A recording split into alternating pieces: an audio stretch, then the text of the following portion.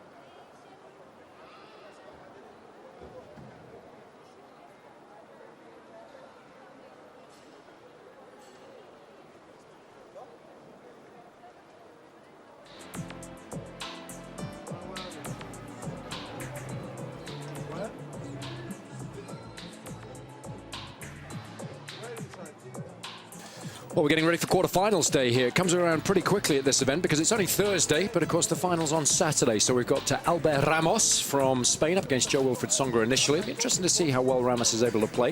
One of those guys perhaps knocking on the door of the Spanish Davis Cup team this year, given that Federer and Nadal aren't going to participate. Andreas Seppi then plays Roger Federer. Rafael Nadal plays Mikhail Yuzhny. Had a good win yesterday over Ivo Karlovic. And then, of course, Gael Monfils back in action in the last match of the day for the third day running. This evening, up against Victor. Yeah, it's quite a card, isn't it? It's an interesting point you make there, Jason, about Albert Ramos, because, of course, Nadal and Ferrer as well for 2012. Such a packed calendar, of course. They're deciding Davis Cup is not at the top of the list of priorities. So it's going to give an opportunity to some of those other talented Spaniards. And Ramos is certainly one of those. The strides that he's been making up the rankings. And it's hard to do. And you've got to give a guy credit when he cracks the top 100 and gets into the position Ramos has managed to. No question about that. So it'll be fascinating to see how well he plays against Tsonga today.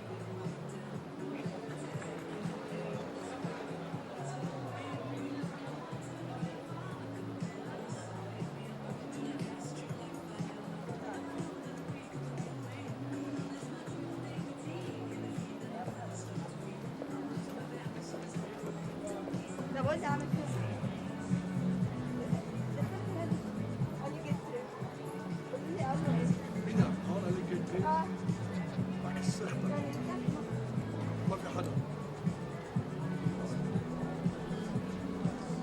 لو في عجقة لو في كذا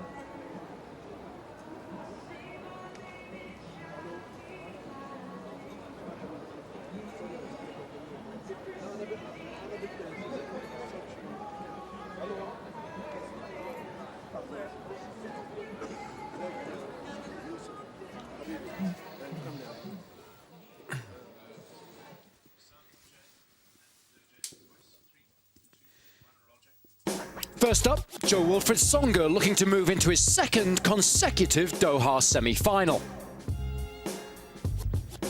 Then Rafael Nadal's looking for more power in his play this season, and he's on the brink of having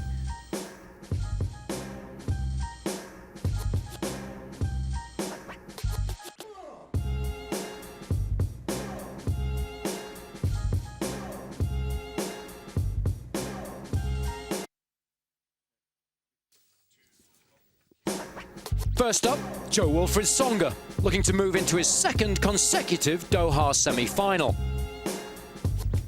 Rafael Nadal's looking for more power in his play this season, and he's on the brink of making it through to his third semi-final in the desert. Then Roger Federer looks to increase his current winning streak, The defending champion has won 19 matches in a row.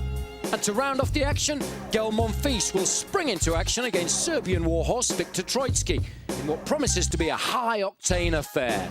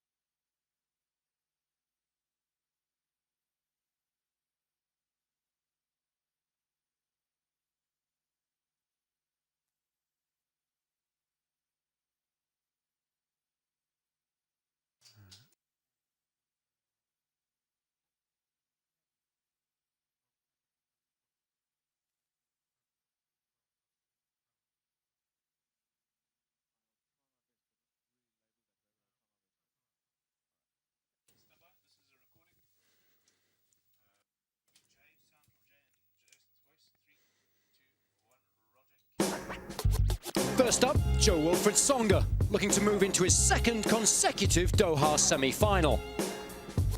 Rafael Nadal's looking for more power in his play this season, and he's on the brink of making it through to the last four for the third time here. Then Roger Federer looks to increase his current winning streak. The defending champion has now won 19 matches in a row. And to round off the action, Gael Monfils will spring into action against the Serbian warhorse Viktor Troicki in what promises to be a high-octane affair.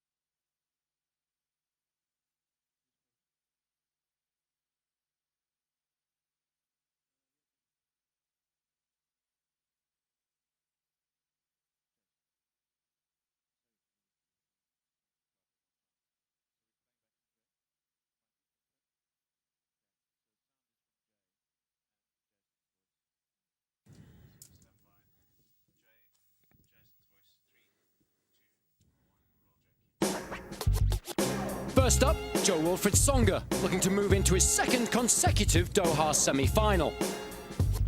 Rafael Nadal's looking for more power in his play this season, and he's on the brink of making it through to the last four for the third time here. Then Roger Federer looks to increase his current winning streak. The defending champion has now won 19 matches in a row. And to round out the card, Gael Monfils will spring into action against Serbian warhorse Viktor Troicki in what promises to be a high-octane affair.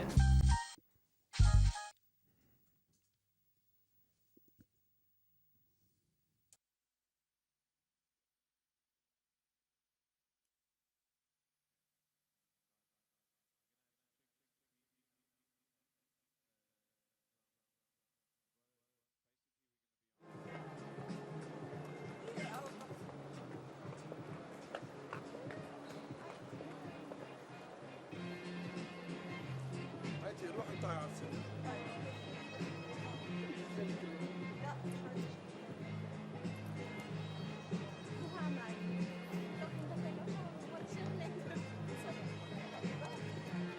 يلا روح انت على السرير.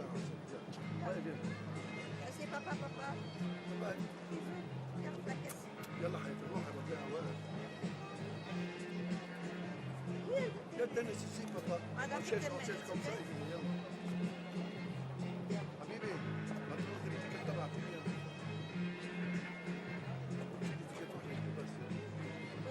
وين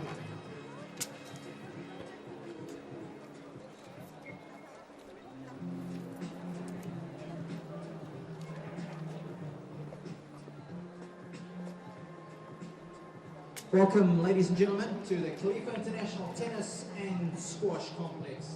Of course, it's the 20th anniversary of the tournament this year, so a nice milestone for this wonderful event. One of the best tickets to have today. Quarterfinals day, plenty of good action. We're going to see some very competitive matches. First up, of course, is Albert Ramos. He's taken on Jo-Wilfried Tsonga. Incidentally, Albert is the only unseeded guy left in the last 8. And then it's going to be Andreas Seppi taking on defending champion Roger Federer, and then Rafael Nadal and Mikhail Yuzhny are going to lock horns. And then to round it out, it's Gael Monfils, who's got the late shift again, and he'll be up against number 5 seed from Serbia, Viktor Troicki. So it doesn't get much better, and the players are going to take to the court in probably about 5 or 6 minutes. At least the weather's a little bit better today. It's pretty cool the last couple of days. It's breezy. Down here courtside, it's not too bad. So I think the players are going to be loving life. And I'm sure they're going to put on a good spectacle for you guys.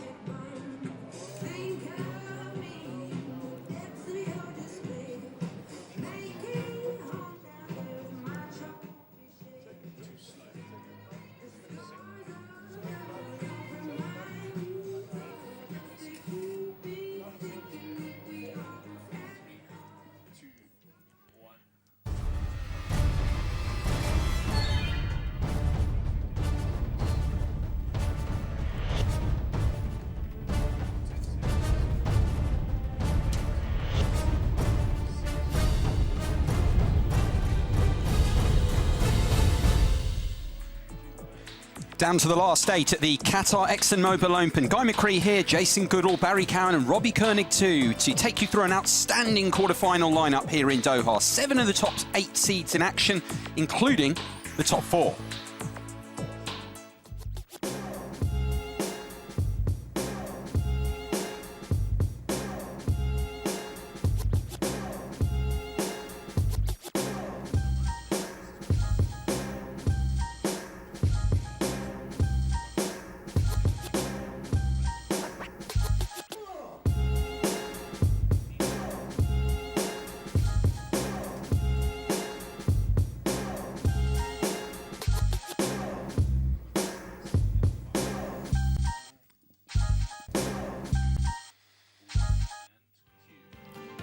Top 4 seeds there, you saw 7 of 8. Only Alex Bogomolov Jr. hasn't made it through to the final 8. First up, a first-time meeting between Albert Ramos and Jo-Wilfried Tsonga. Then Roger Federer hopes to continue his impressive head-to-head record against Andreas Seppi. The top seed, Rafael Nadal, still hunting that first Doha title of his career up against Mikhail Yuzhny, who's given him problems in the past. And then Gael Monfils last up, the 4th seed. That should be a good one here with Viktor Troicki of Serbia. 4 great matches, Guy, no question about that. All have a lot of interest in them. I don't think we'll see too many problems for the defending champion, Roger Federer. Yuzhny, though, can play well against the best players in the world. He might cause Nadal a few problems. And, of course, Tsonga struggled all week, really. I'm looking for a better performance from the 3rd seed against the Spaniard today. And then, of course, Monfils has been involved in a couple of battles already. I think Troicki might push him all the way again this evening. So it should be a fantastic day's play for all concerned. Absolutely, kicking off, as we said, with Ramos against Tsonga. Ramos, I suppose, has taken the 7th seed, 6th seeds place. Alex Bogomolov Jr. Deserves his place, though. I mean, Bogomolov Jr. had to pull out, but got a good win over Dmitry Tursunov in the opening round, Ramos. And is someone we'll go on to talk about him a bit more, but it's a big opportunity for him. He's been coming up the rankings well. Yeah, and of course this season he's got a chance to perhaps knock on the door of the Spanish Davis Cup team, given that David Ferrer and Rafael Nadal won't be playing. Out of the tunnel, let's welcome the only unseeded player left in the draw from Spain, Albert Ramos.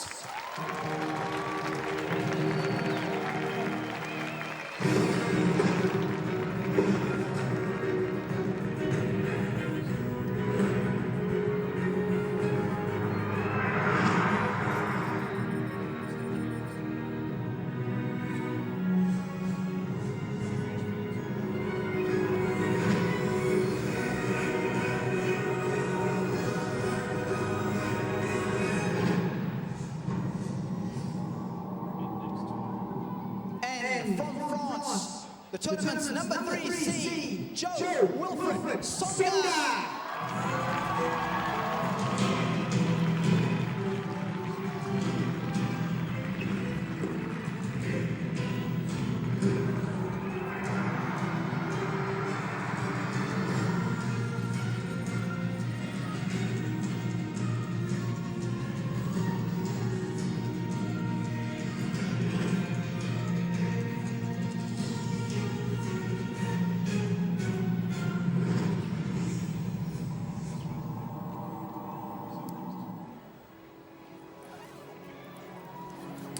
Players on court then, waiting the coin toss.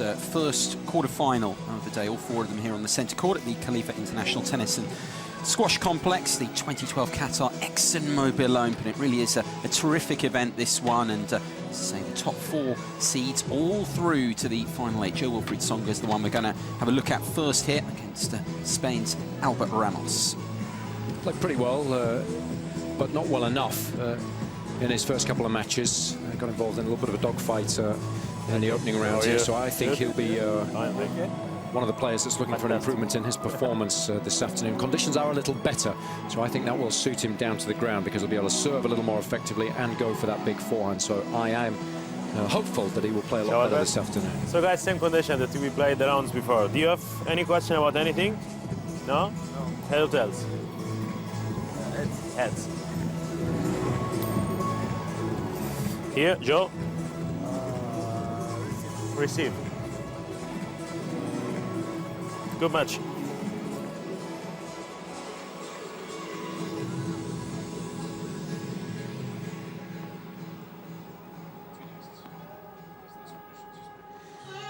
Yeah, not quite as windy as it was. You can tell when you come into the complex, but I think especially courtside there, which is relatively sheltered, players will appreciate the fact that it's not as blustery. Absolutely. Tsonga winning the toss. They're choosing to receive. The players now going through their customary preparations through the knock-up.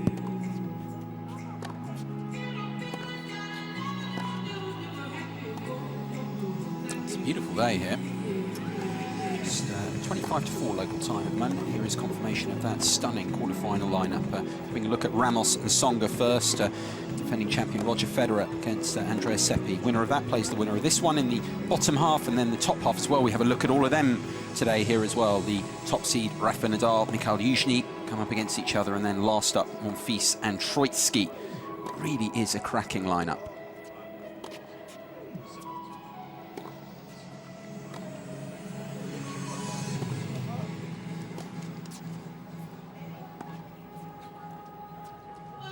Great tournament this for the Spaniard, Albert Ramos, 23 years old, turns 24 in a couple of weeks, 17th of January, and firmly on his way up the rankings, ending last year inside the top 100 for the first time. Really, it's encouraging, isn't it? You know, when you follow the tour through the year, seeing talents that emerge and are looking to go on and everything, it really is, it's nice to see. Yeah, Spain have a lot of players, don't they? It must be fantastic to try and follow in the footsteps of the likes of Rafael Nadal and David Ferrer. And of course, 17th of January must be an Aquarian, so got to be a great guy. My birthday's the 23rd, so he's had a pretty decent season in 2011. I'll note that. But still wasn't winning, 13 and 16, so he does need to make the step up to playing well on the ATP World Tour throughout the year. Had a good win against Dmitry Tursunov, won that one 5-2. Tursunov, of course, spent much of last season sidelined with injury as well, so perhaps a little rusty. And then a stroke of luck. You sometimes need that when you're making your way up the rankings. Bogomolov Jr. Injured his ankle towards the tail end of his first round match. Tried to get it better, had a little bit of treatment, wasn't able to take it out onto the match court there. So, you know, got to make the most of your luck. Suddenly you find yourself in the quarterfinals of a big event like this, up against one of the best players in the world. What can you do? Can you show everybody that you can play as well on hard courts as your beloved clay? That's what we'll be looking for this afternoon. Absolutely. Ramos has a couple of previous ATP quarterfinal appearances, but seeking his first quarterfinal, first time to come through. He'll really do well on hard courts. Tsonga, well, as Jason intimated, he's had a couple of very tough matches, really struggled with the conditions noticeably, and he's commented on that each time afterwards, but it is noticeable today. We've already picked up on it. These are very different conditions, and sort of weather that you think Tsonga could thrive in. Well, it's better. There's no question about that. It's a medium-paced court. He would have preferred it just a little quicker. It doesn't like battling the elements. That's why he plays so well indoors at the tail end of the season. But he's got the advantage of having played at this precise time on the previous 2 days. So he knows exactly what conditions he was probably going to encounter. And such a huge bonus that actually today it's not as windy. So I think we are going to see an improved performance. I think he was shocked, really, at how well Malik Jaziri played, the Tunisian wildcard in the opening round. I mean, the firepower that he came out with initially really did shock the Frenchman. Lost his way emotionally in the second set, played a bad tiebreak, but then pulled himself together just in the nick of time in that third set, and then did play a little better yesterday, although he was under pressure towards the tail end of that first set before Chipola somewhat shot himself in the foot a little bit. Did serve for the opening set, didn't he, the Italian? It's one of the best sets we've watched so far in the week, wasn't it, that one? An hour, and it was really good quality. Chipola really brought some ball, good quality ball to the court. Tsonga pulled through though, and he's surely hunting a more emphatic, commanding effort, looking to reach the semis here once again. He's done that once before in his career here in Doha.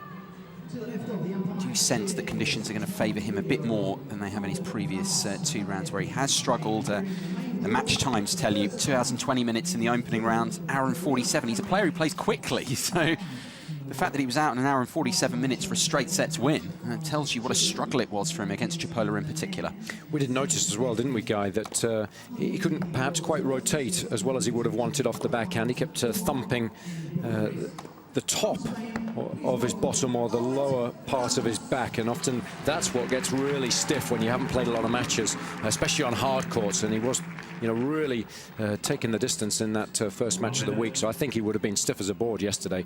Got a lot of treatment, obviously, off the back of the match yesterday, and hopefully will feel a little bit better physically, because we know how important that is as far as he's concerned. He's got a hulking frame.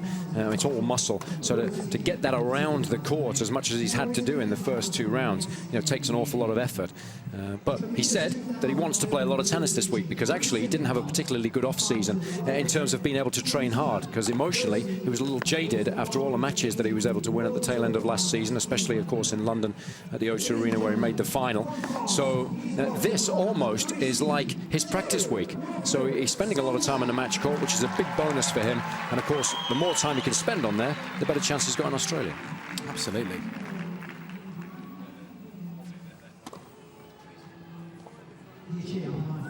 It's going to be slightly easier for Tsonga to serve effectively, given that it's not quite as breezy today. And I think that's a big advantage. He also spoke earlier in the week, Guy, didn't he, about the fact that he's looking to try and come in more this year. Because, you know, one of the big questions is, can he break into the top 4? I mean, there's 2 or 3 players looking to do that this year. Juan Martín del Potro, Tsonga, David Ferrer, perhaps. Robin Soderling, if he gets fit and healthy and gets a few matches under his belt. But, you know, it's going to be exceedingly difficult. But I think Tsonga realizes that it's no good just bringing the same old game to the match court when you play those guys. You've got to mix it up. You've got to be able to bring something different. And so against Ramos this afternoon, I think we're going to continue to see Tsonga coming in.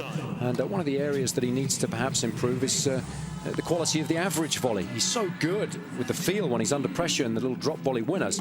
And occasionally just misses the simple volleys. But Ramos is going to be under pressure today, needing to pass from the back of the court. So it's going to be crucial for him to return well and then obviously move well when attempting to pass Tsonga. So that's one of the battles within the overall war that we'll enjoy watching this afternoon.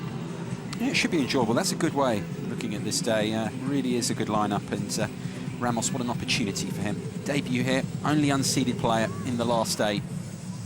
Can he go even further?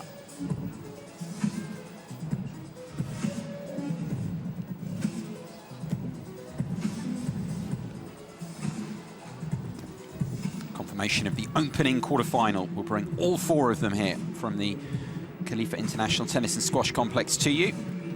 First up, Albert Ramos against the 3rd seed Jo-Wilfried Tsonga, world rank 6. Looking to make further strides in this 2012 ATP World Tour season. He's starting well enough this week, couple of tests, but he's into the quarters here, looking to go further. First set. Tsonga won the toss and has put Ramos in. Spanish left-hander will therefore serve first in this one. Opening quarter-final of the day. Promises to be really entertaining. Play. Ramos here then to serve first.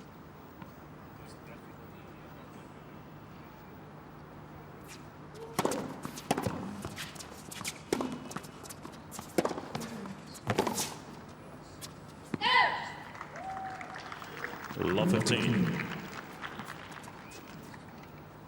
It is a little different. It's the first match that you play during the week on the big stadium court. You've got to get used to the different surroundings, the fact that you've got a bit more room on the court to actually maneuver behind the baseline.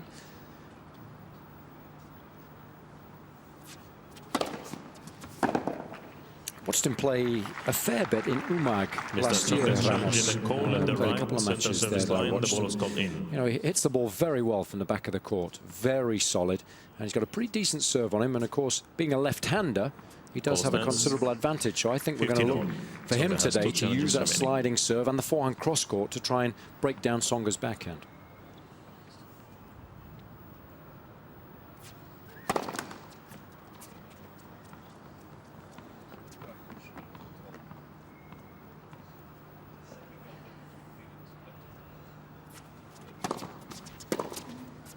Oh. 30-15.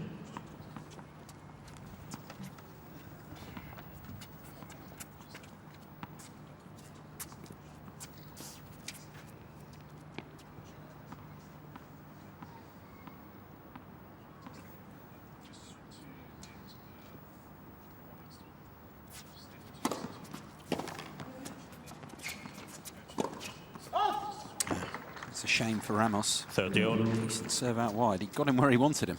Yeah, that's the serve that he's... it's got to be his bread and butter, really, this afternoon. He's got to use that as much as he possibly can. And then, of course, can't afford slip-ups like that. It was a relatively simple shot.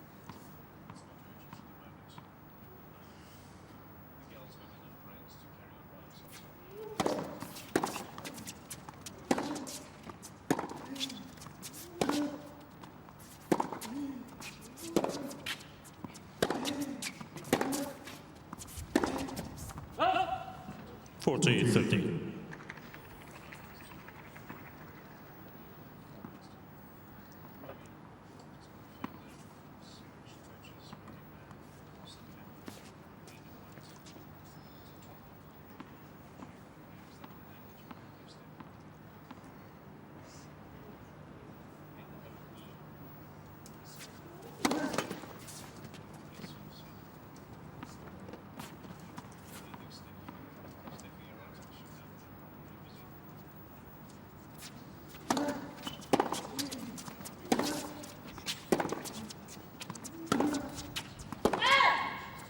Deuce.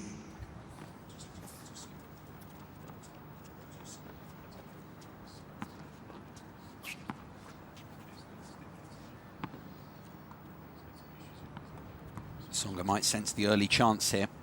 Ready to juice in Ramos's opening service game.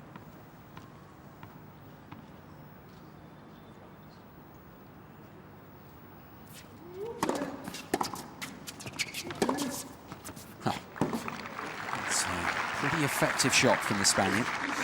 That's what he does on a hard court. On clay, wouldn't necessarily have hit that one as flat as he did in the end, but on hard courts looks to be a little more aggressive slightly earlier in the rally. That one worked well.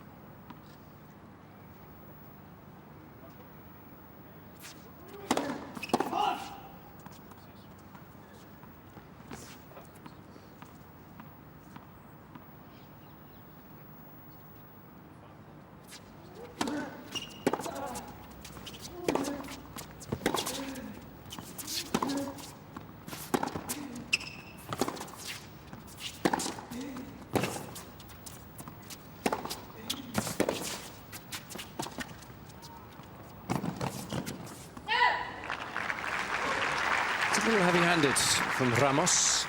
Deuce. You just need to take a little pace off that. And the difficulty is you're running full pelt. So sometimes it's very, very hard then to hit a delicate shot. And especially when you're a little nervous as well. Additional tension in the arm. And he just put the racket through that ball just a little too much.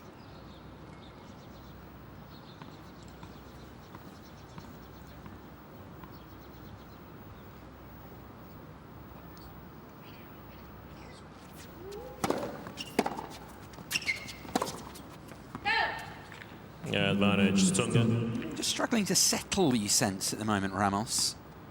Suggested, Jason, you know, the fact that he's playing on the big court. Hasn't done that yet this week, and he's got himself into a bit of difficulty here. First up, break point for Tsonga.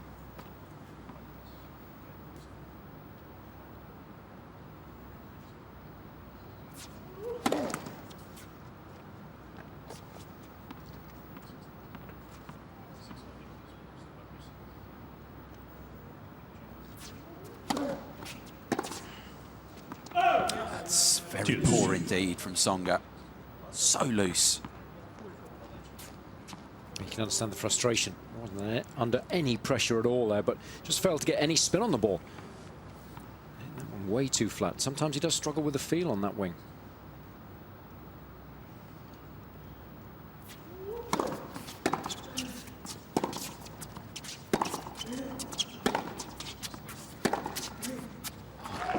And then he responds with that, showing his quality. He's timing that out forehand well from the off there. A totally different shot. And when he's playing indoors or on the quicker surfaces, he can hide his backhand better. It's easier for opponents to exploit that weakness on the slower courts.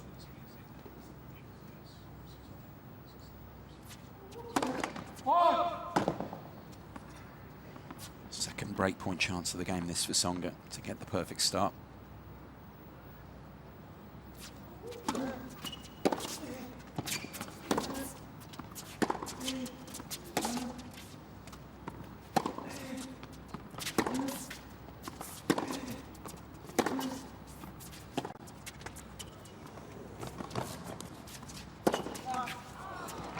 chance again, and Deuce. can't take it. That's a basic shot. I mean, you know, pros, generally speaking, would be looking to make that shot 8 times out of 10. If you're ranked inside the top 10, you've got to make that, you know, 9, 10 times. Again, no real feel. Didn't get underneath the ball enough. Real let off, Ramos.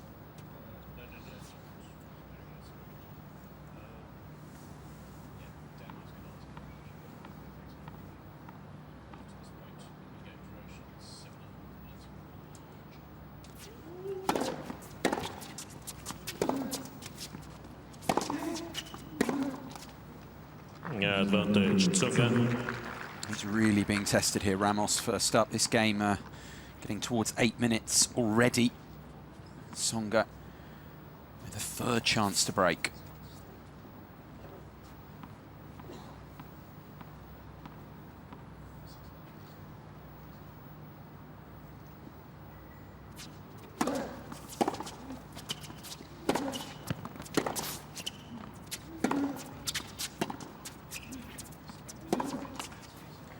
Breaks down eventually under the weight of the pressure. Tsonga putting him under a great deal of it from the off, and the Frenchman does have that immediate break of the Ramos serve.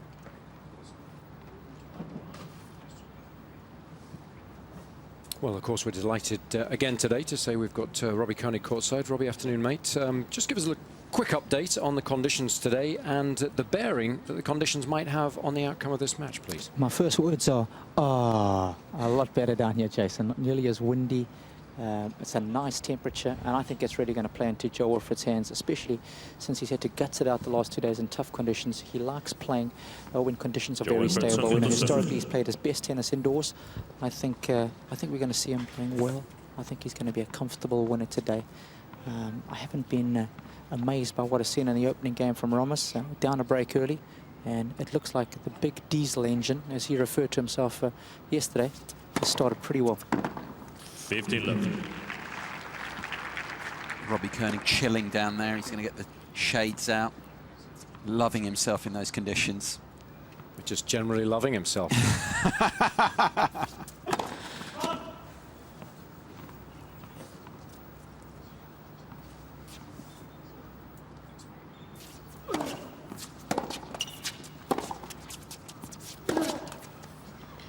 Yeah, I mean, just remarking about the amount of unforced errors that we've seen already from Ramos, and it's uncharacteristic, really, and especially when you start thinking about Spanish players in general. Usually they're so miserly, and I think nerves are certainly playing their part. 40 left.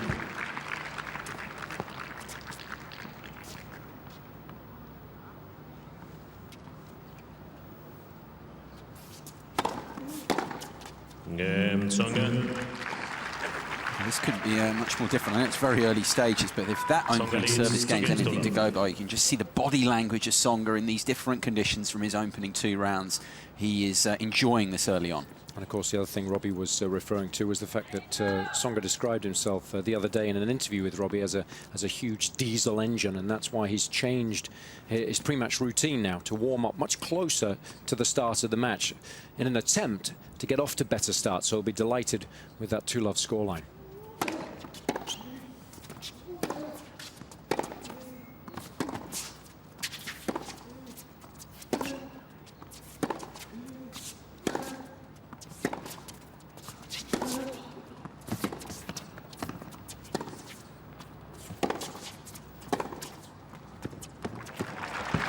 No, it was a very good the interview that Tsonga did with Robbie. I remember it, the items coming out of it.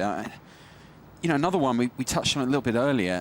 He was just very, very open about it. He said when Robbie asked him about coming up the court, trying to be more aggressive, he said, I've got to do this to challenge, you know, against the top 4 guys. I've got to do something different.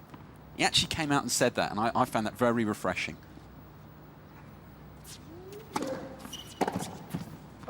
30 left. Yeah, obviously English isn't his first language. He does well, actually, just to understand South African accent, doesn't he? Let alone get any kind of intelligent answer out of him. Of course, viewers, Robbie Koenig has the right of reply here.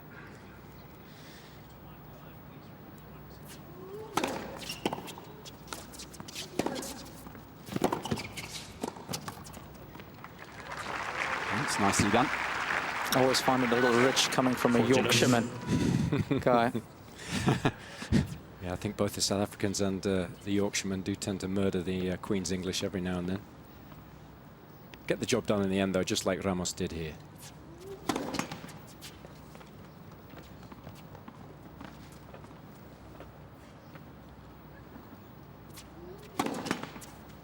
And I think sometimes when you come out on court against one of the highest ranked players in the world, you try too hard. That's what I'm sensing here from Ramos. You know, that's a big second serve there. There's no need. He's a lefty. Get it out to Tsonga's backhand. Stick to the basics. We've seen him already go for a lot of shots and make a lot of unforced errors. I think he's trying to play too well at the moment.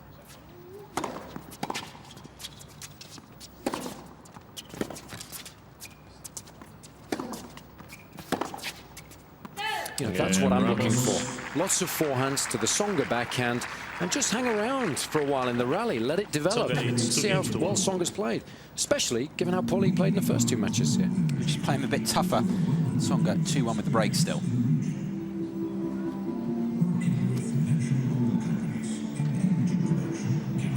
Well, that will certainly help, won't it? The nerves. Getting first service game under your belt, you always feel a little more involved in the match. It's an interesting one, though, going back to that interview that Tsonga gave. I mean, Robbie's conducted there's some good interviews through the week so far, but that one stuck with me particularly because Tsonga was actually pretty open. Sometimes the players afterwards are a bit guarded. It's hard to get them to really say what they're feeling. But there, he was very, very open about what he needs to do to improve and get better.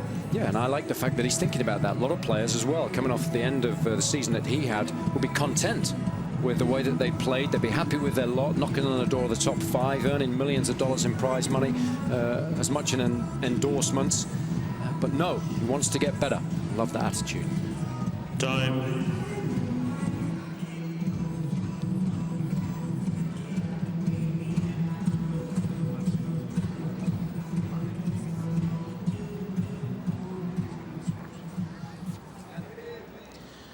Take your seats quickly, please. Thank you. Players are ready.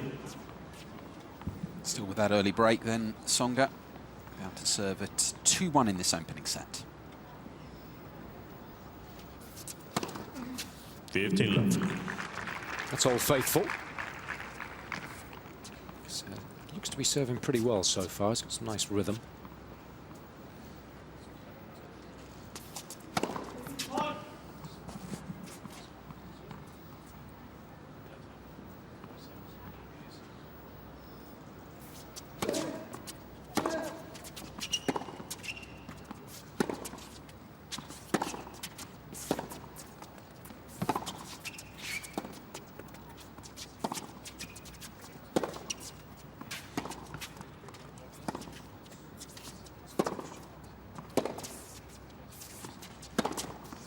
That's a lovely forehand, doing well to run around the backhand. But I just want to ask Robbie, courtside there, what he thinks about Tsonga's slice backhand. And given that he's weak when he tries to come over the ball, relatively speaking, whether he thinks it's a shot that Tsonga can improve and use more regularly.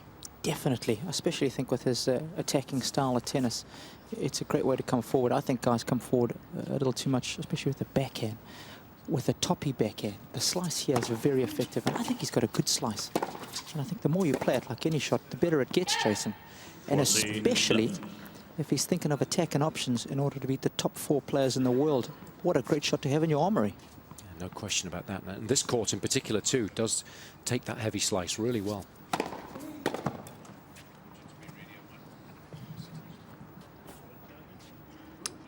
little bit of confusion here. Ramos challenged the call. Azim in the chair. Line, the ball was called Challenge in. coming now from Ramos. There was a moment where they were trying to work out what was going on. But I think sometimes you've got to work out whose challenge it is. yeah. And there was no call. That was the problem. It was called good, and that's why. Caught the line. Game Tsonga. Another comfortable Tsonga service game. You'll be 3-2-1. pleased with this, the Frenchman. He's building up a head of steam on his own ball. Ramos has 2 challenges 3-1 the remaining. lead now. Yeah, he's made 75% of those first serves so far, 6 of 8. It's nice, and yet to drop a point when stepping up to the line.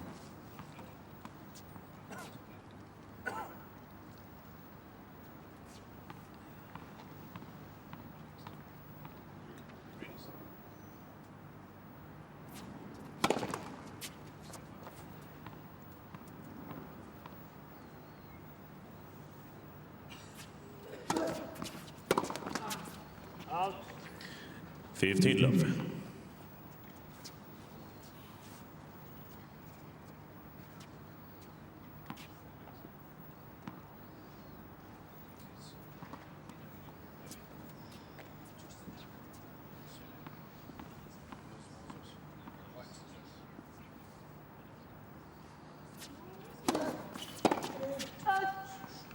Thirty love.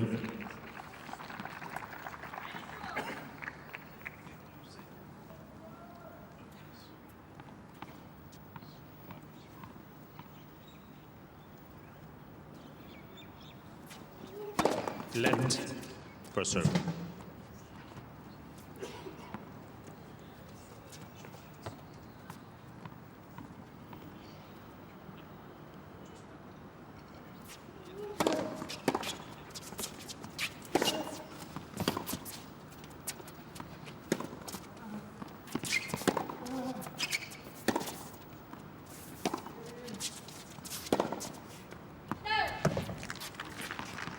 You know, is there any great need there, Guy, 30-15. to change the direction of the ball?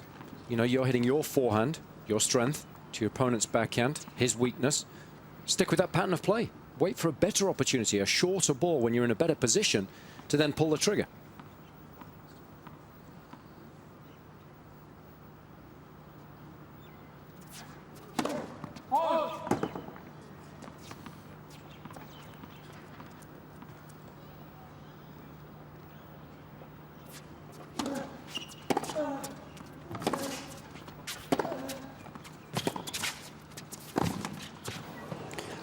I think the point you made, 15. as Tsonga just misses a very makeable volley, he's just got to play him a bit tougher here. As you say, he's capable of making a lot of balls, not go for so much, just hang in there, because Tsonga, a lot of the time, in the return game, is just winning points where he's not having to do a great deal. Just been given them.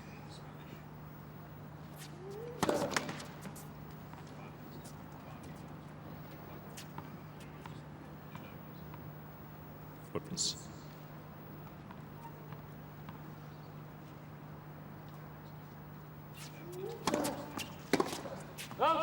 Game Ramos. It's loose from Tsonga for once.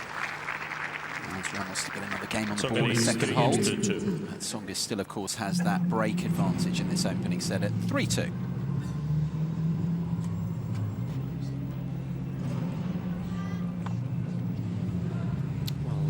It's obvious what Ramos is trying to do in terms of his game plan from the back of the court. And that's pepper that Tsonga backhand. No surprises there. It's obviously his weaker ground stroke, but I'm a little concerned because a lot of those balls are bouncing short there.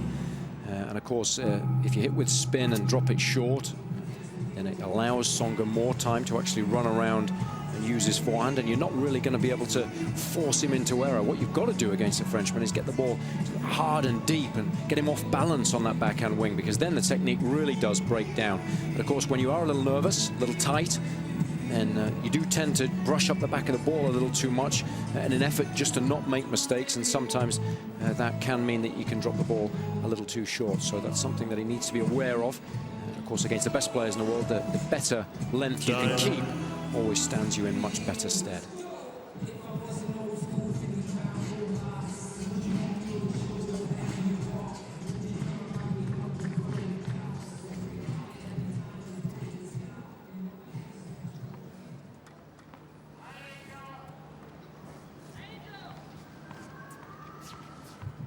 Just the one break of serve so far then.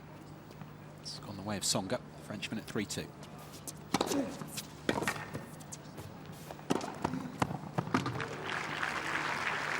Not an easy volley, that. I mean, you think, oh, he's coming in high volley, he's got to make, you know, most of those. But Tsonga sometimes swings a little too freely at those and can miss them. Did well to maintain control of the ball there. Oh, that only just missed. Can understand Ramos the challenge from challenging the Ramos. call at the left near side line. Very The ball was marginal. called out. How do you see that one, Guy? Quickly. I think it's got some of the line, perhaps. I think so. Yeah. Very marginal call. Ball I is absolutely can overturned. understand. 15-all. Wins the point, the Spaniard.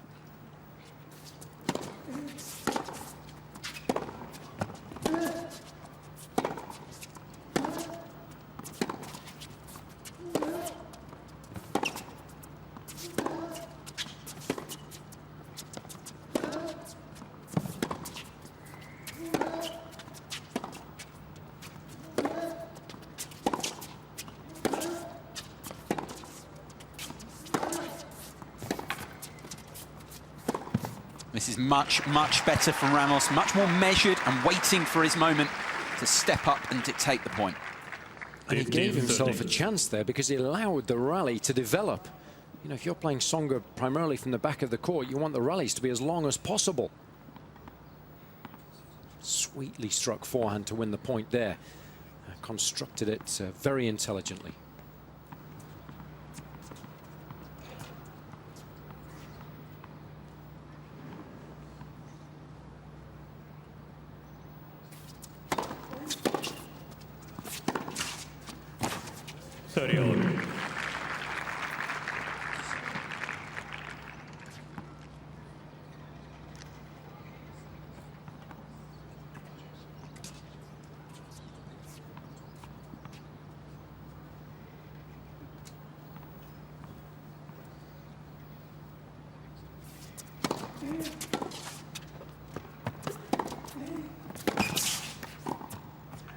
Nicely done. Control from Tsonga. 14-13. And just an interesting observation from courtside here. It's noticeable how relaxed he's looking at the start of the game, says Jo-Wilfried Tsonga. But at the moment he gets behind on serve, he really does pick up the intensity. And of course, Jason, you'll be well aware that's a dangerous game to play with concentration. To be able to try and, you know, tone it down and then suddenly switch it on again. Because if you aren't able to switch it on, that's when you get yourself into trouble. But so far, it's been okay for Joe. You might get away with it in this match, but you've got to be careful when you play against a more experienced and better players. Well, again, it's another aspect of his game that he needs to work on this year. Not only does he want to come into the net more frequently, but he's got to concentrate a little better too. You know, against the best players in the world, the top four that we're always talking about, you know, those guys don't let you off the hook. You know, very few weaknesses there emotionally. For serve. You know, when there are, for instance, with Murray in the finals of Grand Slams, they're very noticeable.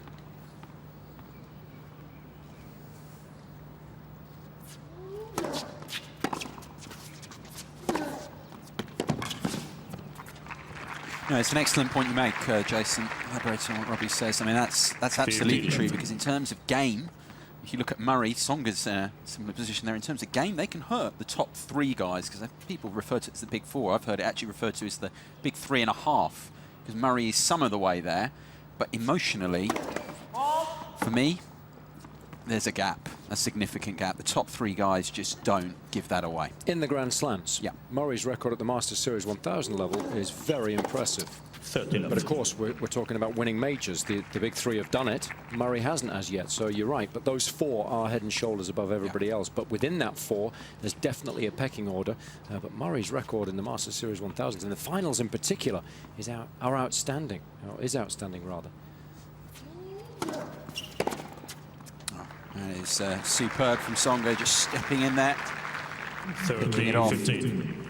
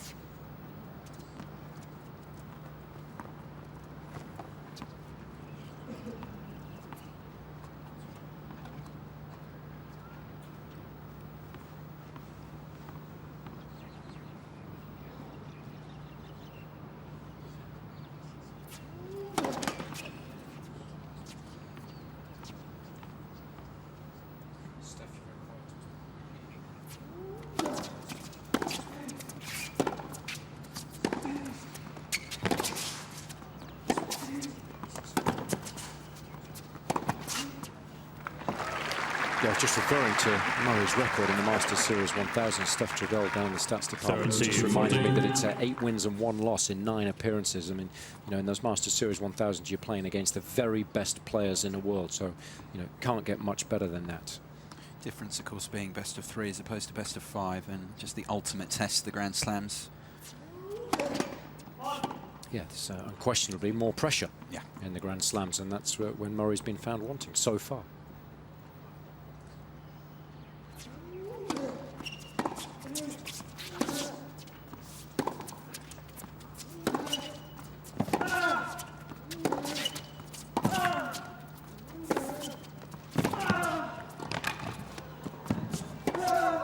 Yeah, he just picks him off. Tsonga enjoys it. Gets that insurance to the second break of serve.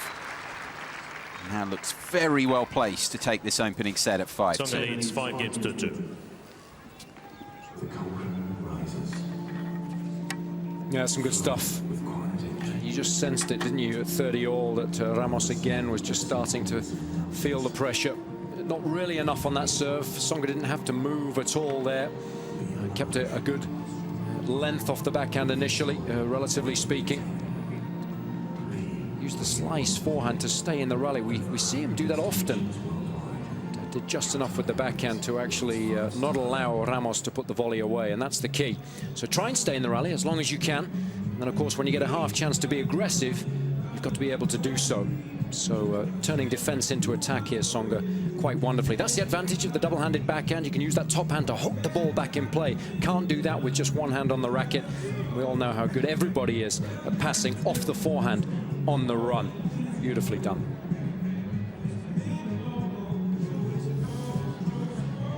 What's the extension? The elbow will finish pointing towards the target. Excellent technique.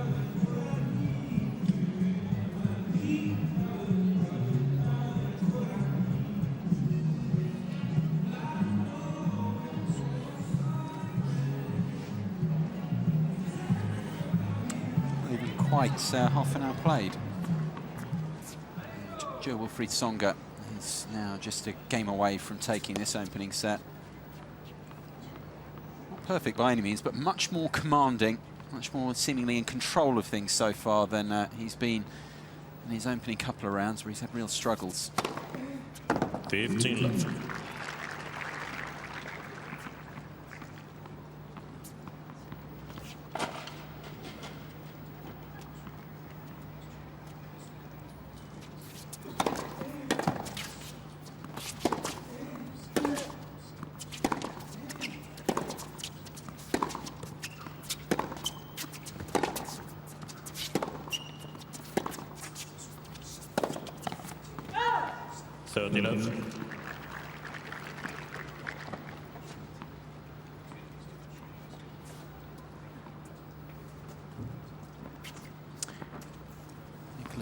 Escudo there.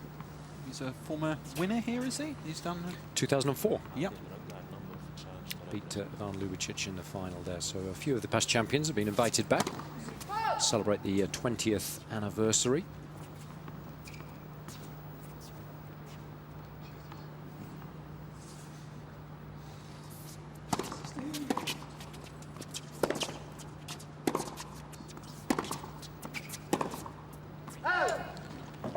It's a rather apt summary, that one, of Ramos's opening set. Just hasn't really pushed Tsonga, hasn't played him tough enough over this opening half an hour. The Frenchman won't mind, especially if he can take this point. Triple set point. And then he just might not matter, but just one of those lazy, lackadaisical volleys that we've talked so much about. He might have been better off there just actually hitting a backhand volley. Just coming inside, it's an easier shot. You can roll it to the Ramos backhand. Ball will be moving away from him and just hold your position. See if the opponent can pass you. Super serve gets things done though on the second set point. He will be pleased with that, especially after his troubles of the opening couple of rounds. Tsonga, he hasn't got this one done, but he's so well placed in it now. A set to the good.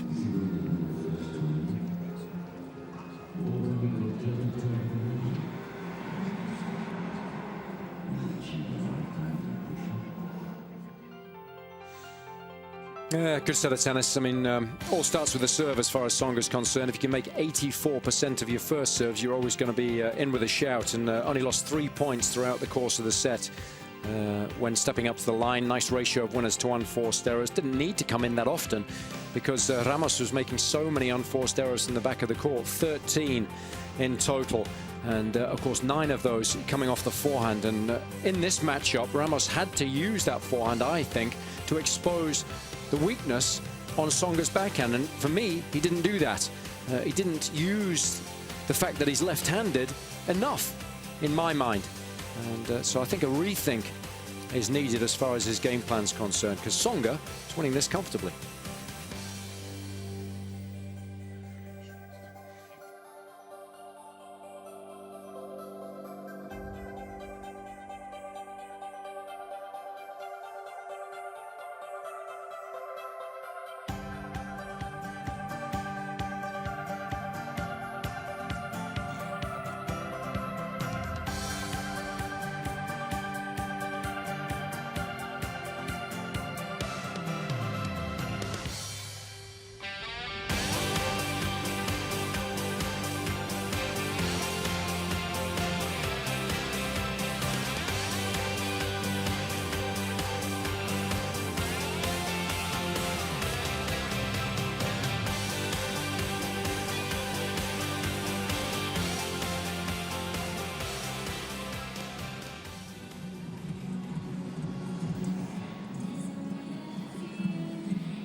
First set then, just 30 minutes for Jo-Wilfried Tsonga, 6 games to 2.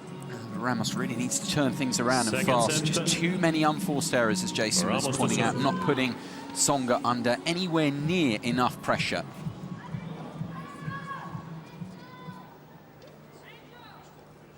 The Frenchman, like so many of the top players as well, such a good front runner, has his platform now and a set-up, and this is difficult for Ramos. How does he respond?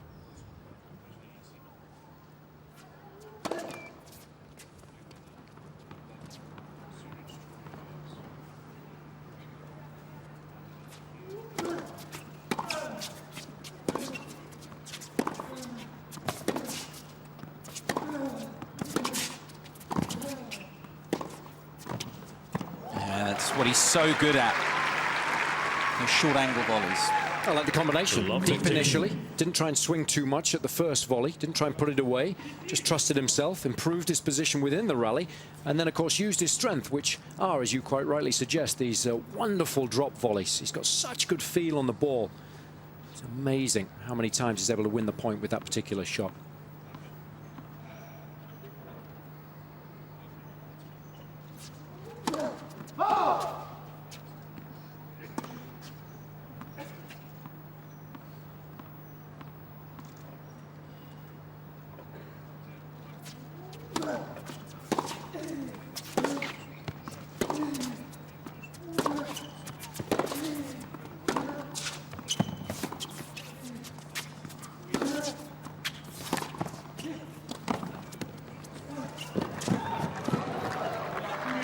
Well played from the Spaniard. Despite Tsonga's best efforts to keep it going. Yeah, good anticipation. That was the key. A nice feel on the little drop volley too. Taking a leaf out of Tsonga's book here. Then after that shot, sensibly, just holding his ground, anticipating that Tsonga was going to try and beat him with a little cross-court flick there. Good stuff.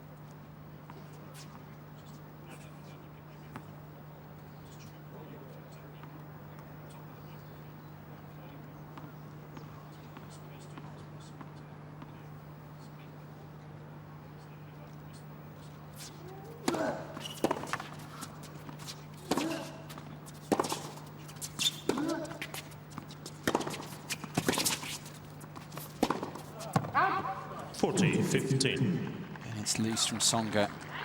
Needs to maintain that concentration level. It was a good opening set of tennis, but it is just the one set, of course. Doesn't want to give Ramos any way back into this.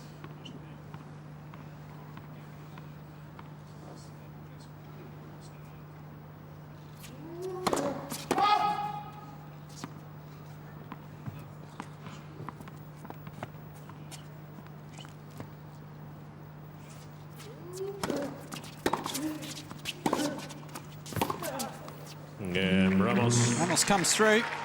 It's a hole to open up this opening set, the second set. And delighted to say that Robbie Koenig courtside has the Spaniards coach alongside him. Thank you very much, guys. I'm here alongside Noah. Noah, first question to you. You started a little bit slow, did your boy. What would you like to see him do a little differently here in the match?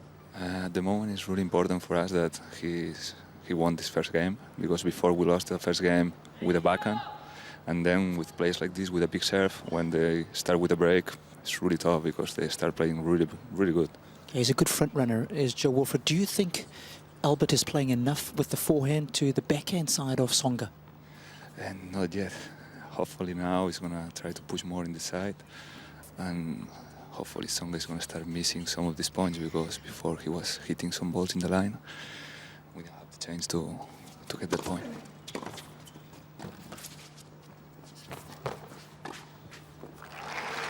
You know, when I watch Albert play, I see he's got a big forehead, and I think, especially with the lefty, he can do a good job of hurting Jo-Wilfried if he goes deep cross-court a lot to the backhand. You think so?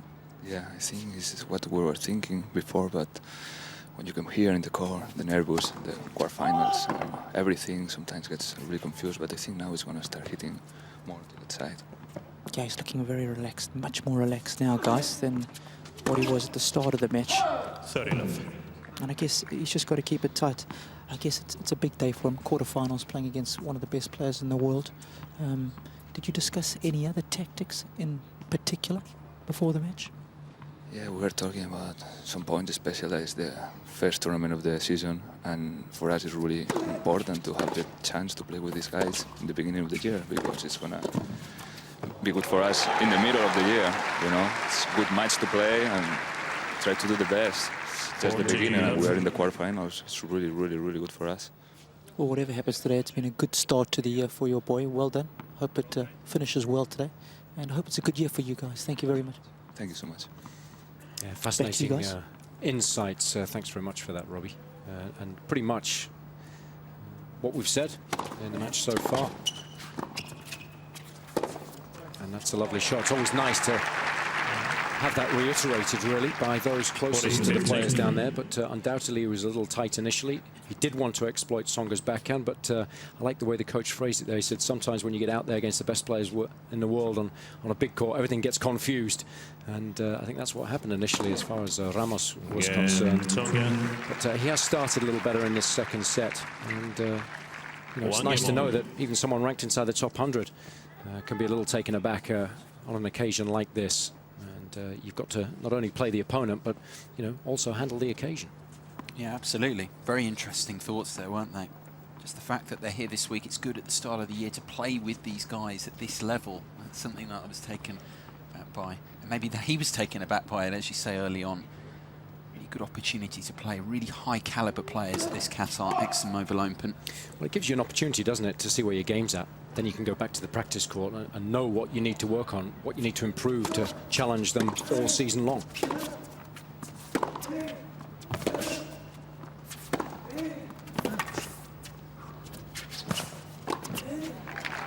It's well put away. That's a great point you make, because the fact is, with his ranking where it is at the moment, he's going to have realistic ambitions of trying to get in directly into the bigger, at least the Masters 1000 tournaments, and then you're highly likely, if you start doing well at those, to come up against these sort of players. And he'll want to be part of the Spanish Davis Cup team. There's no question about that. So in order for that to happen, you know, you got to rub shoulders with the big boys on a regular basis. 15-0. Just starting to perhaps settle into the match now and use the fact that he's left-handed to better effect, both when serving and from the back of the court.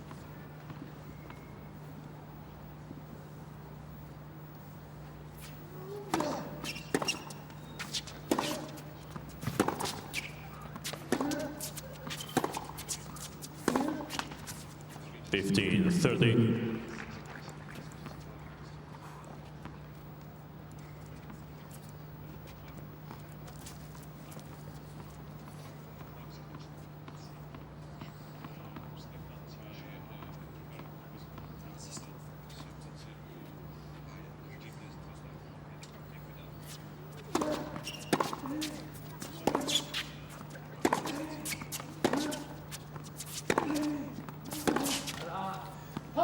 15-14.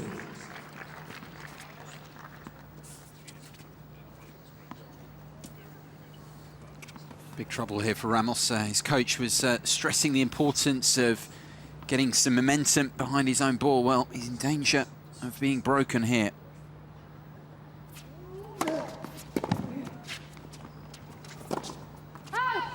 That's just a shot he shouldn't be missing.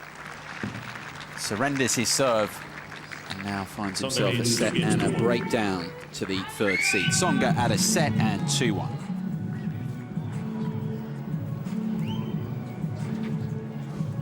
Well, this is a fascinating situation, isn't it, Guy? Because we talked in both his matches earlier this week about playing well at the beginning of the second set, having just won the first. And we're a little critical, and I'm sure he would have been frustrated as well that he wasn't able to take a real stranglehold on the match at that time. Today, it appears that he's been able to rectify that situation, and can he maintain his concentration now? But certainly the performance is a little better today, although I have to say, quality of the opposition isn't as good as it has been on the previous two matches. No, it's an excellent point you make, Jason, that it really is. He's improved a bit, but a lot of it also here, the fact that we've got the scoreline as it is because Ramos is not playing as well. We were so impressed with Malik Jaziri in that first round, and also with Flavio Cipolla in the opening set, particularly of their second round match. That was good quality tennis, good to watch. It really was. Yeah. Both guys performed exceptionally well, and I'm afraid today Ramos has just got a little nervous. The occasion's got the better of him. And that's what will disappoint him greatly, because I've watched him play at close quarters and he's better than this.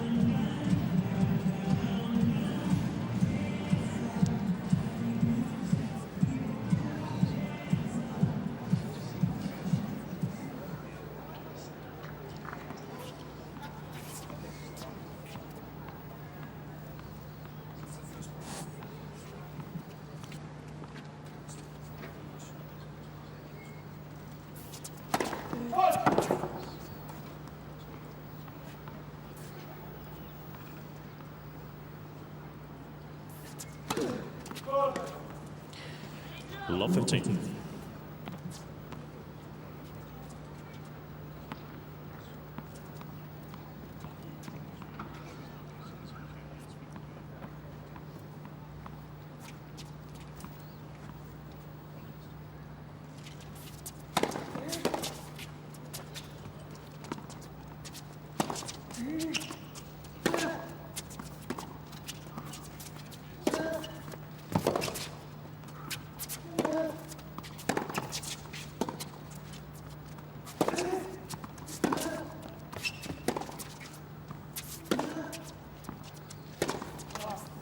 Sloppy start to this game from Tsonga. Quick question to you, Jason. This is the first time I've seen Ramos play. Take away the fact he's playing a good player here. Let's talk specifically about the surface. Is he one of these guys that you think can only play on clay? And do you think it's the fact that we're playing on a hard court here that's kind of affecting him? I think it's a combination of two things. Yes, I watched him play in Umag on the clay and he was much more effective. He looked more comfortable. Today I think he's forcing the play because he's playing against a better player, and he's not as comfortable on a hard court as he is on clay. And, you know, we heard the coach at One Love talking about the fact that they had a game plan in mind, but as soon as he walked onto the match court, the occasion's got the better of him and he's become confused. I don't see a specific game plan out there. Certainly he's not executing it anywhere near as well as he would be able to on a clay court. So I think it's a combination of factors. But you know as well as I do, in this day and age, you've got to be able to play well on a lot of different surfaces.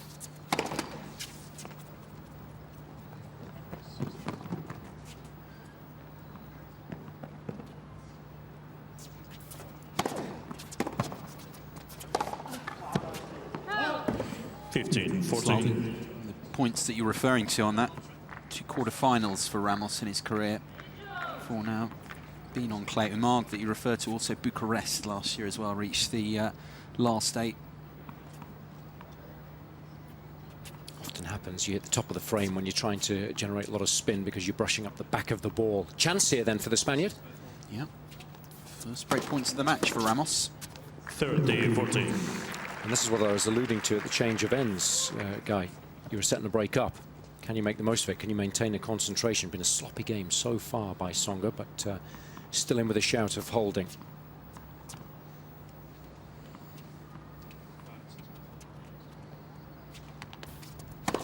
Let for serve.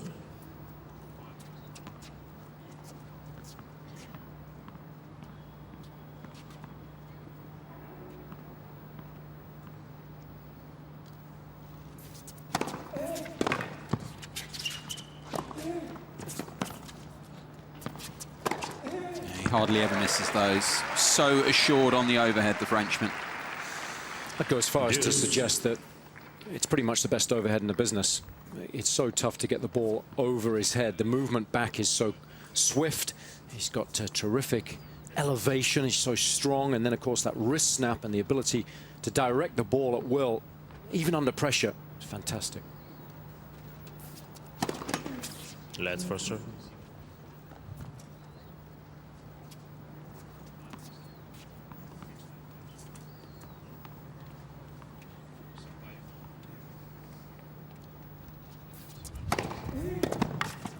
Yeah, advantage. Tsonga.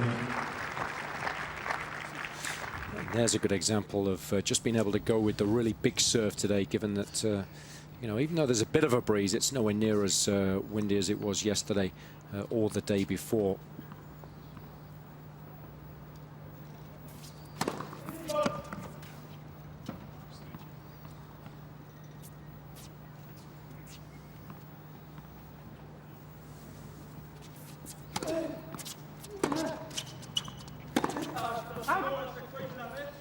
Deuce. Yeah, very frustrated with things. It's a decent point you make, though, about the serve. He's looked more confident behind it, and I think it's a point Robbie's actually made, I remember, on the courtside analysis in previous matches we've done, that just because the conditions are a bit better for him, it aids the confidence with the serve, and therefore it's a bit looser, and therefore his percentages today and just how he's going about things largely have been better. 78% first serves have found their mark so far. He's won 80% of those points, and he's defended his second serve pretty well too. You know, when you get that many first serves in, and it's such a strength of yours, you know, you're bound to feel much more confident. He's mixed up the tactics behind the serve as well, and the French camp perhaps just having a little look at who he might play in tomorrow's semi-final. Yeah.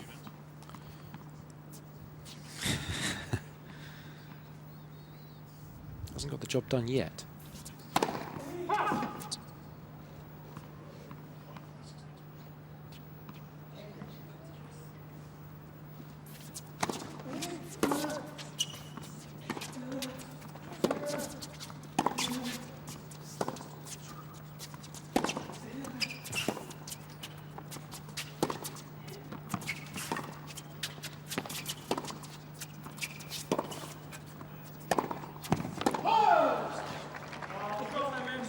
It's the sort of point that Ramos has not been able to set up too often so far. Lengthier exchange, frustrating Tsonga eventually into the error.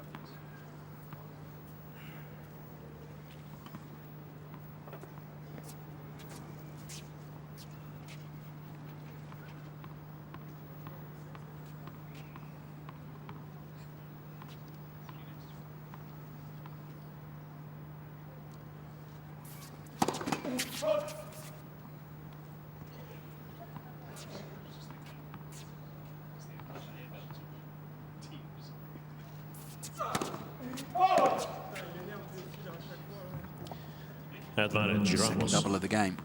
Started it off with one. And that second error gives Ramos a break-point chance.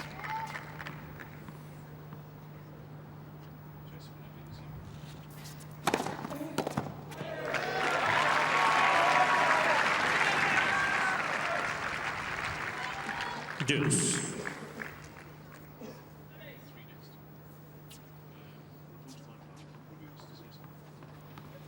It's amazing the sense of urgency when his break point down. 208 that last serve. And of course, in his two previous game points, loose shots close out the game at the first time of asking, especially when you got on your racket that short forehand that he missed wide. It just allows your opponent to linger. The longer he's on court, the more belief he gets. That's what he's got to guard against.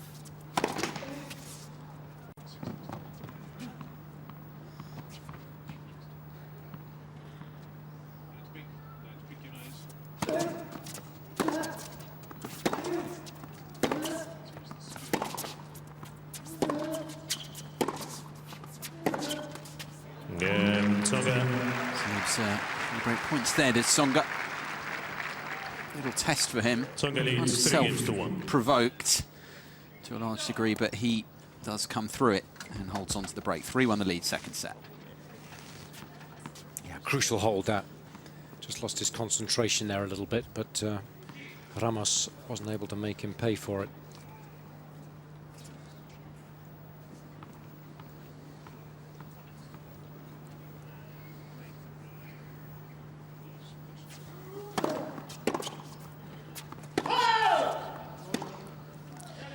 Tsonga's challenge the call on the left baseline. The ball was called out.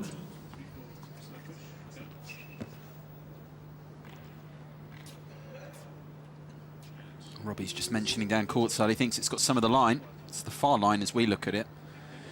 And Robbie's right. It's got the back edge. Call is overturned. Replay the point. That's what the technology is there for, those sorts of moments.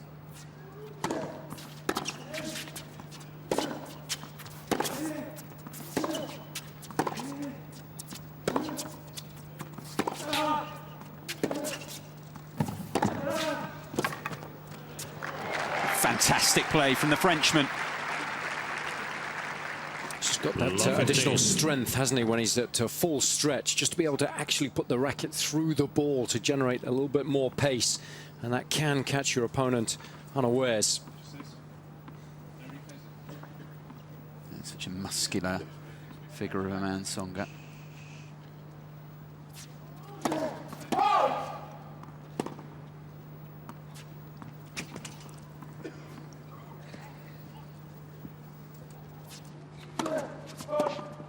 Allow 30.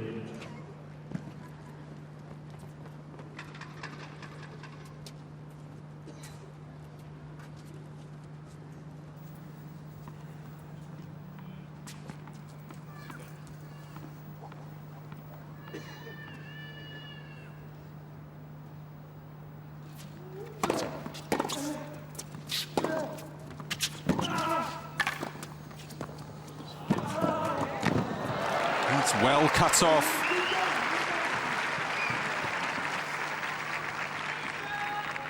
(15-30). Good stretch. It's all about winning as many points as you can at the nets, and sometimes it's going to be ugly. There's no question about that. Controlling the racket for face at full stretch is always key.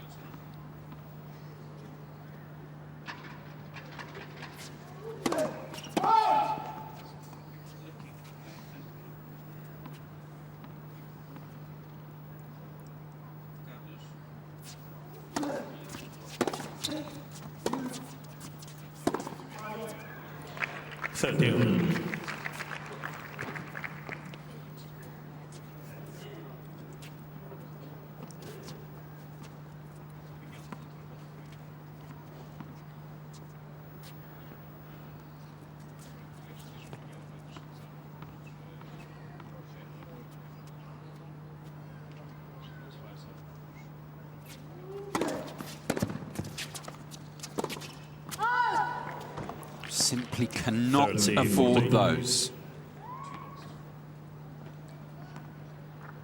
Ramos's coach looking on, a very worried figure now. Surely if Tsonga takes this, Ramos's challenge is up.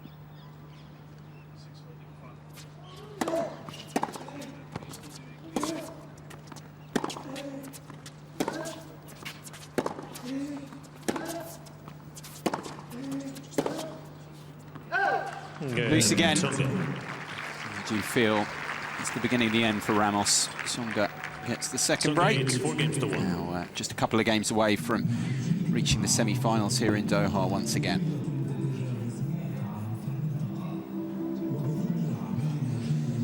One of the advantages Tsonga has is that his favourite serve is the slice out wide to the right court. So these are serve points won and lost throughout the course of this afternoon's match. But you can see he's only lost 1 point when serving to the right court. And that means that more often than not, he's 15 love up. He goes 30-15 up if he's pegged back at 15 or 40-30 up. So such an advantage if you can play that side really effectively. And that slider just opens up the court for him. So if he's going to serve and volley, the first volley often goes into the open court, or from the back of the court, he can hit an aggressive ground stroke either into all of that open court or, of course, back behind his opponent. So the fact that he prefers serving out wide to that juice course is a huge advantage, and he's used it wisely so far today.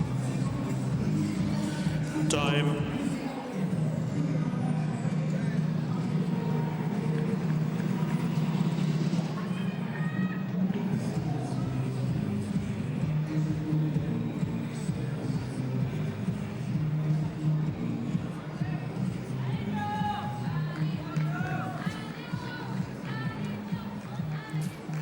Quite an hour played, but Jo-Wilfried Tsonga is just a couple of games away from booking a semi-final place here. Time running out for Ramos, no doubt about that. Tsonga 4-1. 15 love.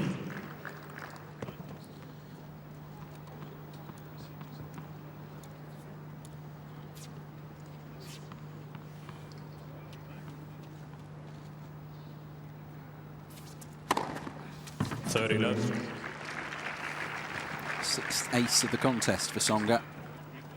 Has served really well.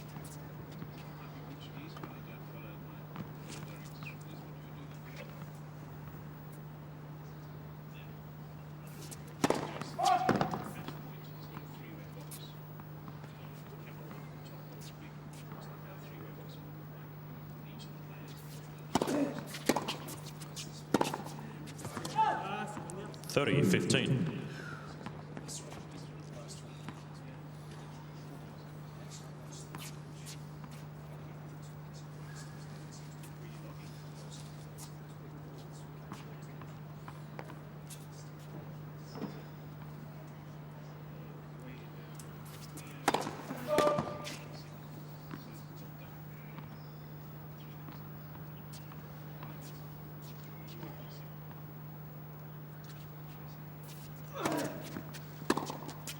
Out.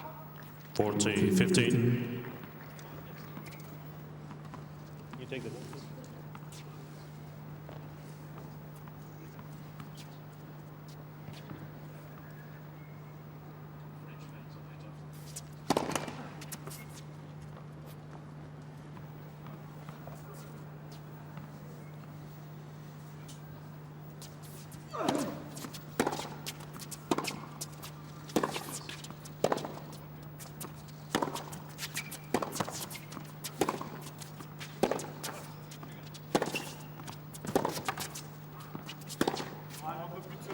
We just have not seen that often enough from Ramos's point of view.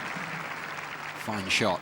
40-30. Hasn't had that many opportunities actually to step well inside the baseline and take the ball on. He had plenty of time to get set up here. It was at a nice height for him in between hip and shoulder. And plenty of options available to him there to hurt Tsonga.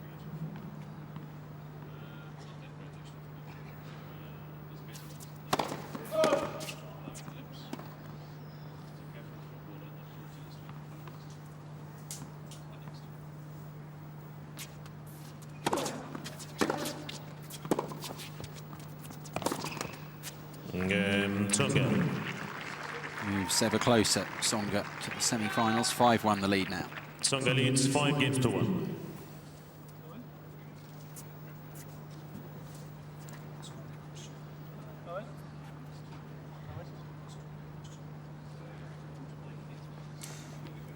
Robbie, just wondering what you thought about how quickly Ramos has faded in this second set, and in particular his attitude. I would have liked to have seen him just get a little angrier, perhaps, just to show some kind of frustration.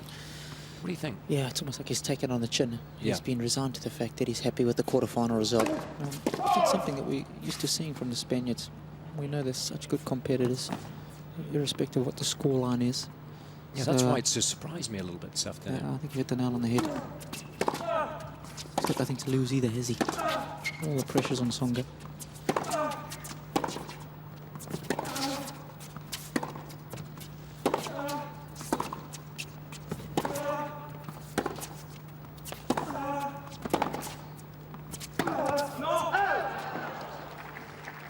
no from Tsonga. His eyes lit up at the chance to just club that one away. It's one thing, isn't it, just to be cool, calm and collected out there, but it's another to always have fire in your belly.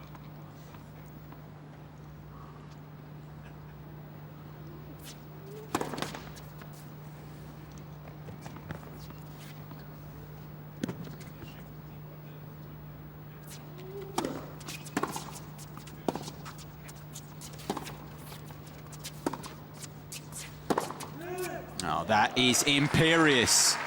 Arguably the shot of the contest from Tsonga. 15-all. Yeah, I'd argue with you because I don't think he's under much pressure here. So I think it's a relatively simple shot. You know, he's just opening his shoulders there. And I think you've always got to put that into context with the quality of the shot, given the circumstances. Let first serve. Let's agree that it looked good. Yes, undoubtedly so.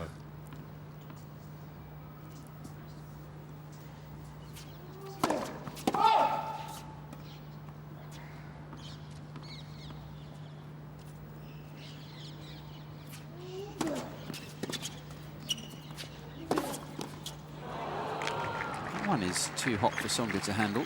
30-15. Well, I'll tell you what, both Robbie and I know what Tsonga felt like there, coming in on that thing and stamping his feet, waving his arms all over the place. Lucky he didn't end up in hospital. But that was the exception for Tsonga. For us, it was the norm. It's too right.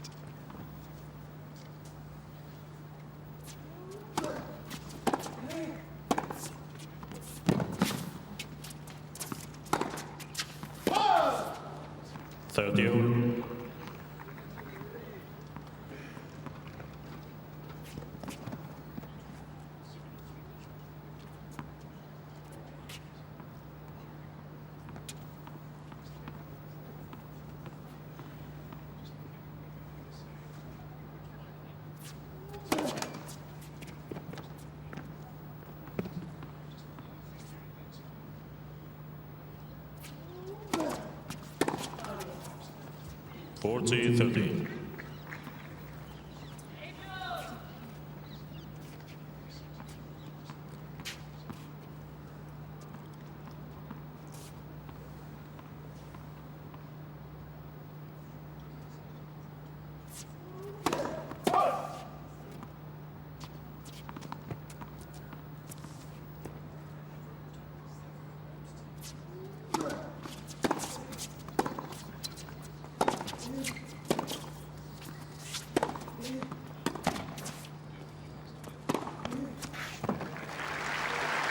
Another overhead made. Too much pressure on that one, but Deuce. doesn't fluff his lines. Yeah, smash rock solid, isn't it? It gives you so much confidence if you are going to come forwards, knowing that you can take this shot away from your opponent. And if they can't lob you, it's going to be tough to get it around you.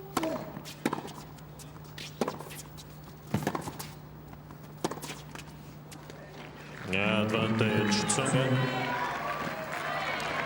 Just an hour and 6 minutes played here. It really has been basically one way.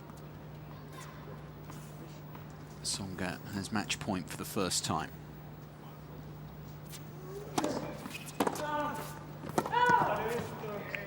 Deuce.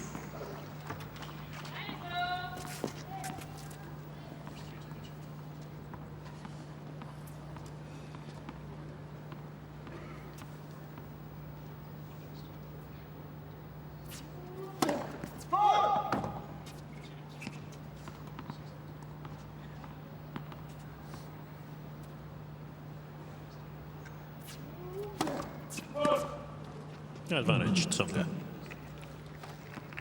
Double fault number 2 from Ramos. And it is a second match point now for Tsonga.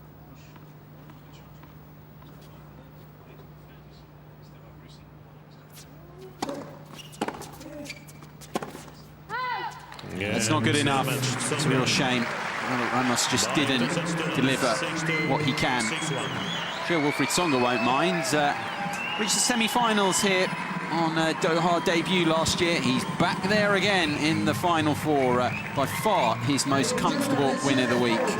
to date. The third seed, Jo-Wilfried Tsonga, just an hour and 7 minutes here. He'll be much more pleased with how things have turned out. His fans will be too. Tsonga the winner here, the first into the Final Four by a scoreline of 6-2 and 6-1. Very comfortable, disappointing match, I have to say, as far as the Spaniard's concerned. I watched him at close quarters in Umag, where he reached the quarterfinals last year, and he was better than that. There's no question about it. But of course, there is a big difference as far as he's concerned, playing on clay and a hard court. I think the enormity of the occasion, relatively speaking, as far as he was concerned, got to him a little bit today. That additional tension in the arm, especially early on, allowed Tsonga to get up to a good start. And then, of course, when that happens and you're up against one of the best players in the world, you're always going to struggle, because these guys are such good front runners.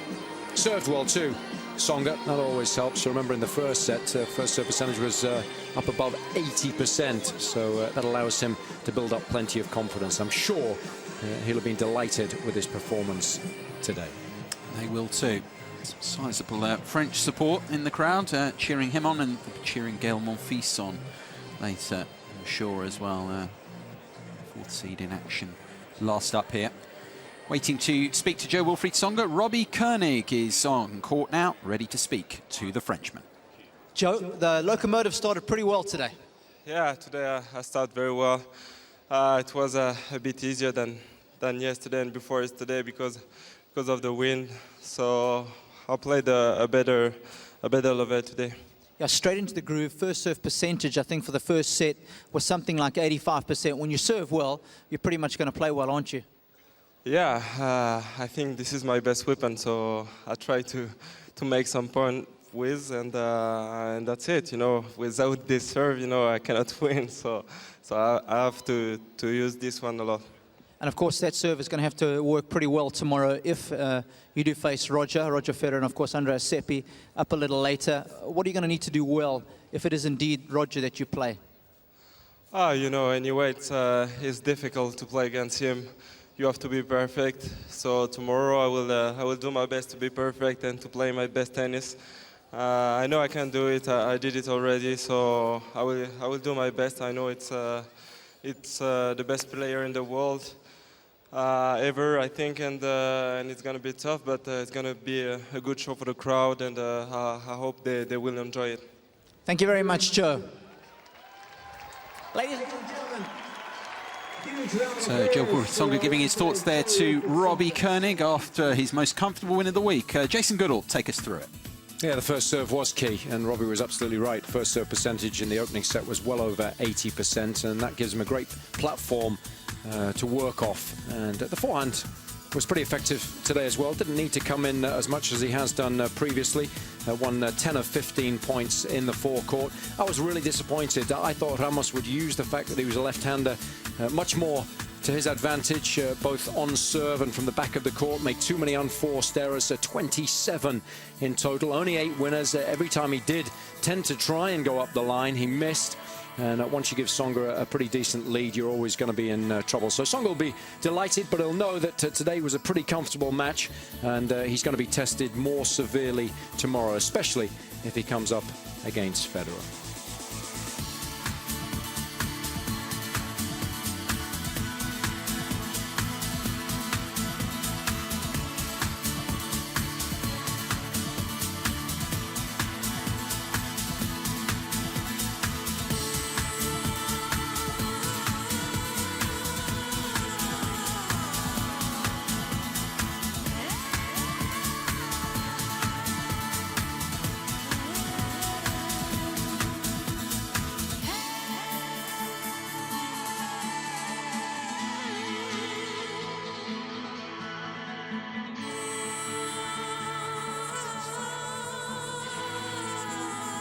So Tsonga, the first man into the Final Four, the third seed, very comfortable win for him. He'll play the winner of the upcoming match. We're bringing you Andrea Seppi, the 8th seed, against the defending champion and 2nd seed, Roger Federer.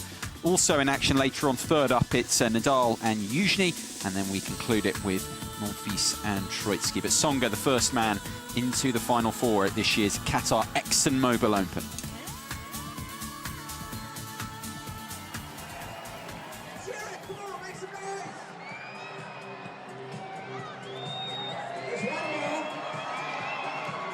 VIPs are getting lucky today.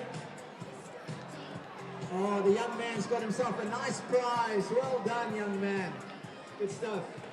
Joe, if we could just have you here for 1 second with Nasa. 6 years old. He barely comes up to Joe's waist. He's got the same racket. That's a good start. And of course, national coach here. All these youngsters train here at the tennis stadium. Oh, good football. Rock solid. Oh, smooth double hand backhand. Let's have a look at it again. Oh. One more time. Yes! Beautiful. Good concentration. Come on, let's encourage the young man, ladies and gentlemen. That's more like it.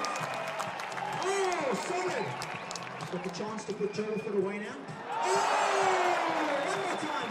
One more rally. There it is again. Oh, he's looking solid. He's setting him up. Here he goes for the killer. Eyes on the ball. There's his chance. There's his chance. Yes! Ladies and gentlemen, Massa takes down Jo-Wilfried Tsonga. 7-6 in the third.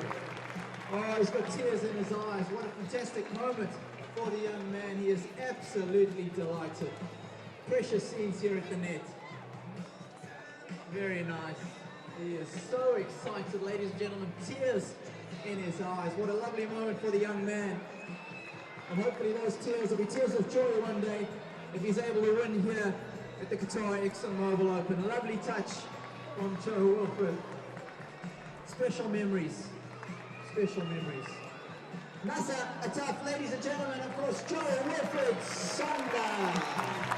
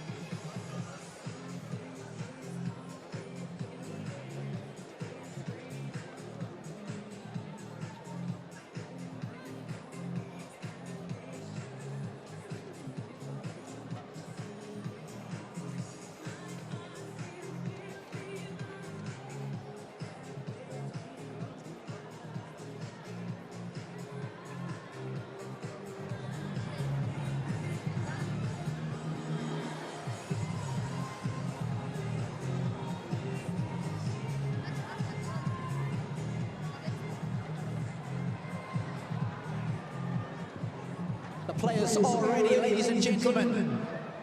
First up, please welcome from Italy, Andreas Seppi.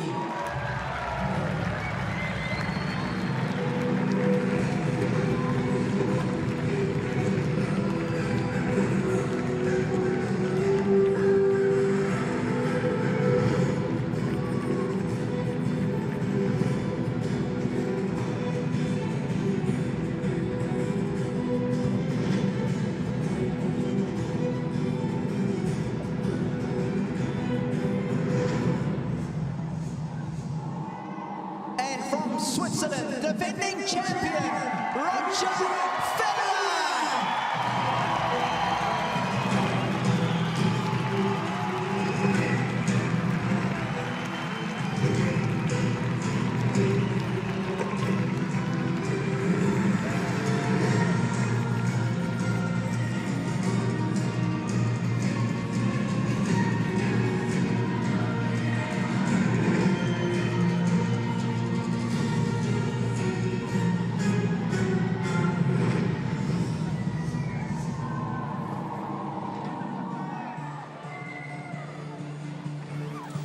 Hello and welcome to our live coverage of the second match of the day here on Centre Court, the Qatar ExxonMobil Open, the 20th anniversary of this fabulous event.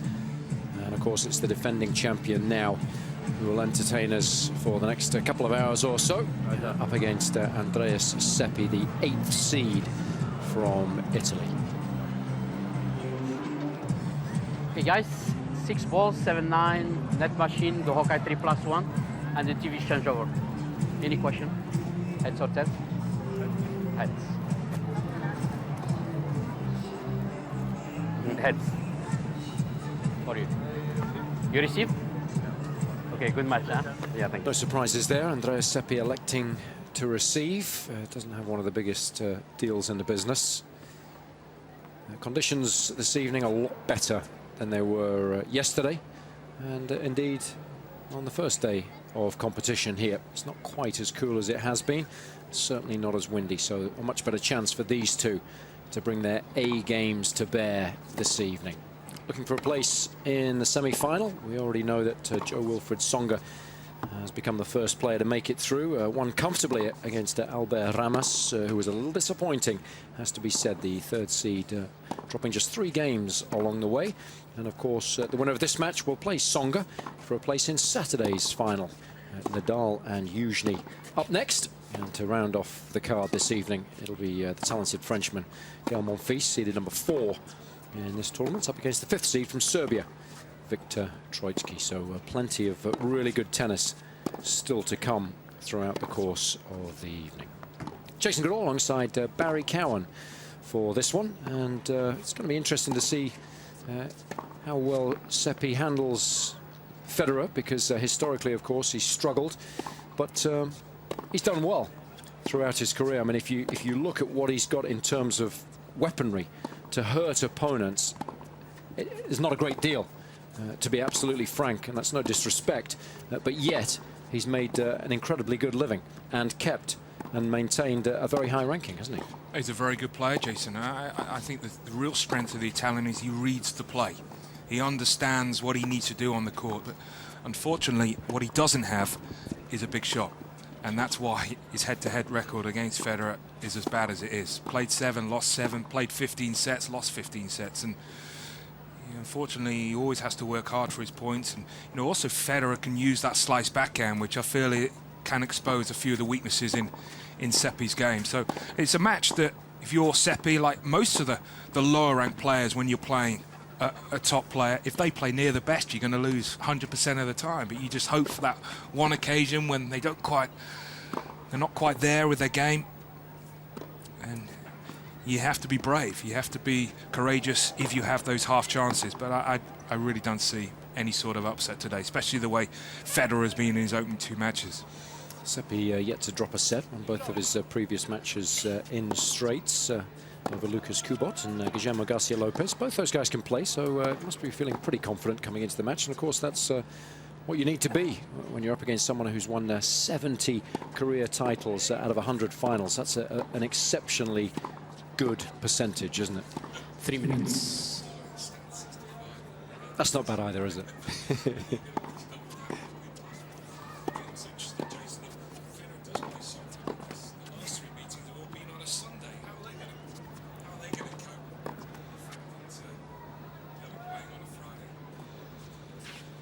Yeah, Federer, of course, on this win streak at the moment. Just talk to us a little bit, Barry, about the 2 matches that he played and lost in Abu Dhabi. What did you make of those? It was very much pre-season. I don't think Federer was too bothered the fact that he lost. Just a couple of matches to sort of blow off the cobwebs, get rid of the Christmas lunch. And performed a lot better this week. He's looked fresh, Jason, hasn't he? As he did really at the end of last year. And that time that Roger had off after the US Open and Davis Cup, I think has worked well. And without a shadow of a doubt, he's going to be a tough man to beat, not just this week, but also in Australia, which starts week on Monday. Yeah, he's so good, really, at handling the schedule. He knows what is required from his body. He understands the need for rest throughout the course of the season. He doesn't think of it in terms of playing for 11 months and then having an off-season of 2 or 3 weeks. He likes to think of it in terms of blocks throughout the course of the year in which he needs to peak, and then he takes time off after that. There's a quick look. Federer fans will be delighted at that head-to-head record. They played initially in 2007 in Monte Carlo. Federer won that first match 6-6, so Seppi performed well there on the clay, and they've played 6 times after that.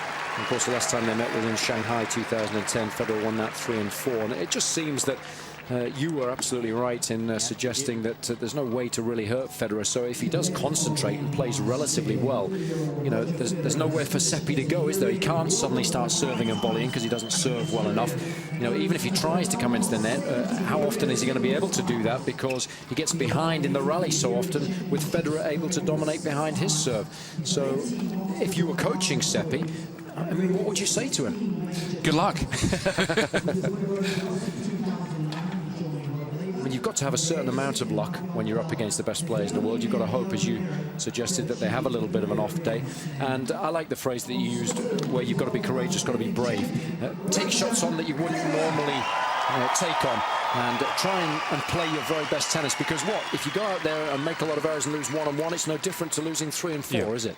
And take shots on that you feel that you're capable of doing. So one of those, I think, is a double-handed backhand return for Seppi. You know, first game, if he gets a look at a second serve, try and step in, be aggressive, try and force, or just make Federer think that, okay, today might be different. Because in Federer's mind at this match is, I've won 7 times, this is going to be another comfortable day. Because he comes in thinking, what has Seppi got to worry me? But if you come up with the first game and do something that, wow.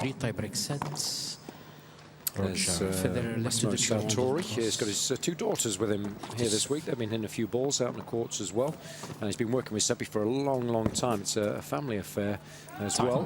Got the fitness trainer involved from the same family, and he's done a good job. There's no question about that. But you know, this is a big ask, and sometimes it can be painful watching from the sidelines when you're so closely involved with a player or a loved one, and they just keep getting beaten up.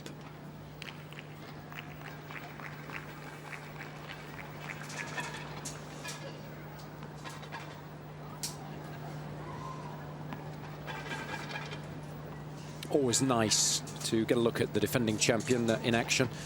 He's played relatively well in difficult conditions in his opening 2 matches here. It's a lot calmer and slightly warmer this evening, so we're expecting Federer to be able to play even better as he gets us underway against the Italian, Andrea Seppi.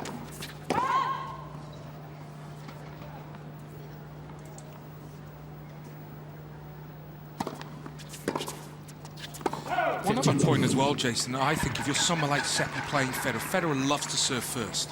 Okay, normally Seppi would like to return, but I think when you're playing someone like Roger, who's a great front runner, try and do something different. Try and get on the board first. Yeah, and I think also you've got to consider the fact that you don't serve particularly well. So if you do fall behind by a break and he's serving first, you know, 3-love, 4-1, 5-2, it's a mountain to climb, isn't it?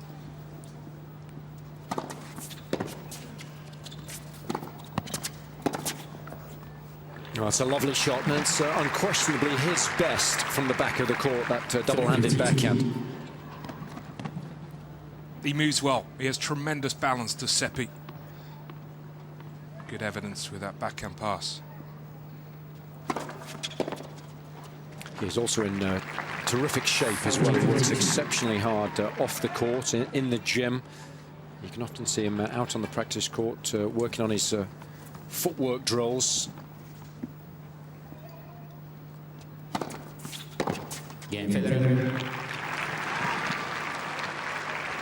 So no surprises really that Federer gets off to a flyer.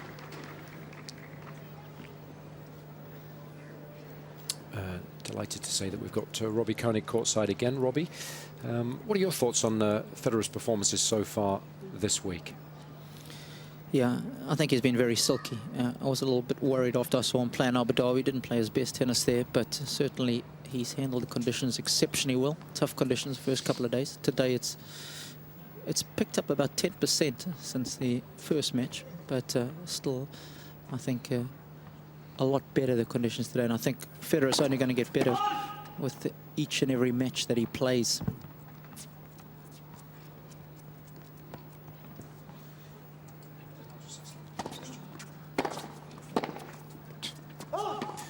And of course, when you say it's picked up 10%, you're referring to the wind there. What about the temperature? It does tend to drop pretty quickly when the sun goes down. Is it decidedly cooler than it was at 3:30? Definitely. I'll tell you what, and I was watching my watch, and it's almost at about 4:45 that it starts to really get cool here. So the ball is going to be a little slower through the air.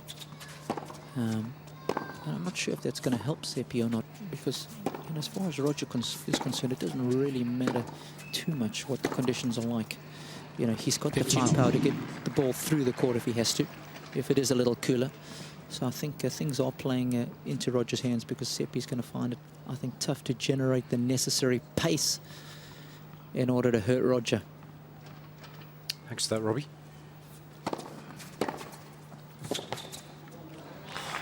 Two great returns already in the opening 3 points. One off the second serve and that particular one off the first serve. With almost no backswing.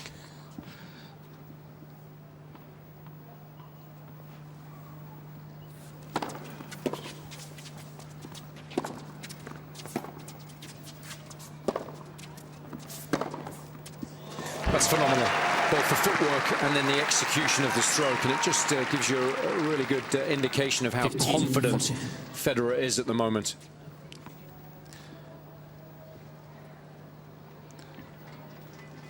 Just wanted to make a comment on those two shots you just saw there on the replay.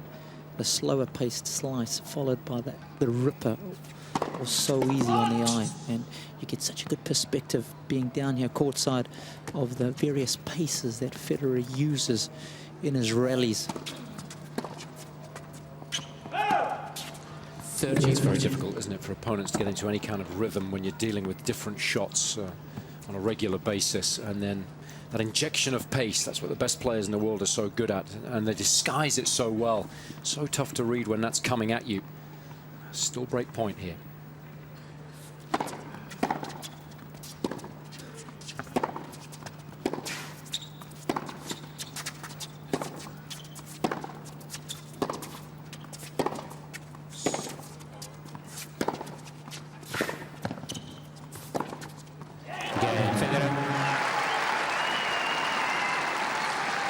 Couldn't wish for a better start. A delight for the vast army of Federer fans. Breaks at the very first time of asking in glorious fashion. Surprise, surprise. Federer's first return game gets the break. It's remarkable how good he is at the start of matches. Even when he feels nervous in some of the big finals that he's had.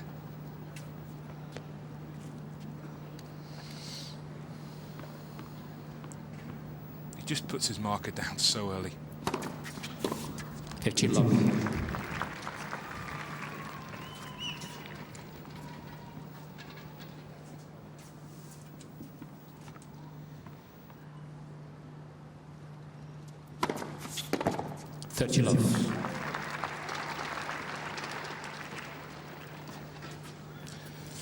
is what I was talking about earlier, for Seppi electing to receive and not serving particularly well if you do fall behind an early break. I mean, behind the 8 ball.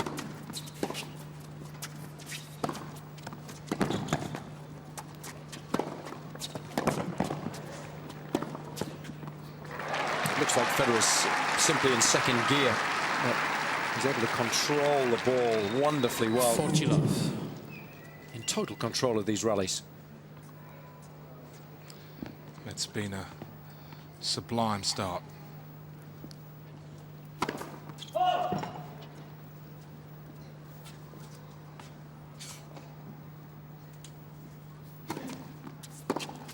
Game Federer. 6 minutes, these two have been going at it. A couple of minutes a game for Federer. 3 games to love. It's no slouch. And he leads 3-love, first set.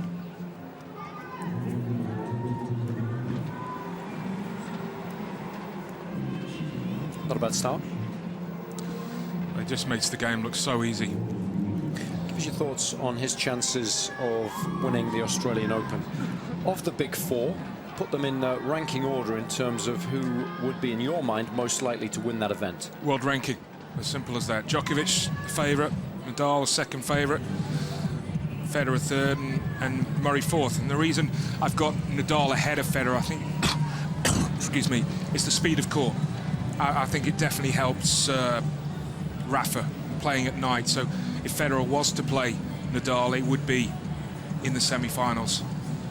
So, you know, guaranteed to be a night match, and I think it certainly plays into the hands of Rafa. But of course, Roger played so well against Rafa at the O2. Brilliant tactics as well.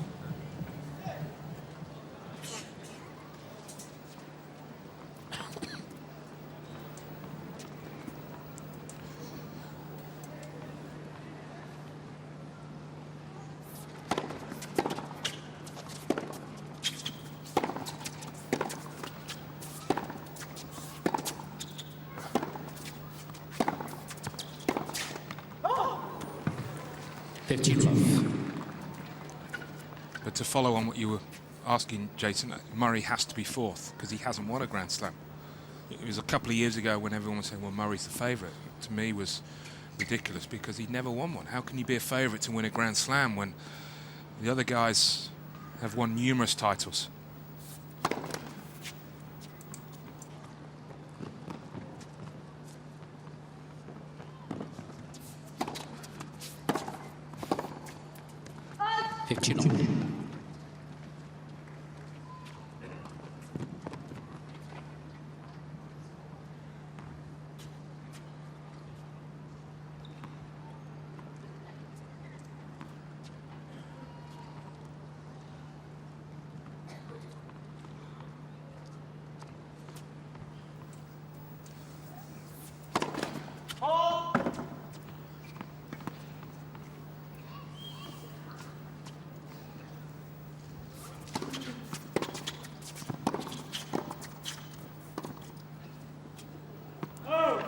I like that play. Nothing wrong with coming in up the middle of the course. It's highly effective.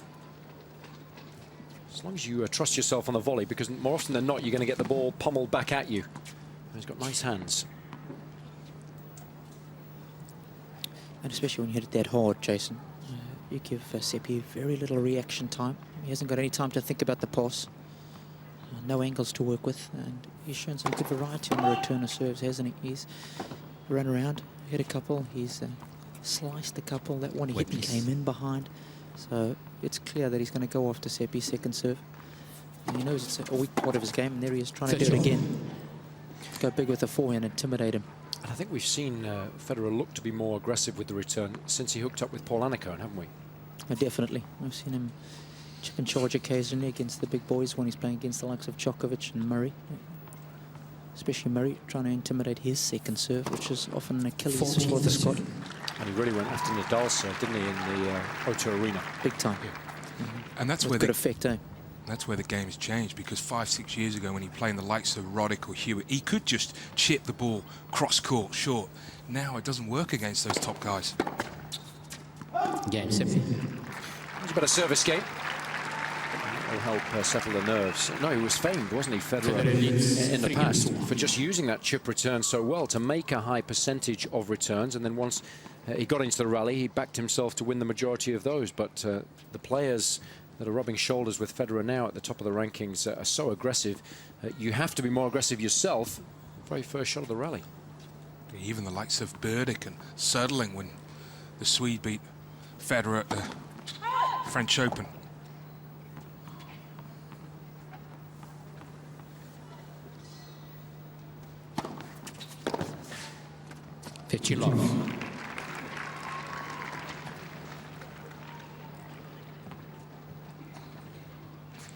Just surprised he doesn't serve volley a little bit more in these events. I think so, because he used to do it all the time, and he's supremely confident when he does. And perhaps, you know, he does need to do that against the best players in the world. So just to build up your confidence, do it in the earlier matches.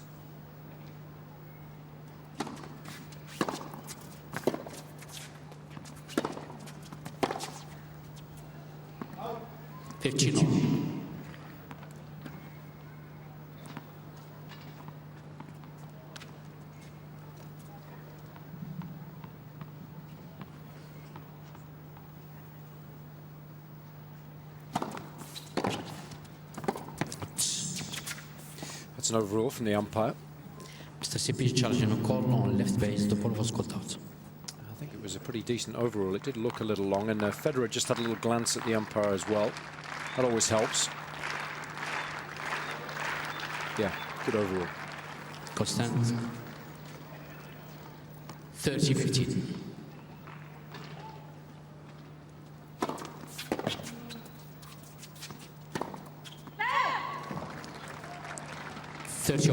He missed it, but I like the play from Federer. It wasn't all-out pace. There was a little bit of spin.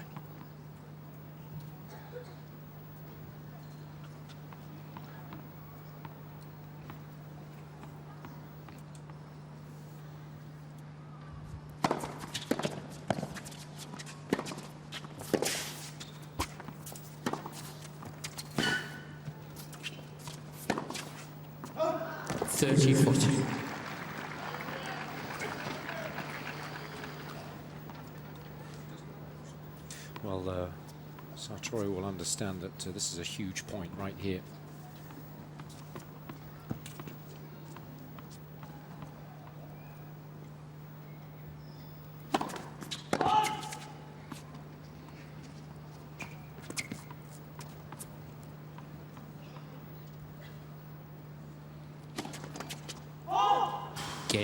Mr. Federer will challenge. He just wants to be sure that it was a good call, but it looked well long, wanted to clip the top of the net. And he'll be disappointed with that game. A total loss of concentration there, really. He's allowed Seppi to hang around because the Italian now is back on serve. Of course, it's still Federer with a slender lead. Defending champion 3 games to 2 at 3-2. Mr. Federer has 2 chances remaining. Well, Robbie, I just want to get your thoughts on what we were discussing with Barry at the previous change events. How do you rate Federer's chances in Australia relative to the other 3 players in the top 4 in the world? Yeah, I'm probably going to change things up a bit. And the way I look at it now is how well players perform at the beginning of the year. And I always think Murray's been a good performer at the beginning of the year. And for me, it's a case of he is going to win a major sooner rather than later, rather than having never won one before. So I'll probably jostle it around a little bit. I'll probably go with Novak as still my favorite. I'll probably put Rafa in there. Excuse me, I'd rather put Roger in there as well, just ahead of Andy. And I'm going to put Rafa in 4th spot. So Djokovic, Federer, quickly, please. Murray, Nadal. Players are ready. Thank you. Any seats for now?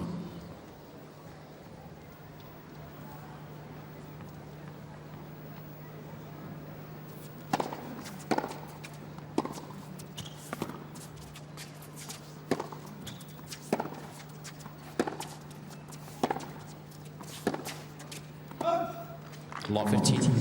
Well, it's so unusual for Federer to lose his serve in that manner. Barely remember him hitting a double fault on break point. No, second serve's so reliable, isn't it?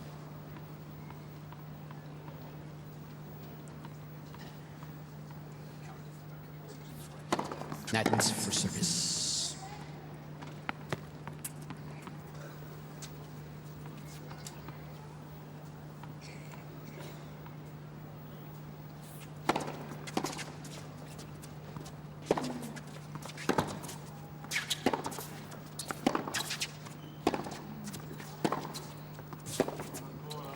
Good length. Seppi's got to fight hard to try and use two hands on that backhand as much of the time as possible. The slice isn't a natural shot of his.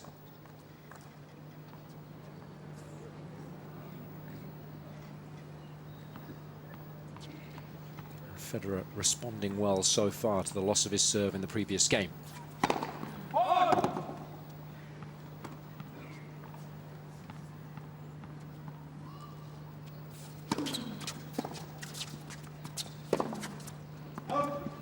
Just doesn't like that play.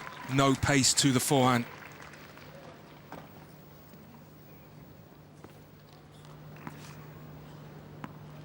So a golden opportunity here for the defending champion to get back on track.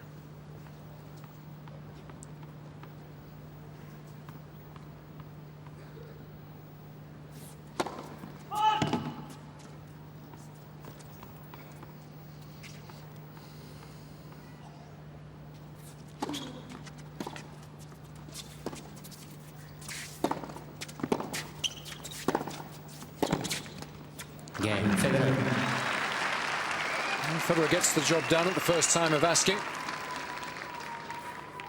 Federer increases his lead to 2 games once more. Well, some fantastic forehands. Just incredible pace he's able to generate with the racket head speed. 15 love. It's Mirka. Mum as well, and Dad too. Saw Dad in the gym this morning, was pumping some iron. 30 love. In pretty decent shape, and nice to see him in the gym. Were you in there this morning, Buzzer? Morning off. I have been there 2 previous mornings. Good.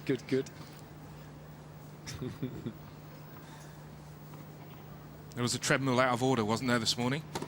After me, I finished with it yesterday. You didn't break it, did you?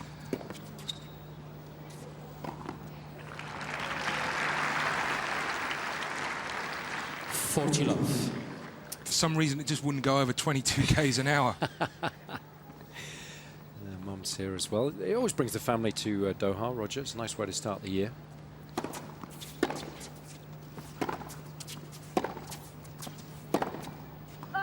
It's kind of a continuation of Christmas, isn't it, for the Federer family? It's really nice. Seems like the holidays go on a little longer.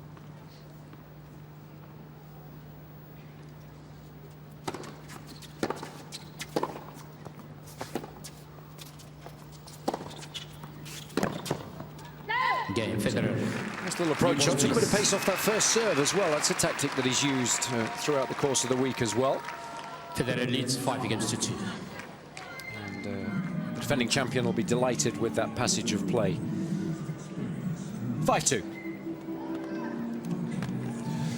Well, Jason, I often think when Federer plays, every day's Christmas.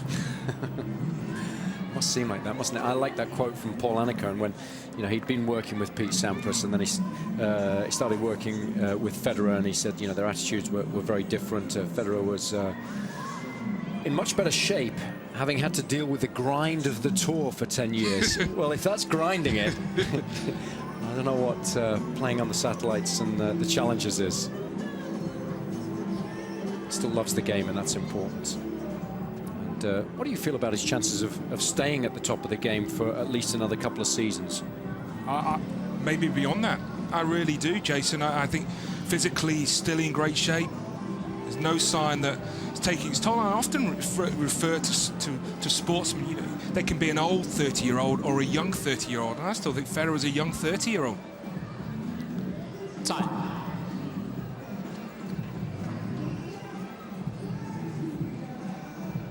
Players out of their chairs pretty swiftly, as has been the case all week, because of course it's pretty nippy down there, so they like to get on with it. And understand that.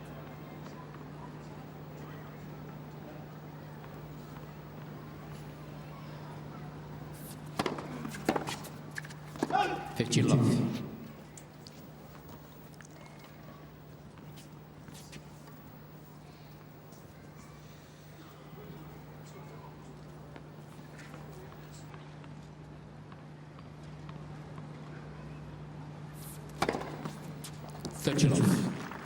That's a dear diary moment, that is. A couple of aces now for Seppi.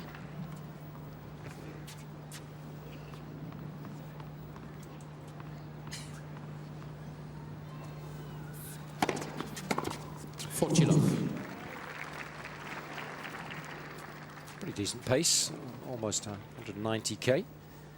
It certainly appears he's had a few miles per hour of that first serve.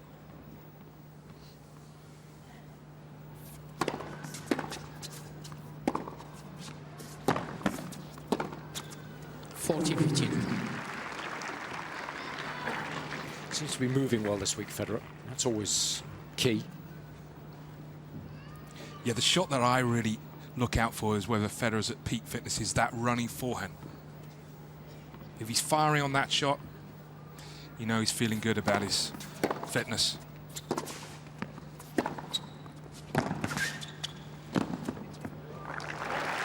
Just thinks so clearly in between shots throughout the course of a rally, Federer. 40-30.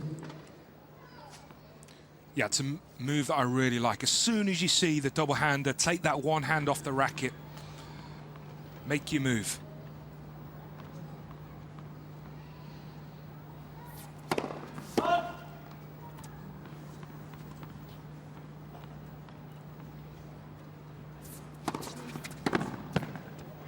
Game, Seppi. That's good second serve and some pretty decent meaty blows throughout the course of that game. That certainly helped his cause. The coach will be a little happier with that. Still Federer, though, who stands upon the brink of wrapping up this opening set at 5-3.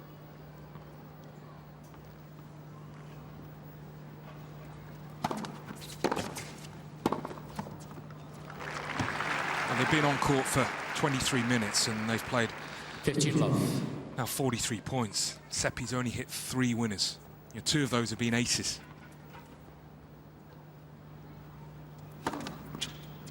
Yeah, just proving the point that it's so difficult to hurt Federer as far as the Italian's concerned.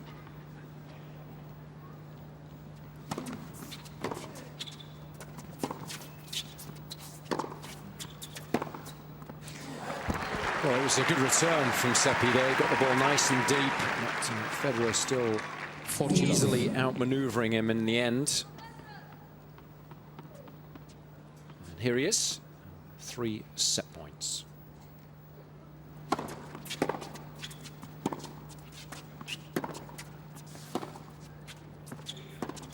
Game at first set. Federer. The 7 previous matches that these two have contested have all been won in straight sets by Federer. And so far this evening, it's very much more of the same. Wraps up the opening set in just 24 minutes.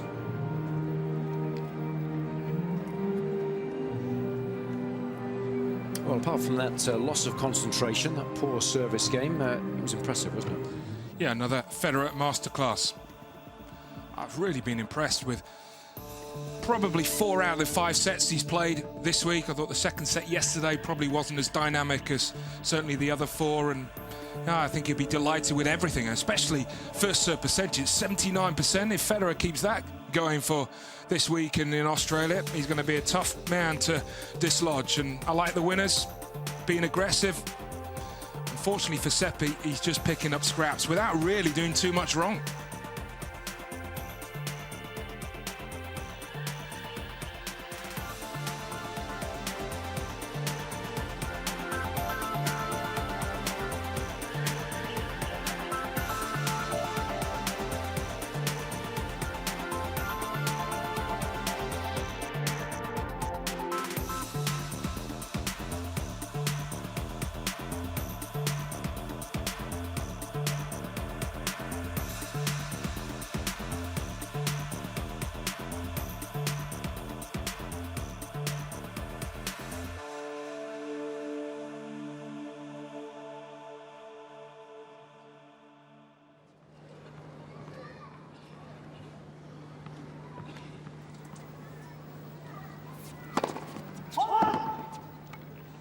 Might want a closer look at that one.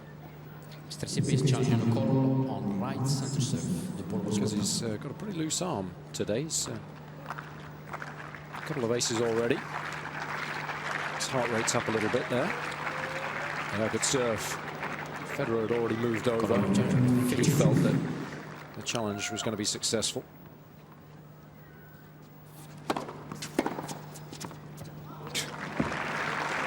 It's still early days, Jason. You've seen Federer in Doha for the last few years. Is this as well as he's played in his first couple of matches of his first event of the year? I think so, and I think it's because he was able to finish last season on such a high, you know, winning so many matches. He's talked about that this week, the fact that he feels he's in the middle of a, you know, really good streak. He feels comfortable about his game. Movement is so important. I think he's looking fluent around the court. Looking good. But of course, Barry, you know, the guys that he's played are not quite as good, not quite in his league. Few are. You know, we'll know more tomorrow, and I think we'll know a little bit more come Saturday. But certainly looking really good so far. But his stats are now that he's winning more matches in straight sets than when he was world #1. It's just those big matches that he wasn't able to win.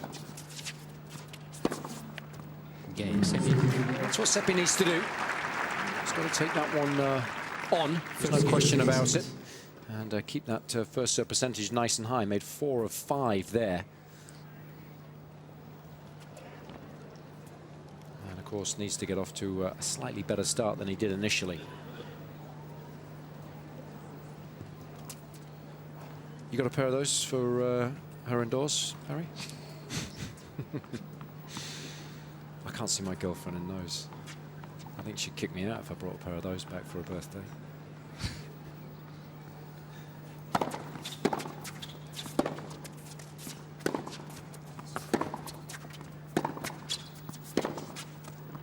Law 15.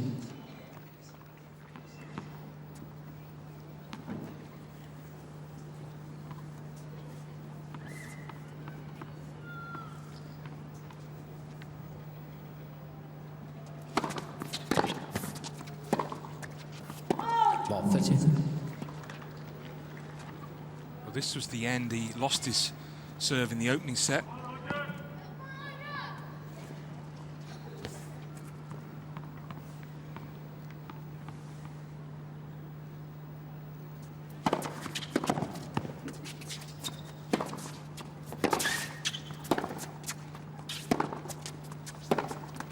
Law 14. Oh, this is interesting.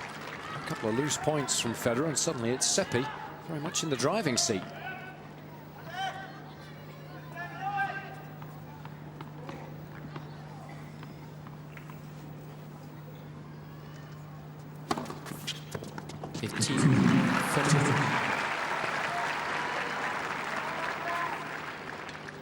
Took a bit of pace off that, added a bit of slice.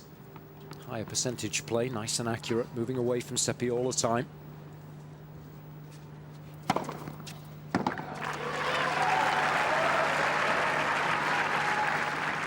A little flatter, that one. Just as effective, though. 2 break points saved. Here's a third.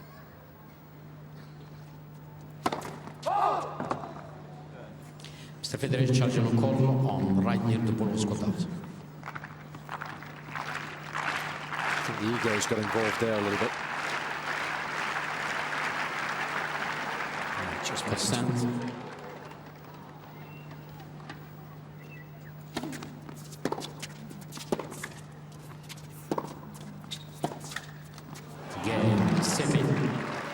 Oh, it's a loose game. That's a couple now that we've seen from Federer. Seppi leads 2 games to love. Mr. Federer has to change. Yeah, what would be worrying really for Federer is how he's played those 2 break points. The opening set was a double fault, and then that last one was a slightly tentative second serve and a couple of tentative ground shots. That's not a man of... he's won 19 matches in a row. Bonus for Seppi.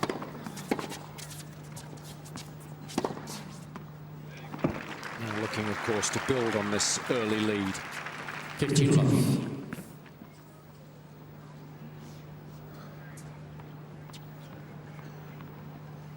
Already the same amount of winners in the second set as he produced throughout the first.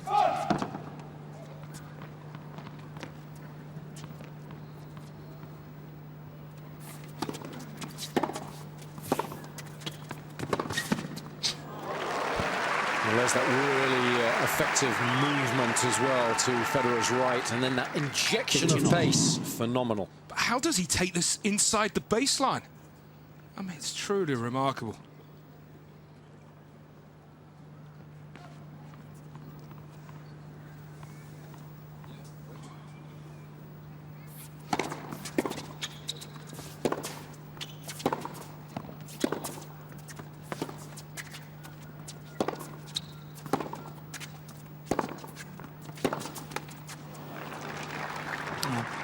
That one, but his dynamic balance is so good when he's on the run like that. He's able to stay so low to the ground, and the way he stays on balance is incredible. You know, sometimes when I'm commentating up in the booth, you get a bit blasé when you watch Roger play, but when you're down here courtside, it just reiterates what he's all about. Of course, what Seppi needs to do is just play the ball. Not worry too much about who's on the other side of the net, what he's been able to achieve throughout his glorious career. And he's done a good job of that in the early stages of this second set.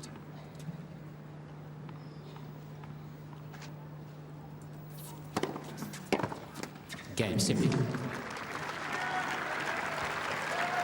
Posting some pretty good numbers on serve. He's made 80% of his first serves so far in set number 2, and as a result, it's helped him to a 3-love lead. I've got a question for you guys up there. When you've played somebody a lot of times, like Federer, especially one of the top boys, and you've lost to them a lot, do you think it's easier to come out against them, having played them, having the experience of playing against them, even though you've lost to them a few times, versus playing them for the first time? Yes, I do.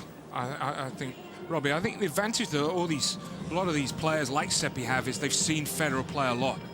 And at the end of the day, he has no pressure on him. You know, his expectations are just go out and, you know, realistically, does he believe he can win? No. So you just got to try and do your best, try and play your game. But the real crunch comes if they have a half a chance to win a set or half a chance to close out the match. Then that's when you really see their true mettle. What about you, Robbie? Yeah, I always think it's nice that you're able to negate the aura. I think the first couple of times you play the big guys, the aura can be intimidating.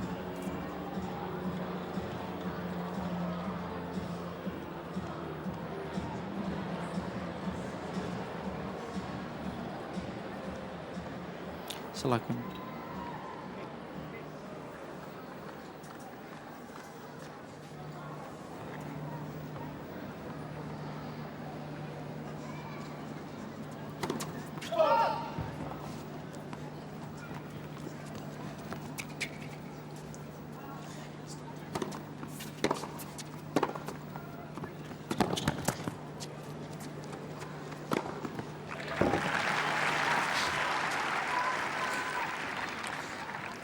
Well, Robbie and I are marvelling at his movement in the last game. That first point was even better.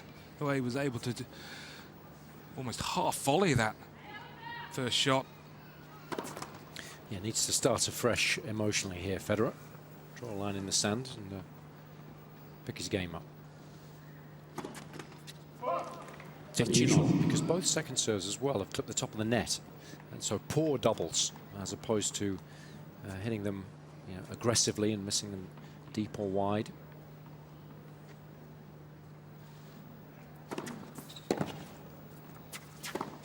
Yeah, just wondering with those couple of second serves, Jason, whether he's trying to get a little bit more width. And because of that, he's not actually attacking the ball. You still have to have the same racket head speed on the second serve as you do on the first serve.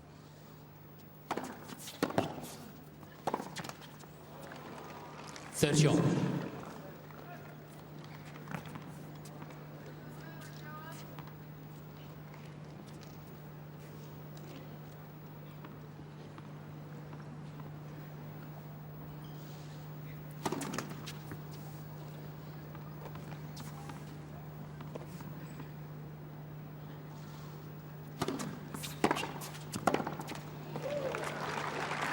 great return. Hard and deep. Always a good combination.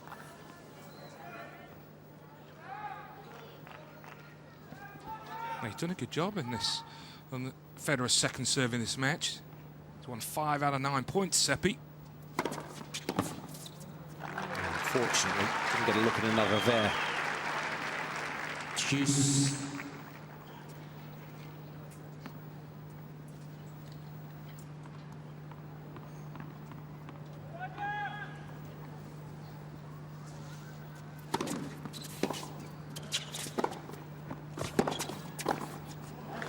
Solid volley. It's a nice way to construct a point. Federer. He actually wasn't one of his best approach shots either.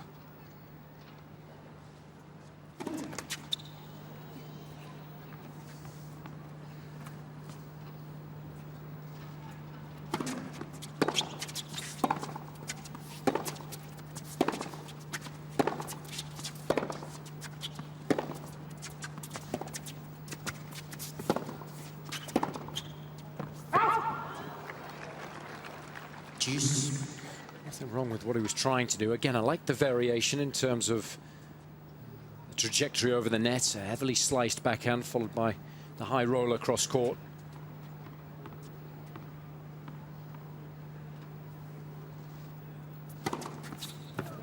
Fan touch Federer. Loves that serve. It's his go-to shot when he really needs a point.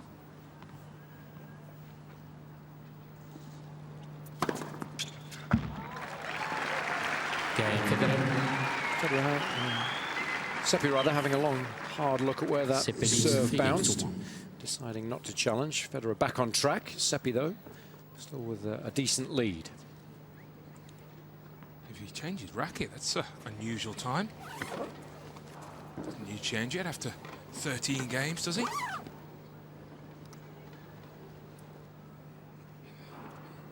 Might just be looking for a little bit of a lift here.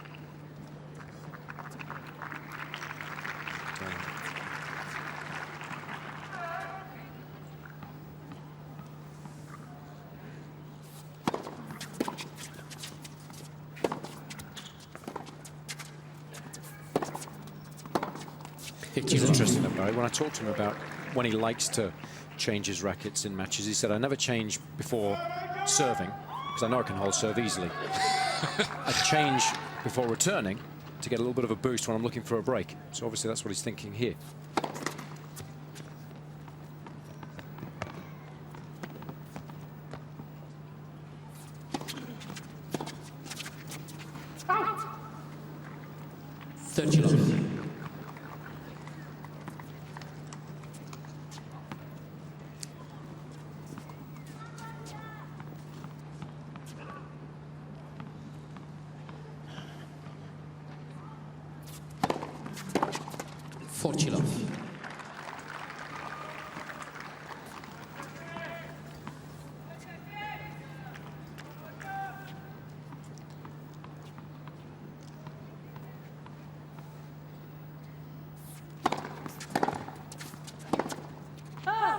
I was just thinking, Jason, if I adopted the same tactic as Federer, I'd have walk on court with 44 rackets.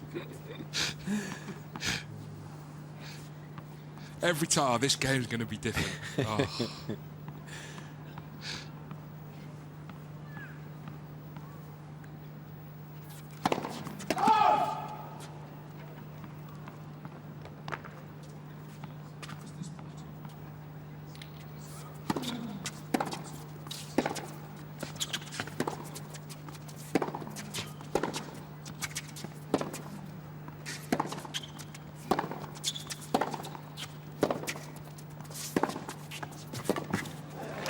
Tennis from Federer, but I just want to quickly ask Robbie whether it's evident courtside that Seppi has taken it up a notch in terms of the pace that he's creating both on serve and from the back of the court here in the second set.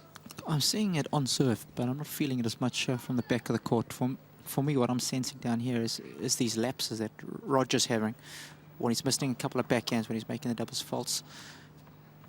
Those kind of errors are opening the door for Seppi, who's Mr. Consistent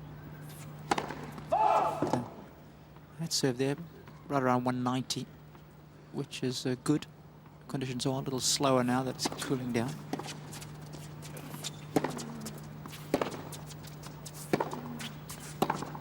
But it's those kind of rallies right there. Basic backhands, couple of miss hits. That's what I'm sensing most down here courtside. Thanks for that, Robbie.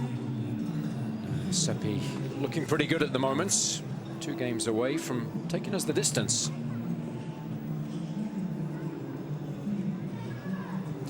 Well, one of the big assets I think Seppi has is the fact that very rarely does he get ruffled. He's such a good competitor, and you know, this second set is evidence of that. Blown away in the first, didn't let it affect him negatively. Happy to get on with things in the second. Yeah, it's what we were talking about in the opening set, Jason, wasn't it? Is you have to play your game, and there's a couple of areas that you have to do to try and give yourself the best chance to get close to someone like Federer. He's done that with a second serve, but yeah, it's important if you do lose the first at 6-3. It's not to say, well, okay, that hasn't worked, so I'm going to try and do something that actually I can't do and end up losing the set 6-love. But on the other hand, there's no point just going and saying, I must not make any unforced errors, and then you're not really having a say at all. There's always that fear that there's another 2 or 3 gears for Federer to go to at any time.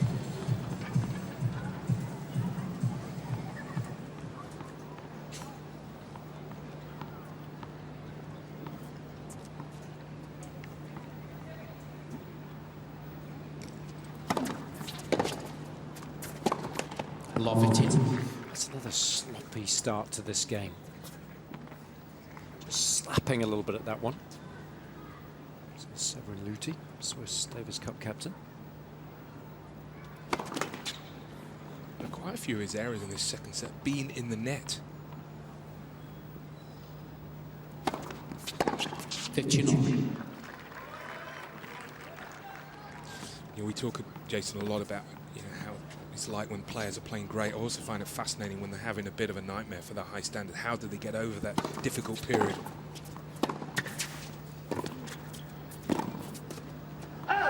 And how do you think Federer generally does that? Well, he's been great, hasn't he, in his career of putting behind him bad matches, bad moments of matches. And I just think he's probably saying himself, it will come. Don't need to panic.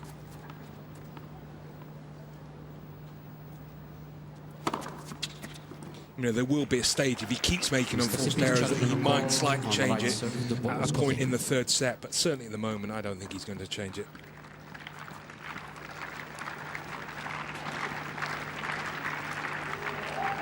That's good. All stands. 30 over.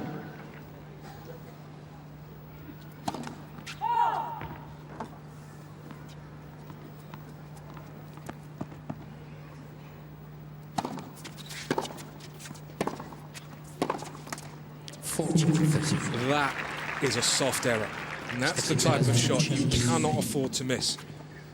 Upper break, 30-all, second serve. You have to make Federer earn that. Especially when he's been making a lot of unforced errors. Yep.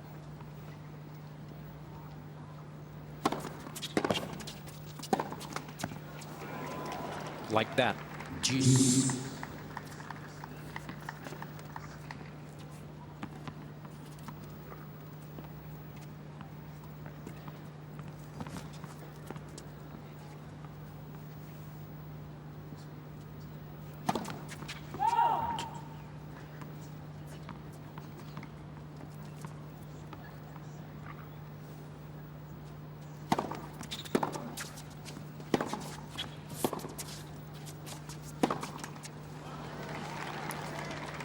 Just his range a little bit. And you're right, Barry, a lot of these errors are ending up in the net, and that's, of course, the first hurdle that you have to try and overcome. Always want to take that out of play. Another chance to break here. Beautifully done. Terrific footwork. Federer paying the price for dropping that one a little too short, and quite a turn up for the books here. It's Seppi who leads 5-1. That's a tremendous effort because he didn't hold back. Positive, went for his shot, got the reward. That's what you were talking about at the top of the match, Barry. A half chance comes along on a big point, got to be prepared to take it on. rewarded there for his courage.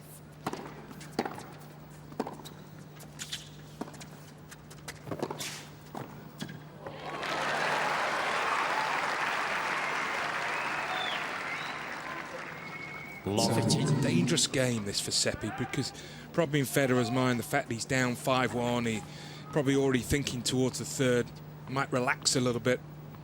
There's the threat of playing some stunning tennis, like he did in the opening point.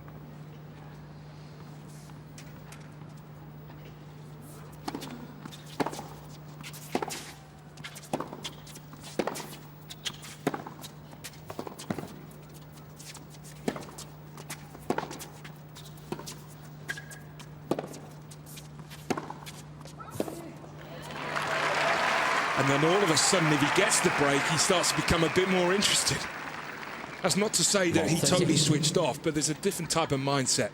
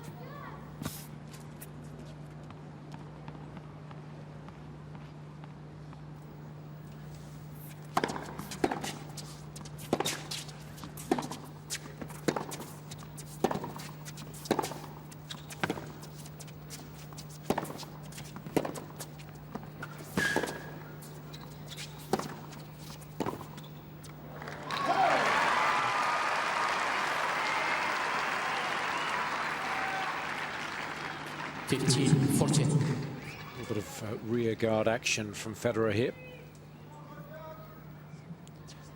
Just take it on the chin if you're Seppi. Done nothing wrong to be down a couple of break points.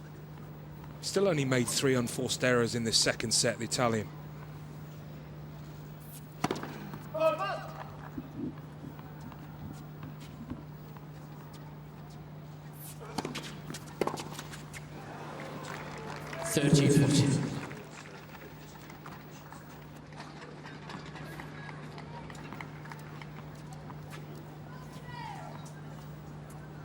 Still break points.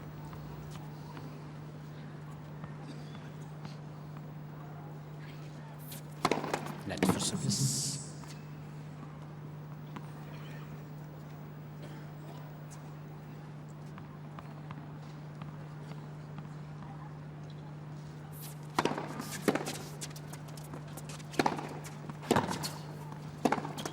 Shame. But again, not a disaster as far as the Italian's concerned. Still got a little bit of a cushion here. Seppi leads 5 games to 2. Federer still in the hunt. Latter stages of the second set.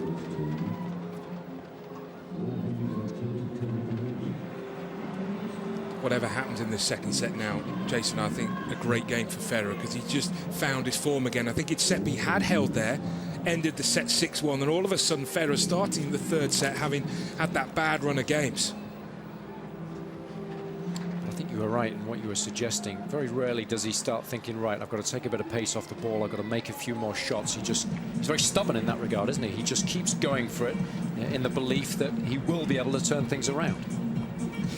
You and me would be saying, oh, can't make any unforced error.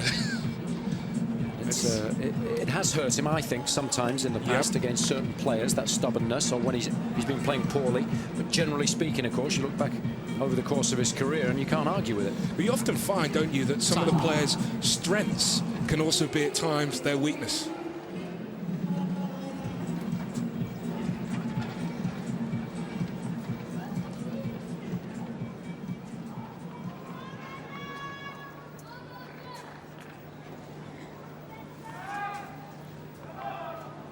Federer serving to stay in this second set.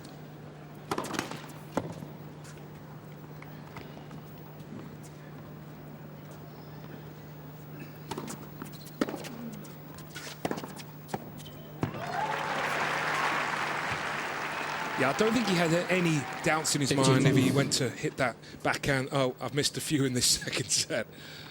That was a wonderful strike. Amazingly, only his second backhand winner of the match.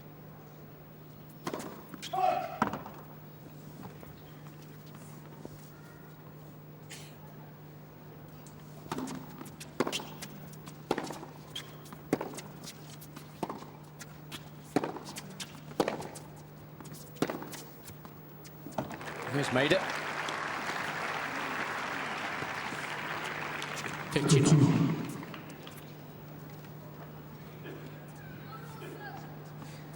He loaded up terrifically well, used his legs.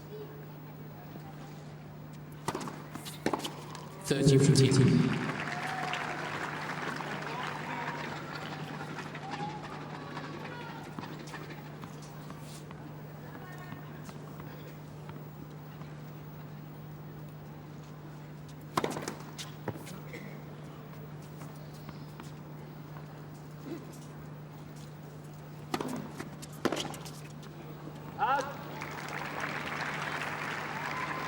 What do you think Seppi's mindset is at the moment?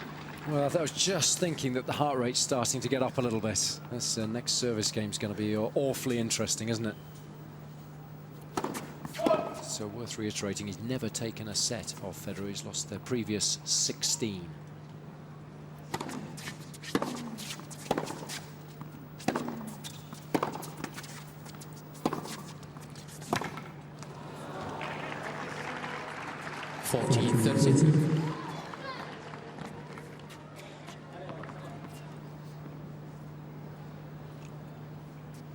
Seppi has dominated from the back of the court in this second set, and that takes some doing, but of course a lot of that's down to the errors Federer's made.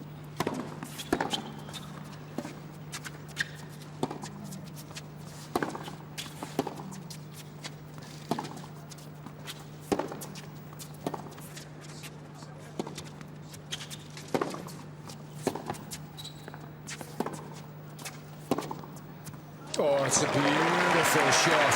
Sweetly struck.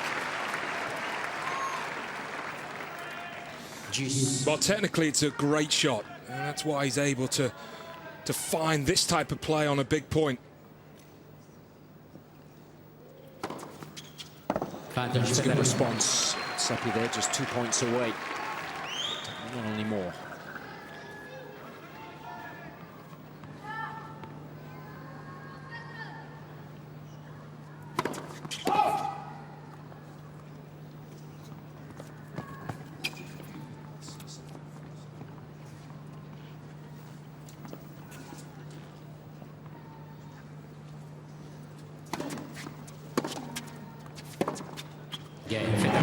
Federer finishing with a flourish.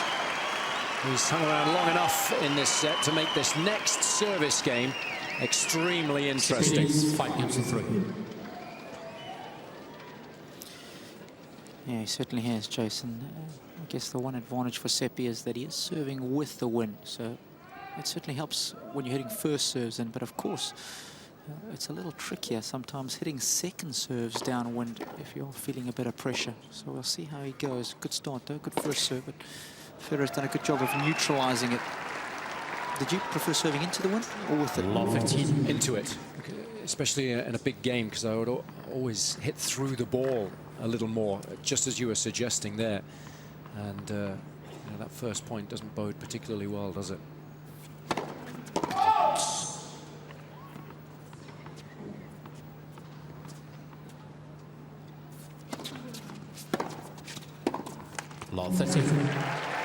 Yeah, what's happened in the last 2.5 games, one of the ingredients that makes Federer so great. The fact that he's been able to put behind him the disappointment of what happened in the opening 6 games. And of course, you know, Seppi now feeling the pressure. He's so desperate to win a set off Federer. And it's so funny, isn't it, how your mind works. I mean, you know, 5-3 up, all the pressure's on Federer. He has to break here to stay in the set, but you don't feel that as the server.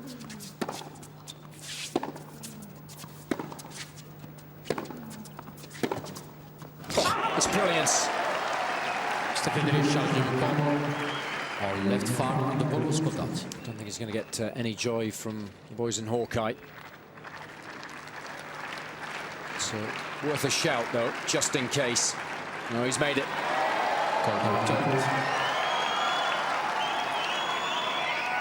Long 14. Chance for Federer here to get back on serve.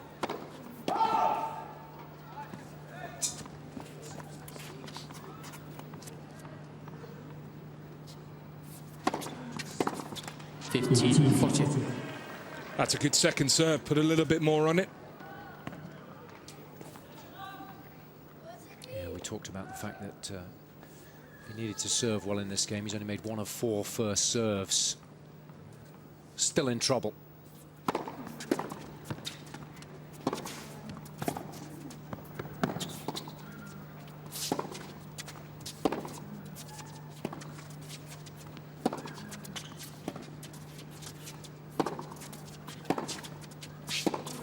Such good rally from Federer. Under pressure initially, used the slice backhand to great effect. And eventually able to draw yet another error from Seppi. That service game was a relatively poor one. We are indeed back on serve. It's Seppi who leads, though, 5-4.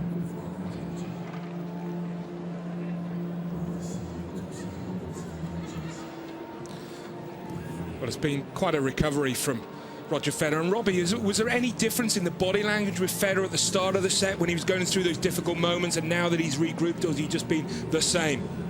No, body language is the same.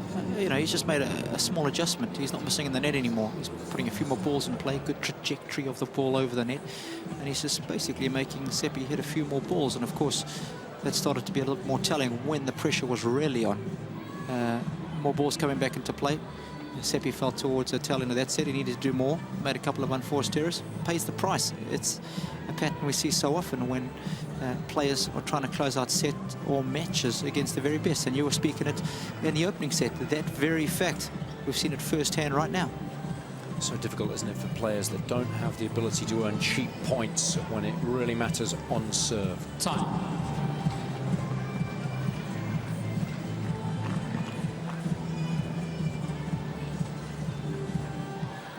This has been a good effort by Federer.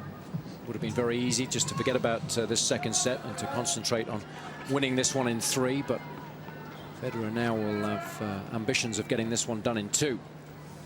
4-5.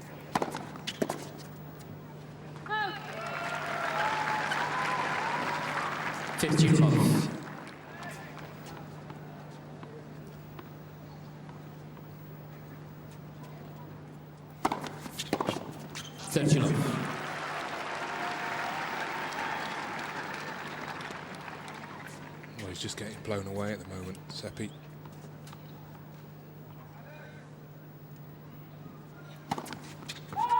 And this is one of the problems with Federer playing so quickly. Uses momentum so well.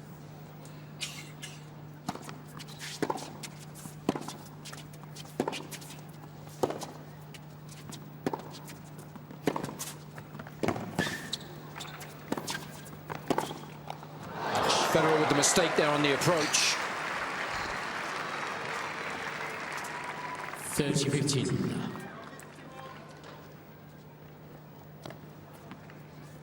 Well, I was watching him as he's hitting the shot, guys, and a little too casual with that approach.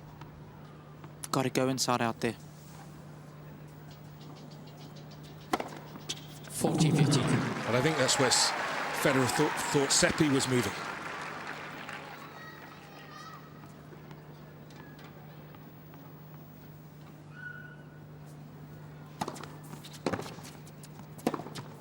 Gael, Federer. Well, he's certainly cut out the unforced errors, and in doing so, causing all sorts of problems for Seppi now. He's taking the net out of play. A lot of the errors were falling short in the opening stages of this second set. And things happening really quickly now. So often in situations like this that I think, you know, Seppi here needs to take his time, try and regroup.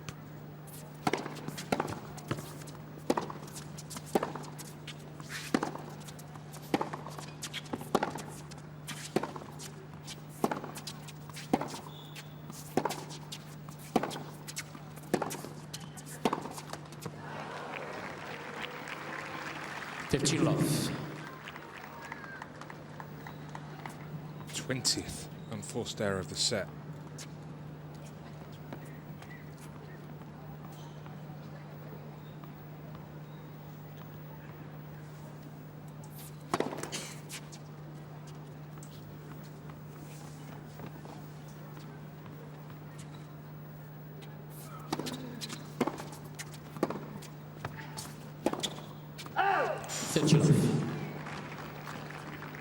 That return looked close as well. So often happens though, doesn't it, when you're down in a set, 5-love, 5-1, 5-2, you're so focused about getting back on level terms that often when you do, you just subconsciously relax a little bit and then make a couple of errors. Fortune.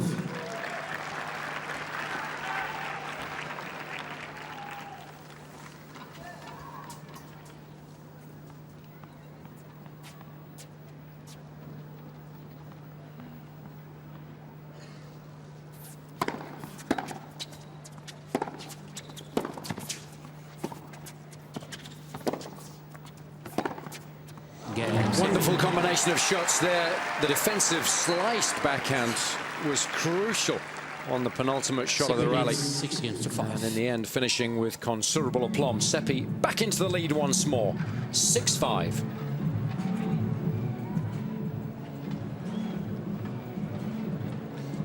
Well, he's hit the backhand down the line particularly well in this second set. If it's on the rally shot, but also to finish the point. Gets behind the ball well, Jason, doesn't he? Yeah, I like the way he pivots off that front foot on that backhand. And as you suggested earlier, there's very little that can actually go wrong with the shot. So from a technical perspective, it's not going to break down very often, even when he's under a lot of pressure. I think what we've seen from him this evening, Jason, is something that he can do further down the line. He's been a bit more aggressive on that backhand. Especially when you're up against a higher ranked opposition. He has found a way to hurt Federer with that shot.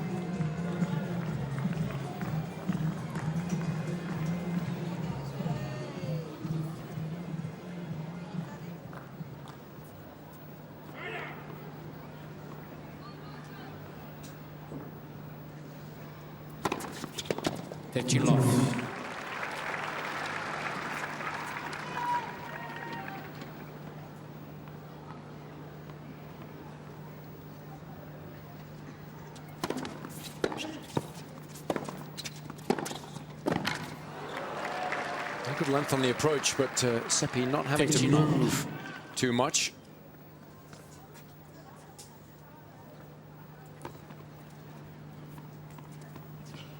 It's another example of Federer not going with the inside-out forehand on the approach. I think he gets burnt more often than not when he hits that inside in.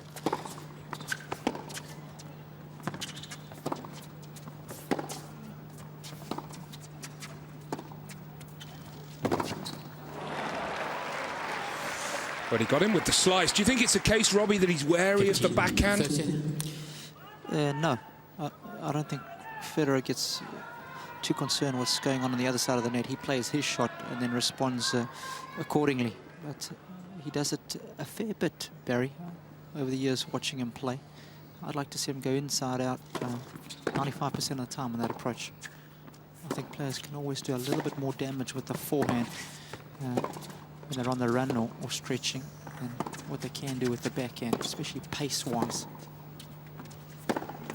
Well, again, he at times gets set up there, didn't he? That's another wonderful strike. 15-14. Well, it's some sequence of points from the Italian. And again, he continues to take it to Federer. Here he is, 2 set points.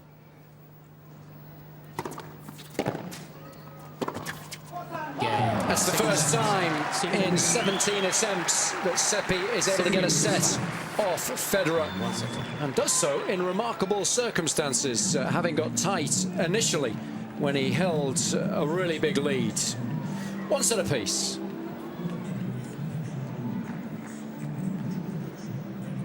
Well, Barry built up a good head of steam there, remarkably winning 9 of the last 12 points, just when it looked like Federer was starting to play his best tennis.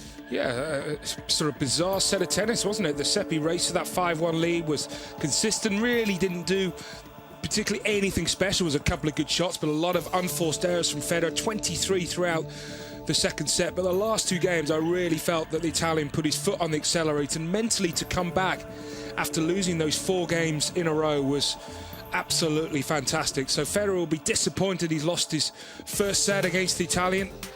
But Seppi serves first at the beginning of the third, and Federer will be pushing for the break, that's for sure.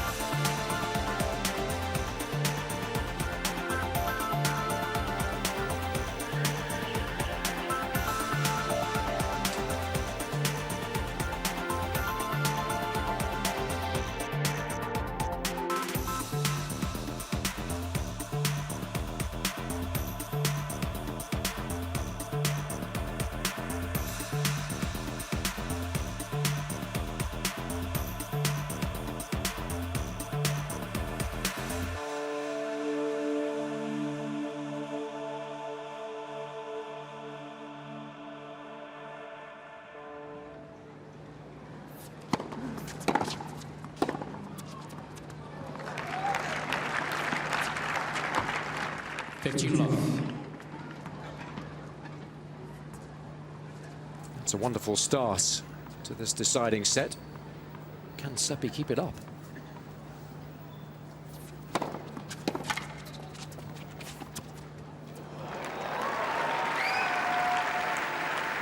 Well, he's shown really good focus. First couple of points of the third set. Growing in confidence.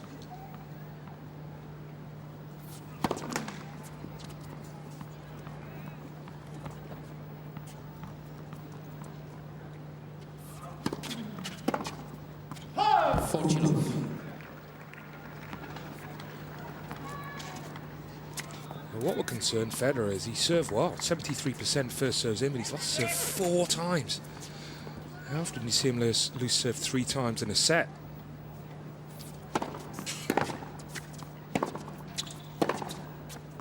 Game 70. First game, final sets. Well, it's always nice when you can serve first and hold and do it speedily, as the Italian did there.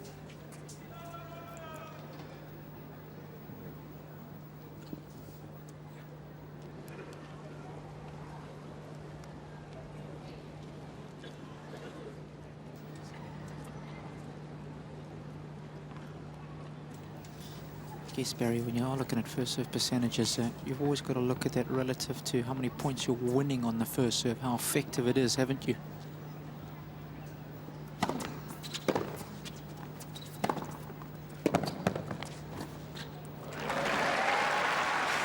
Yeah, he's 65, isn't he? Normally 80% plus against someone like Seppi.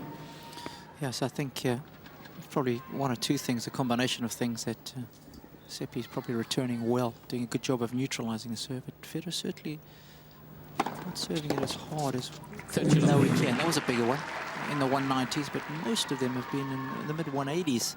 We haven't seen too many over 200.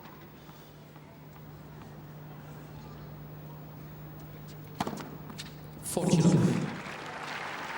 it's a tactic we've seen Federer use throughout the week, perhaps because of the exceptionally windy conditions, especially yesterday, taking a bit of pace off that first serve, making more.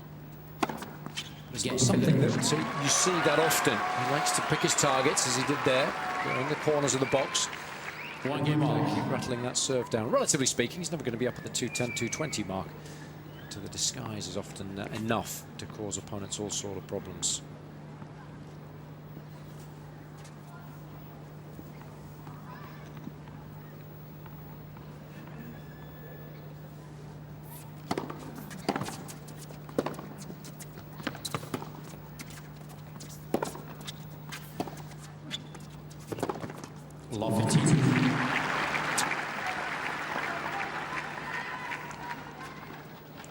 I like that little fade of a backhand. Ball stays so low on this course when you can hit it with heavy slice.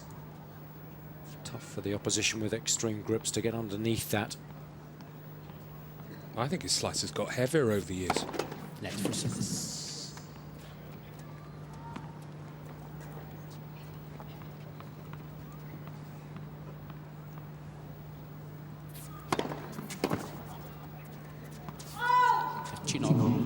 works well in London as well, doesn't it? The O2 Arena, year-end championships, ball stays nice and low there.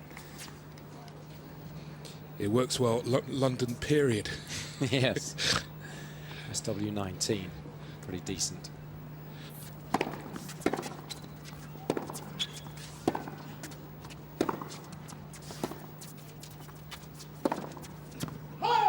Just overcooked it. Has he made any commitment yet for the doubles at the Olympics? I don't think so. Whether he's playing men's doubles or mixed? Yeah, I'm not so sure the thing with Hingis is going to work, if that's what you're referring to. I heard quotes, or read quotes from both suggesting that that's on the back burner at the moment. Of course, he won the gold medal previously with Stam, didn't he? He'd love a singles, though, wouldn't he?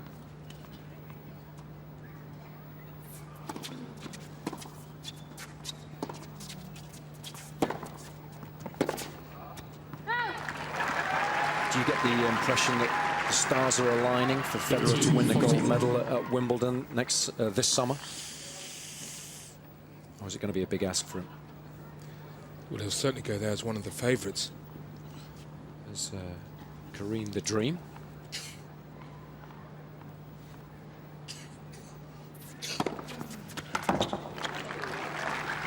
It's good serve. He's definitely trying to drop the hammer with a little more frequency in this match. Yeah, you wonder how the Olympics will pan out, because, of course, it comes off the back of such a hectic period in the schedule. Yeah, only a few weeks after Wimbledon, isn't it? Still break point for Federer.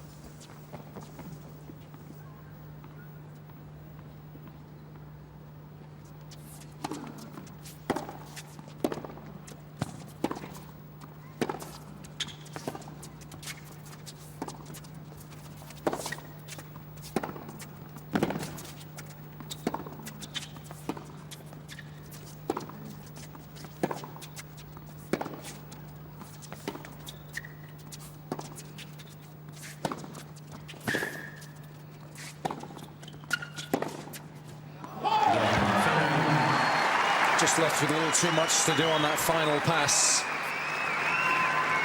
Federer patience, constructing the point well enough to eventually draw the error.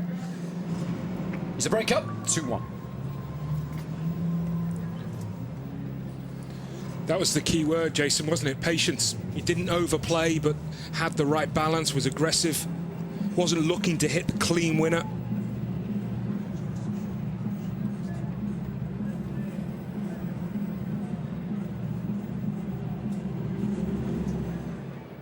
Nice. Yeah, I like everything you said there, Bez. And just to finish it off, I like the way he went for the inside-out approach shot that time. I think that was a mistake he'd made a little earlier on, going back to the forehand of Seppi. Better shot selection. Paid dividends on an important point. Yeah, another advantage to go the back behind, isn't it, Robbie? Instead of giving him the pass on the run. I don't like it. I just don't like it. I watch guys hit that inside-in forehand approach and get burnt 80% of the time.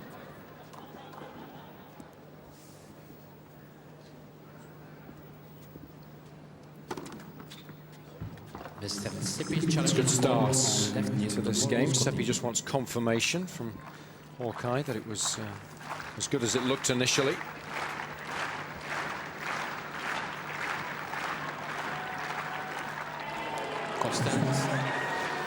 Well, the danger for the Italian is Federer is in a great run on serve in this third set. 5 out of 5, 3 aces. Mr. Federer charging a call on left serve. The ball was caught out.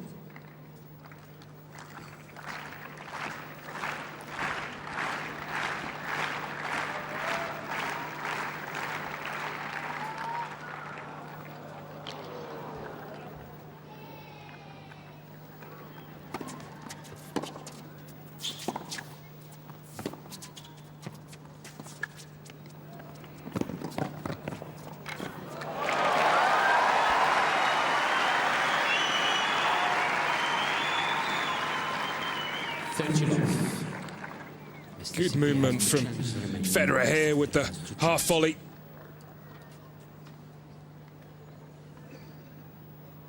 definitely improved his movement at the net. Just a little wild there. Not easy to generate pace when you're falling onto your back foot with a single-handed backhand.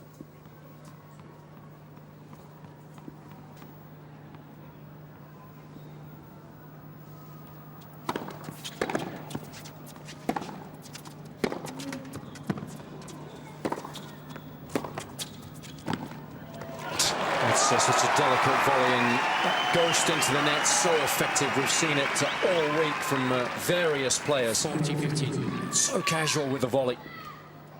And that's what the best can do, take pace off their opponent's shot and yet still maintain total control over the ball. I think he could have been better if he had better hand skills, though.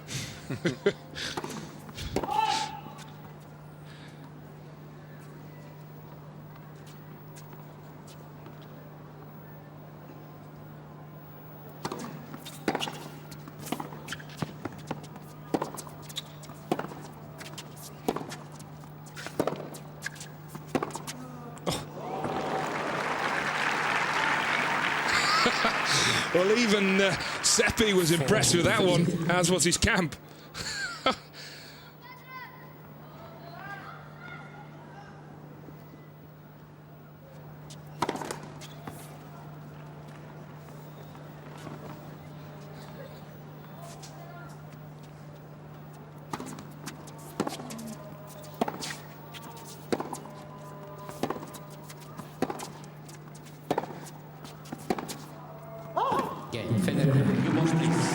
Federer just back to basics, head down, blinkers on.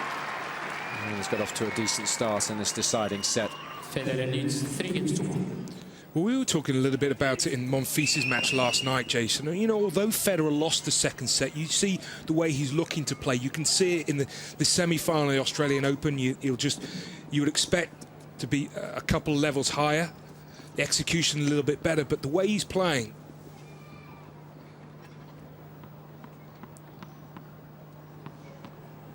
Change of racket, so going in search of the added insurance of a double break here. Must-win game for the Italian.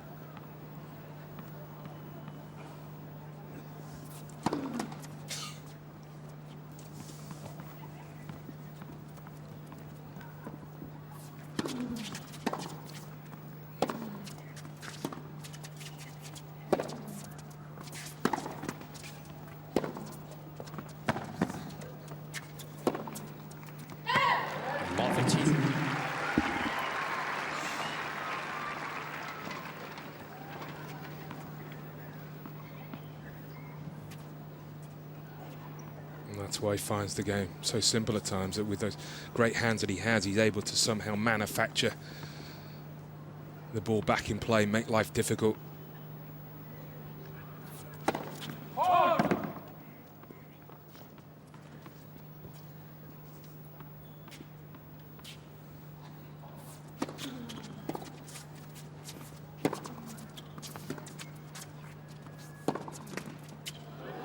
That'll do. You need a bit of luck against the best players in the world. And he's in desperate need of it here to try and get a foothold in this deciding set. Clean living guy.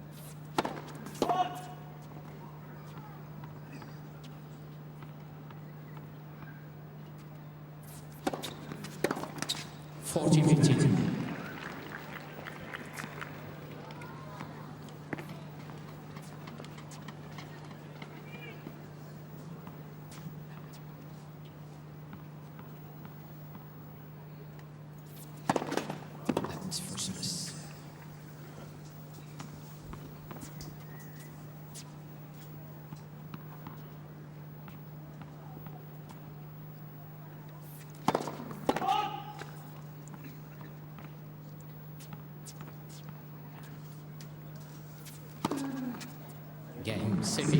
Wonderful variation. Federer didn't read that at all. Federer needs 3 games to 2. So Seppi reduces the arrears to just a single game. But still Federer with a slight advantage. Whatever happens here, Barry, in terms of the eventual outcome, Seppi is going to have so many positives to take from this week, but particularly this match. Yeah, and he needs to take that forward, Jason, doesn't he? And look to play the same way. You know, because when you forget the one in the last game, the golden backhand, but generally with the backhand, you feel it's a safe shot. You feel it's a shot he can make 90% of the time. I just feel sometimes he does become a little bit too passive. Yeah, this hopefully will give him a little bit of belief that when he does play the higher ranked opponents, that he can hurt them with that shot, because when he's set his front foot down this evening and really gone for it, it's worked well both down the line and cross court.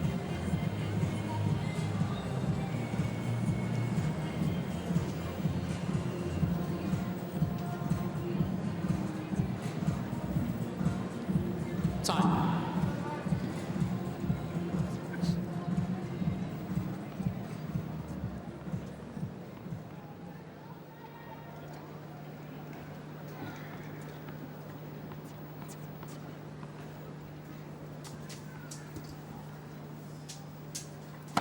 Net for service.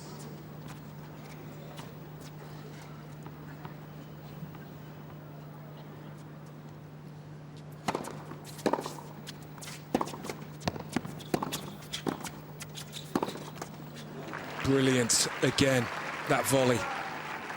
Paid respect to the pass.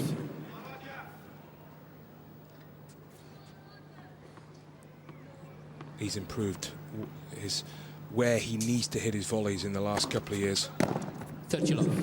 And I guess that's just a direct result of his opponents at the very top of the game passing so much better now. Got to try and cut down their options.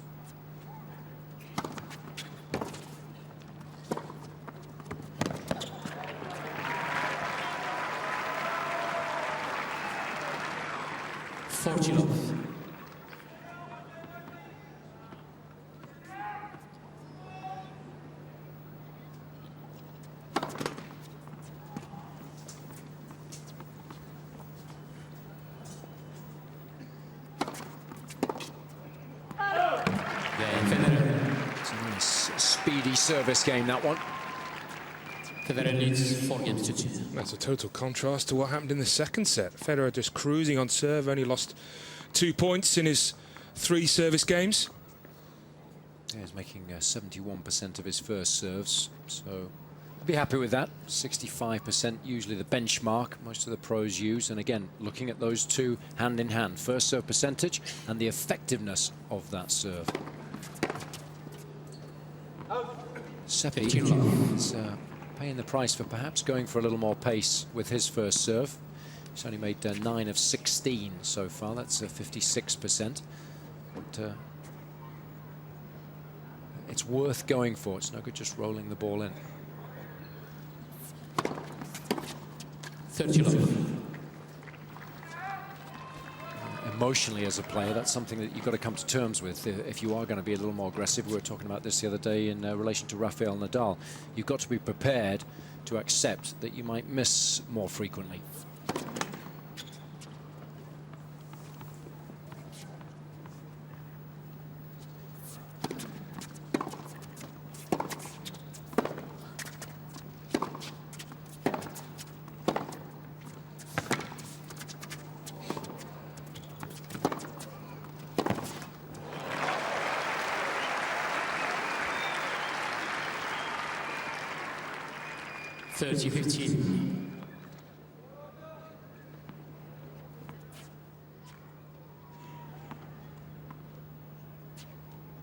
I'm sure Seppi felt like he played a good point there.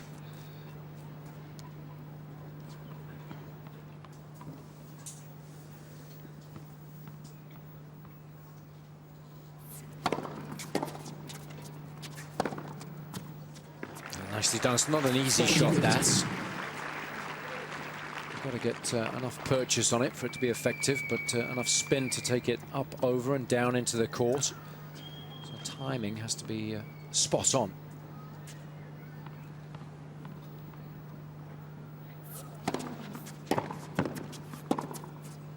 Game, Seppi. Federer didn't fancy hanging around there, did he? Federer is 4 games to 3. Concentrating already on his next service game. He's a couple away now from victory. Leads 4-3, deciding set. Do we get a feeling, Jason, is a bit like a Pete Sampras in his prime, where he's got the early break and you sort of just focus on his serve to close it out? Yeah, he'll have a swing at the returns, won't he? If he makes a couple, might be interested in another breaker serve, but if not, he'll be supremely confident on being able to get the job done from here on in. No, he moves well, and well, he has the advantage of being tall, but he also has a big stride.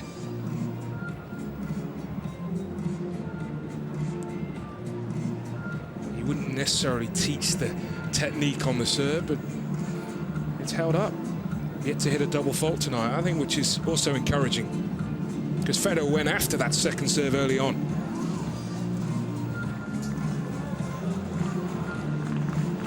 Time.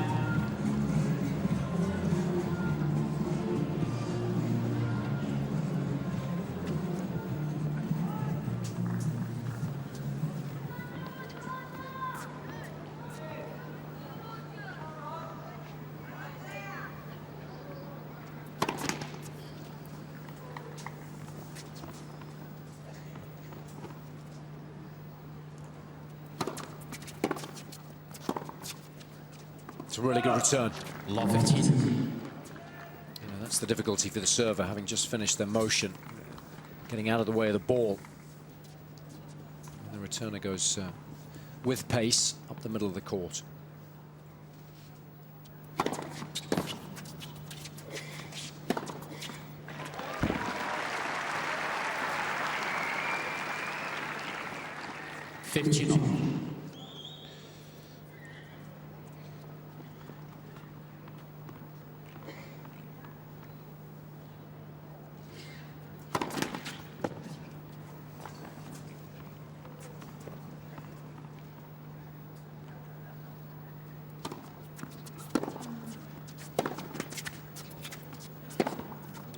Nicely done.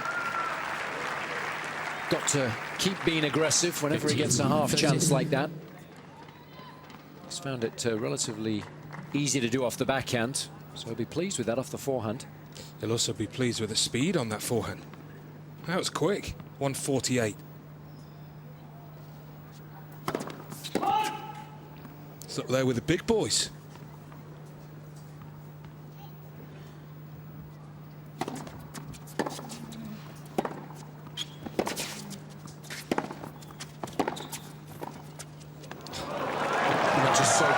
Not only to actually hit the shot, but it's the awareness when you're coming in. Most people are panicking there and thinking, I've got to try and take this on the volley. But he knew that in order to be able to hit a winner, he'd be much better off just letting the ball bounce. And it was some pass as well from Seppi. That might just be one of the shots of the week. I mean, that's what the textbook tells you to do, right? You've got to dip the ball to your opponent's feet when they're coming in.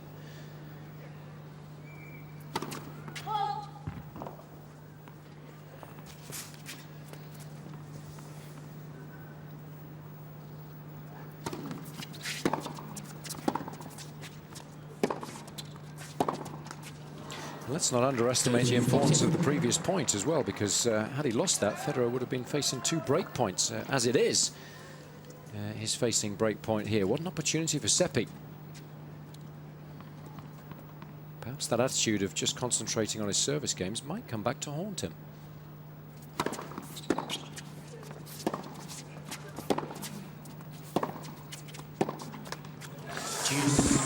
Did he need to change direction there? That was such a difficult shot to go down the line. You understand why he's doing it, because he's looking to be aggressive, but I think in hindsight, just wait one more shot.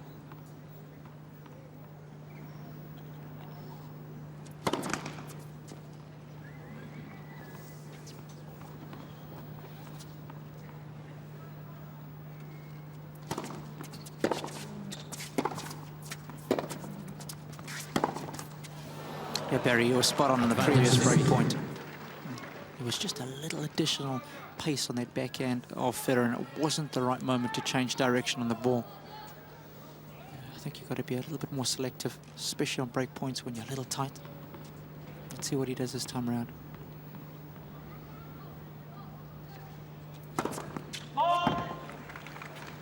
Federer is challenging, but if he's not successful here, it means he's only made 2 of 8 first serves in this game. It's allowing Seppi plenty of opportunities to gain the upper hand in the rally, and he has missed it. What will the Italian do here with a look at a second serve on break point?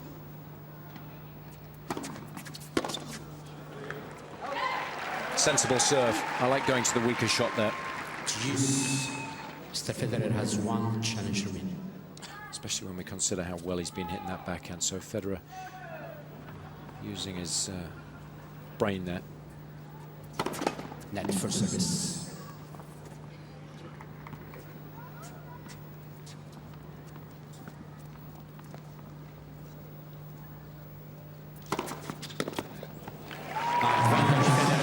He's probably not thinking it now, but if he can get through the next couple of games, it's probably what he needed, Federer. Tough match ahead of Tsonga tomorrow. Gets out of jail there, Federer. Manages to fend off the break points and move within a game of victory. Federer leads 5 games to 3.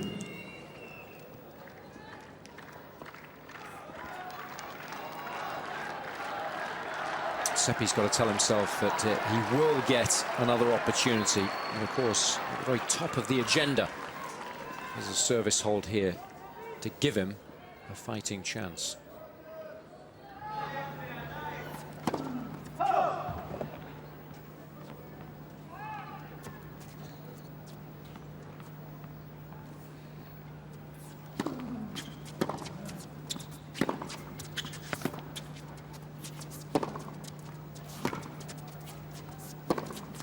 Well, the way Federer returned that serve, he wants to break. He stood further back, got the ball back in play, which he did for the rest of the rally. Might be the first time he's backed off, Jason, is it? I think so.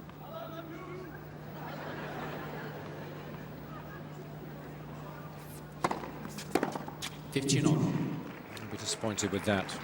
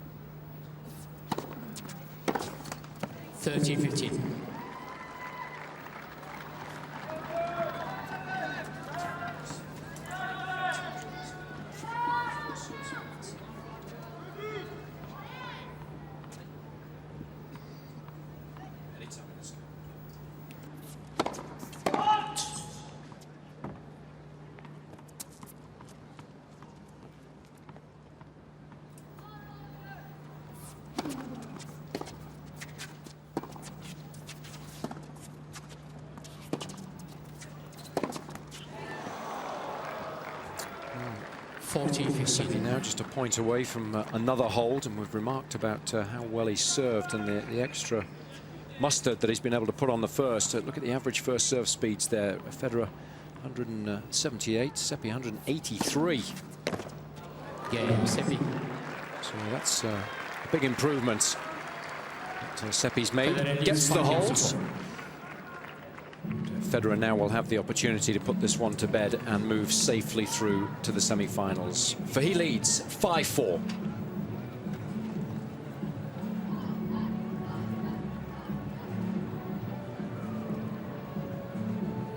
Yeah, another good service game, and he's done nothing wrong in this third set. He really got blown away early on. Federer came out the blocks fast. That's been a really good effort, hasn't it, mentally, to get back into the match after losing the first set so convincingly, to hold his nerve at the tail end of the second set when he was reeled in by Federer, and then to continue fighting in this deciding set, even though Federer got off to a pretty decent lead.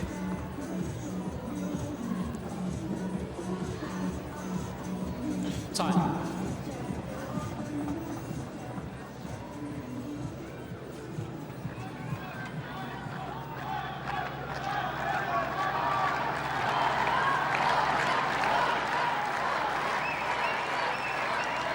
Thank you. Very good.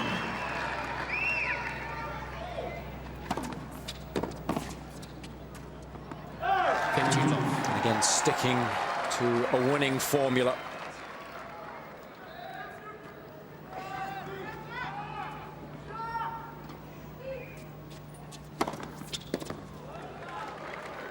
So much easier for Federer when he gets that first serve in play. So far in this deciding set, he's won 94% of the points when it's found its mark. 15 of 16.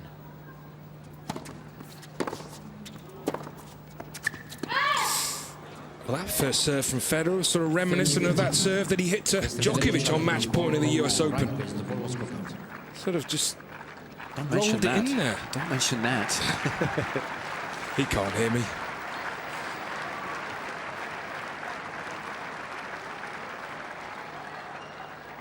Ooh, just missed. Still 2 points away. Net.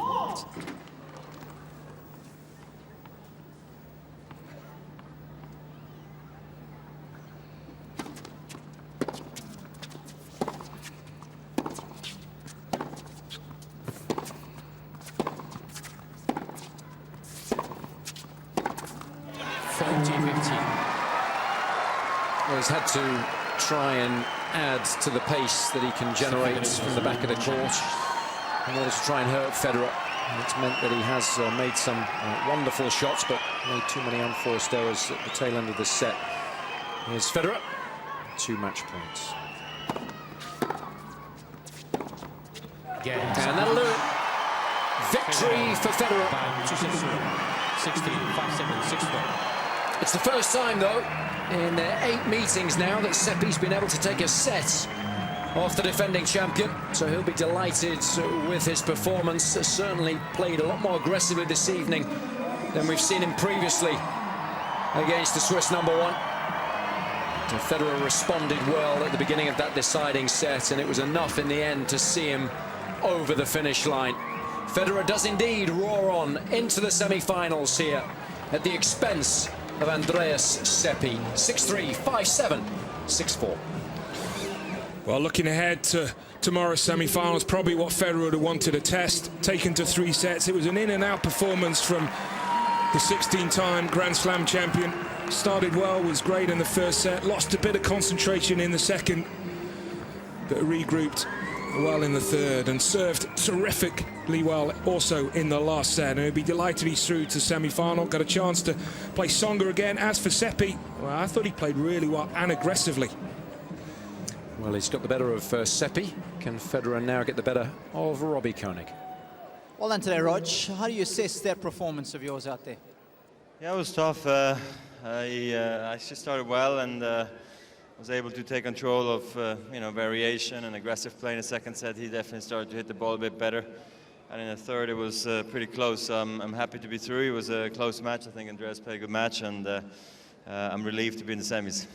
A funny old second set that was, topsy-turvy. We thought you were down and out. Suddenly came back. What's going through your mind at that point when you're down 5-1? Let's try to get back to 5-all and then lose 7-5. No, I don't know. Look, you try to hang in there and try to get off a good start in his service games to make him doubt a bit, and then all of a sudden you can pull off some good shots, and I was able to do that, but then he closed it out nicely at 6-5 was a break, so he started to play more aggressive, and he deserves the second set. Tell me, Jo-Wilfried Tsonga tomorrow, whenever you guys play, it's real box office. What do you expect tomorrow?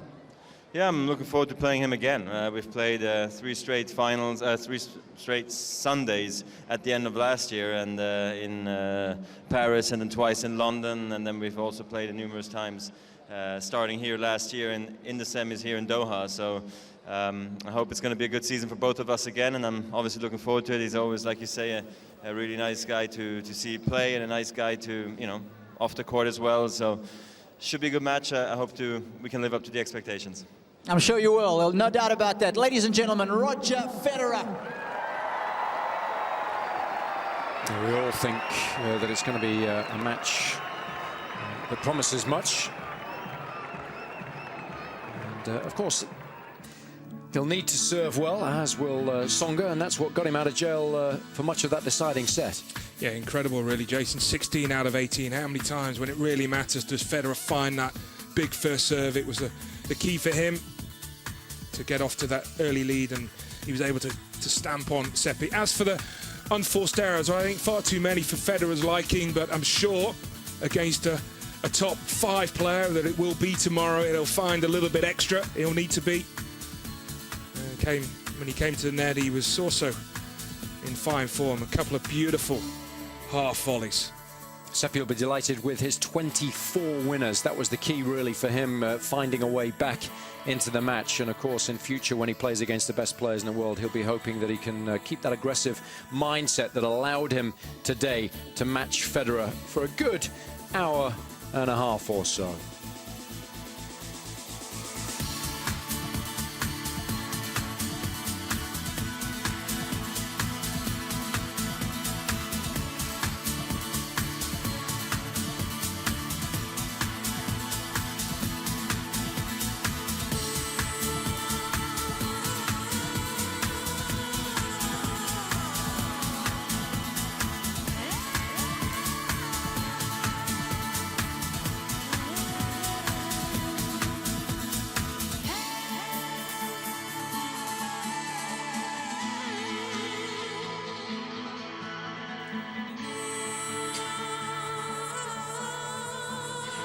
So Federer signs off as the winner and is the second man through to the semi-finals. Of course, he'll play Jo-Wilfried Tsonga tomorrow.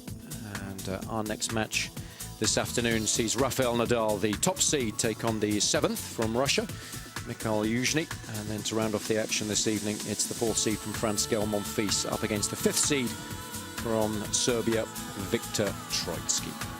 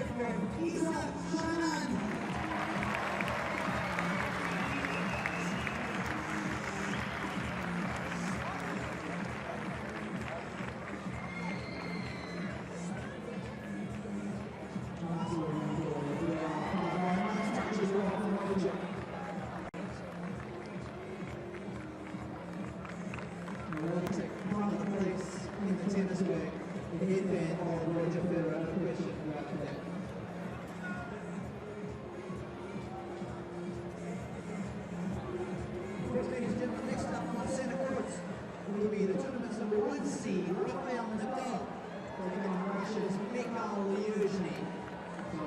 So fast the lineup it has been the last 3 days. So if you're going to get teas or something warm to drink, you need to sneak out now. It's going to be a quick turnaround.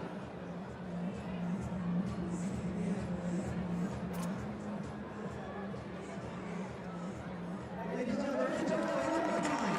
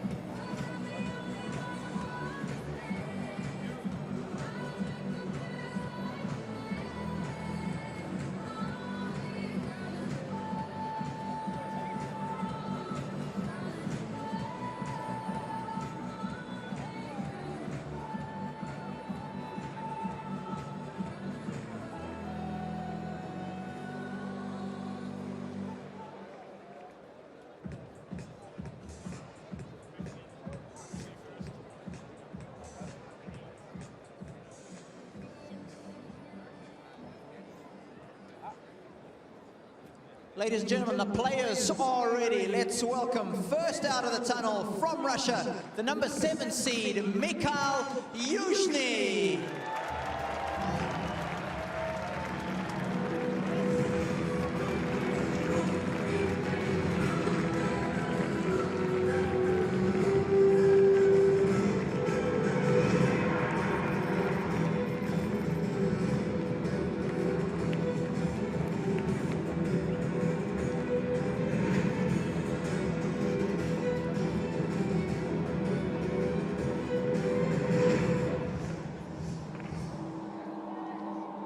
And from Spain, 10 times major champion, Rafael Nadal.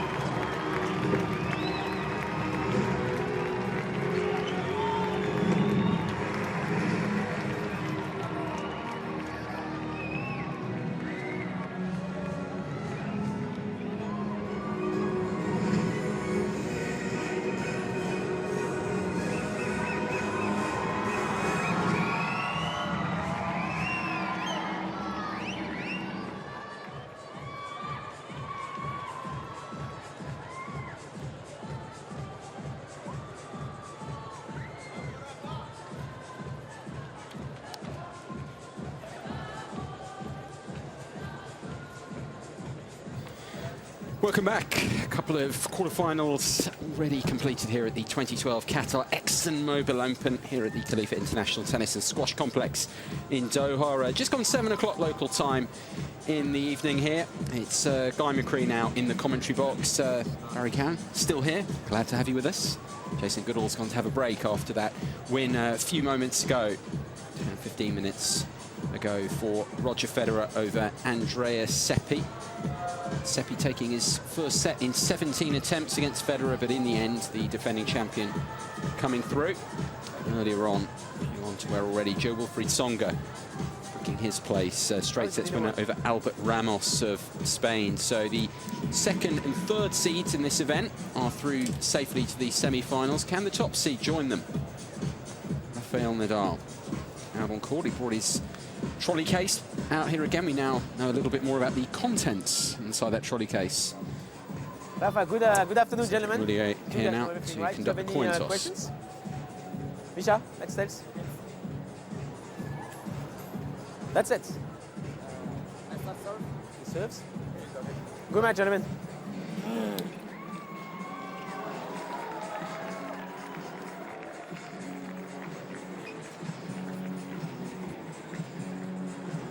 Coin toss complete then. It is confirmation then. The top seed Rafael Nadal still hunting his first title here in Doha. Finalist in 2010.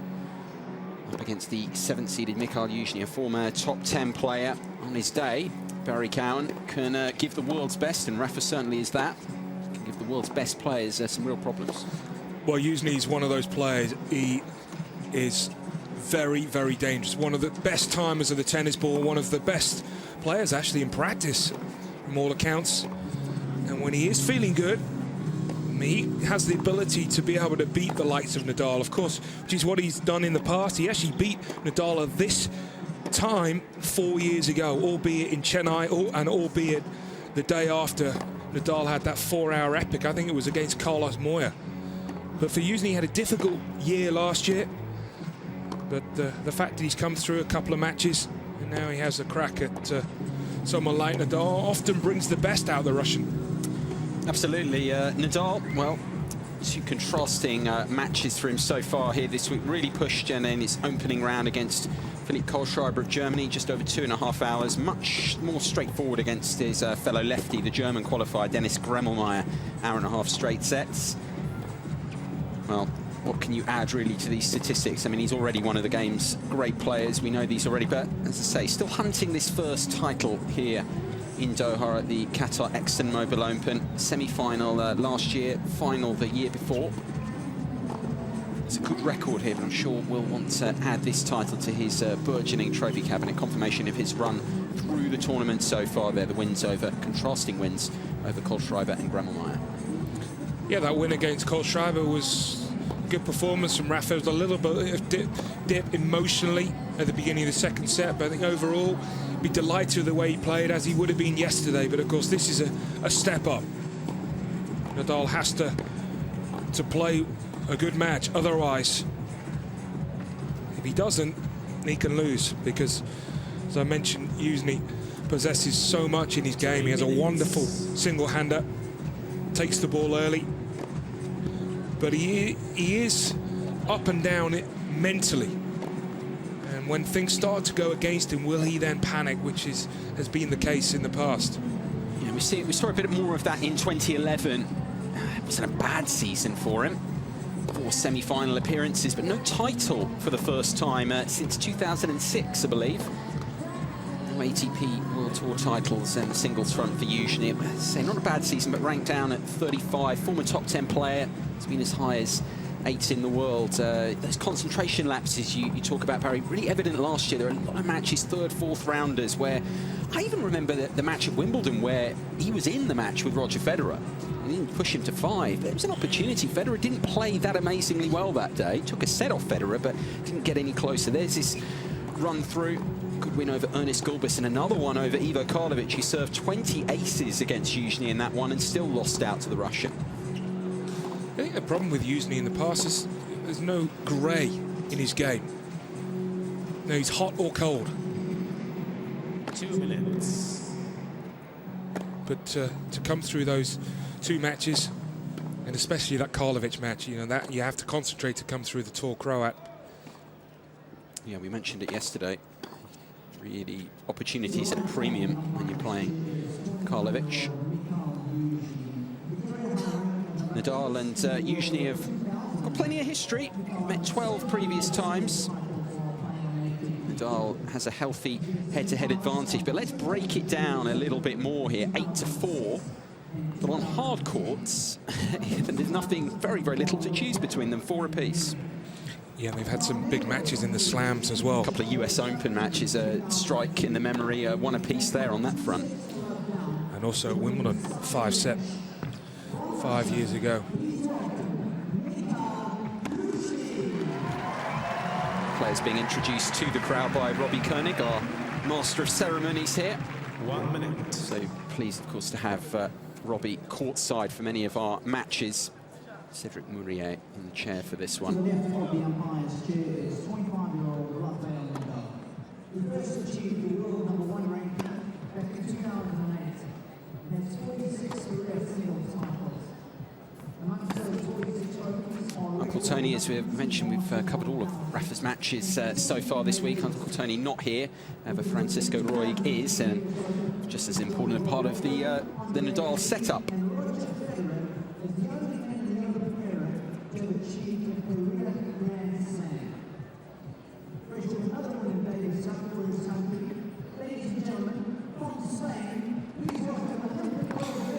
Well, he was practicing earlier. Rafa at around about 2 o'clock Doha time, and working hard. Yeah. That's the reception as he's introduced to the crowd.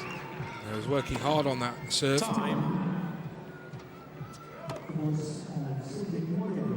Usually, as we've been saying, very experienced, won't be overawed by the challenge of facing Nadal. Has had success in the past, as we pointed out.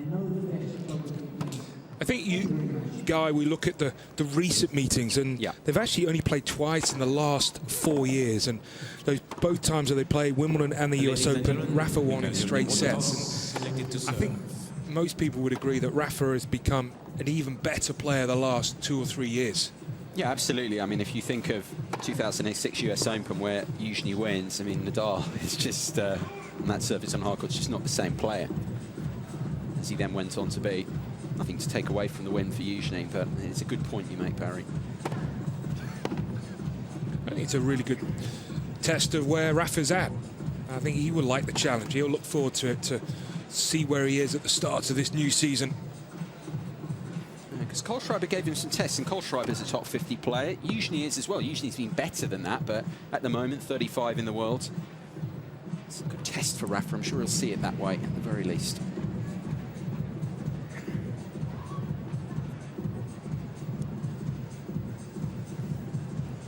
There is our third quarter-final of the day there. In black and white for you, and a bit of green and those other colours as well. Nadal against Yuzhny. Already 2 men through to the semi-finals. Yeah, third seed and the second seed. Can the top seed join them? Good buzz around here as well, Barry, for this one. I'm not saying there wasn't during the Federer match, but it seems to have even gone up a notch. Big anticipation. That's a great crowd. Always expect great things when Rafa's on the court. Yuzhny won the toss, and he's chosen to serve first here.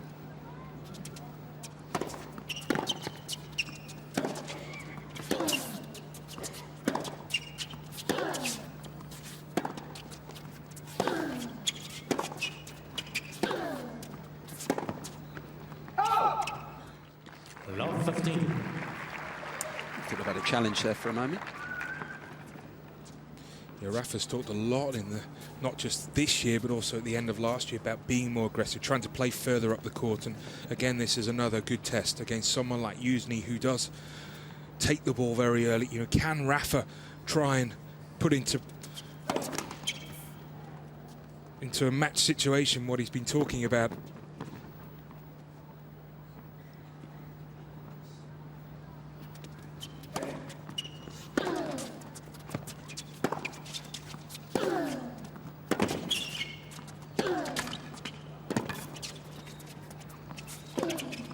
Rafa had him exactly where he wanted him there.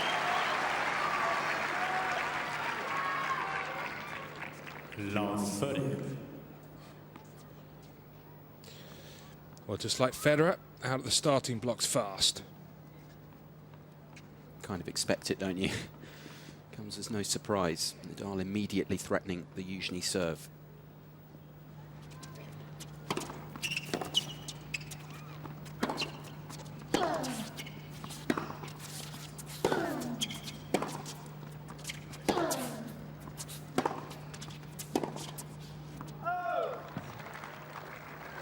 Yeah, that's a shot I don't really feel Rafa needed to go for down the line.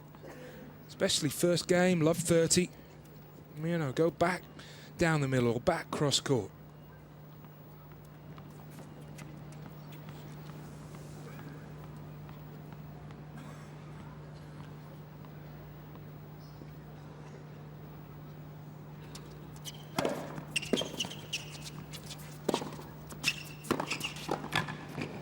That is literally too hot for Yuzhny to handle. He was there, but there was just too much on it, really. Yeah, it was a really good pass, but he slightly hesitated on the approach, and any time you hesitate against this great player, he will find you out. Nadal has that look, that intensity about him that we all know really too well. Double break point immediately.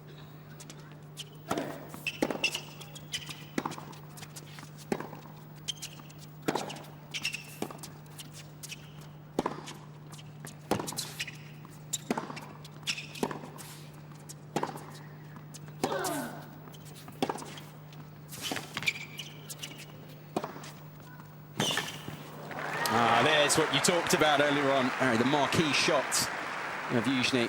Joy to behold that side, particularly from the Russian. Yeah, you have to have this shot in your locker if you are to worry Nadal. He uses such a powerful racket, the Russian.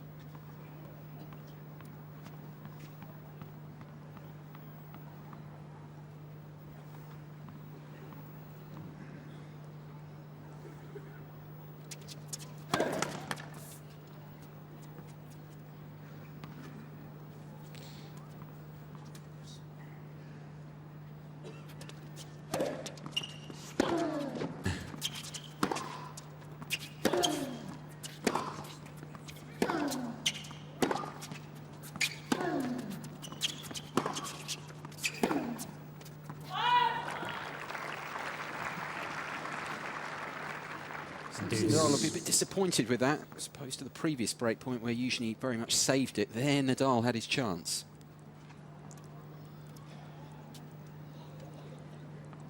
Yeah, expect some long baseline duels.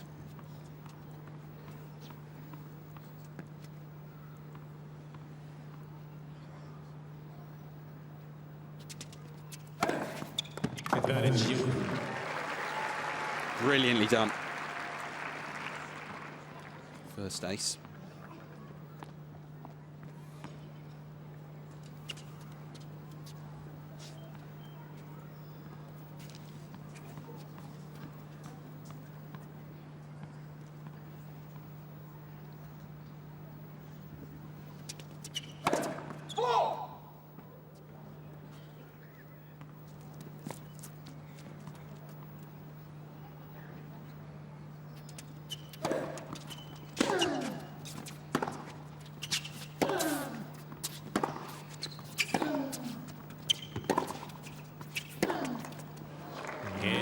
That's a good effort from the Russian. Looked in trouble. 2 break points saved, though. And he does hold serve first up. That'll do his confidence the power of good. He never liked to be behind the 8 ball early on. It's nice to come through and save a couple of break points, and especially the way he also hit the ball, using it.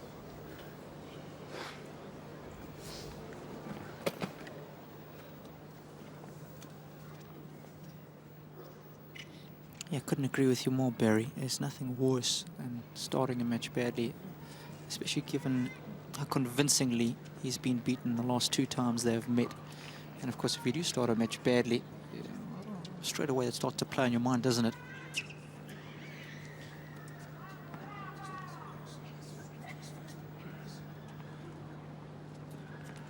Nadal to serve for the first time in this quarter-final. Breakpoint chances he couldn't take. Serving now at love 1.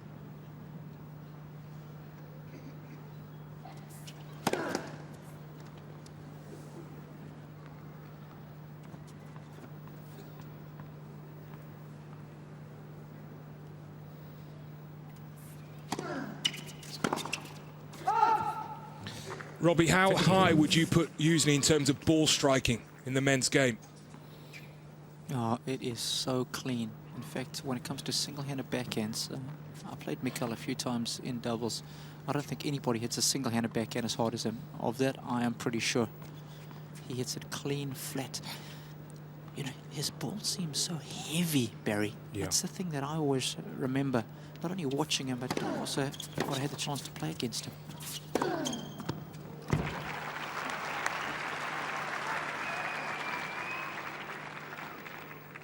30 love. Especially on the backhand side, it's almost like he keeps the ball on the strings so long, hits through it so well. And of course, that's the perfect way to generate pace.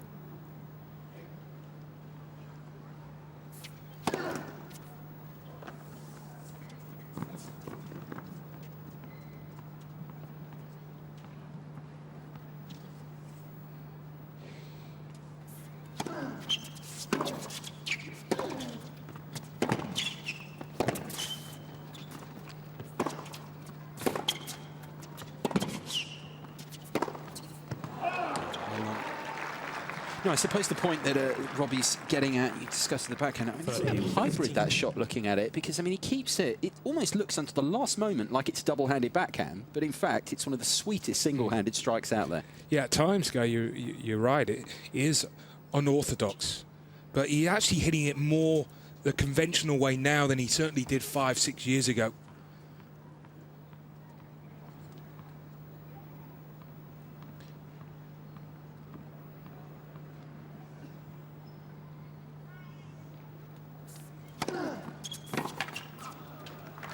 He's got good hands as well, Usley.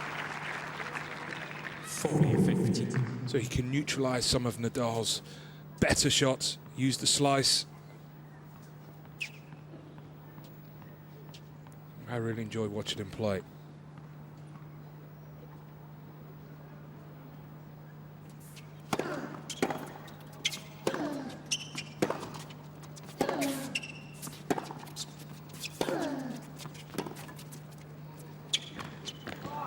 Oh, yeah! Wonderful. Nadal holds for the first time. Well, that's genius. Great slice from usually, but this is something else. Improvises really well, does Nadal. Oh.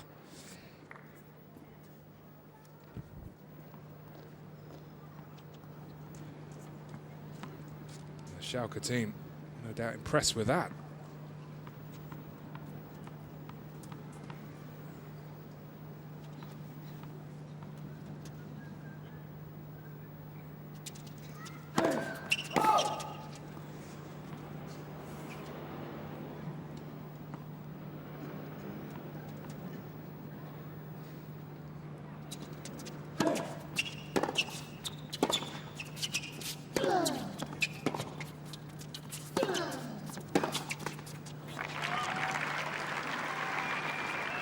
Nadal won the point, but I would have liked to see him in his second shot go back to the usually forehand. You know, they're type of little things that start adding to his game. Try and, when the point's there to finish in 2 shots, do it.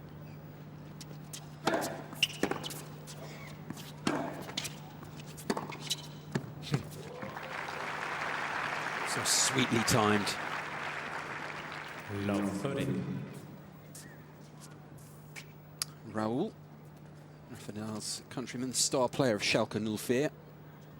Champions League regulars. He's the top goal scorer in the history of Champions League football, I believe. Is that correct?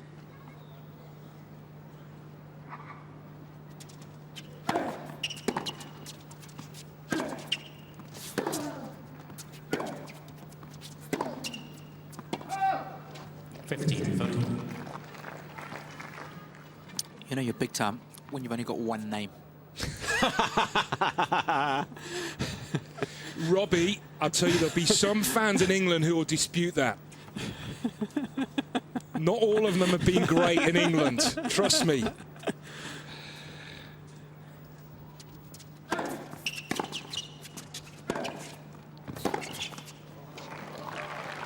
No, I'm thinking Man United plays Cleberson for some reason comes to mind. There are many.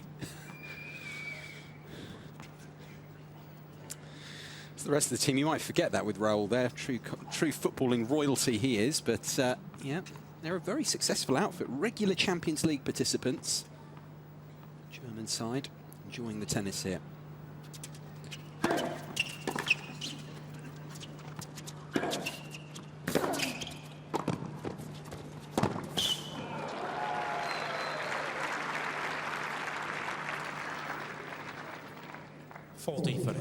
It's a complete player. Usually he knows what to do at the net.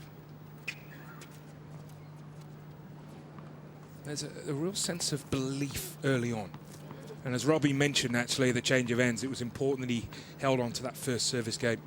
And he knows if he gets down the line and be level with Nadal, he can win. That counts for a lot.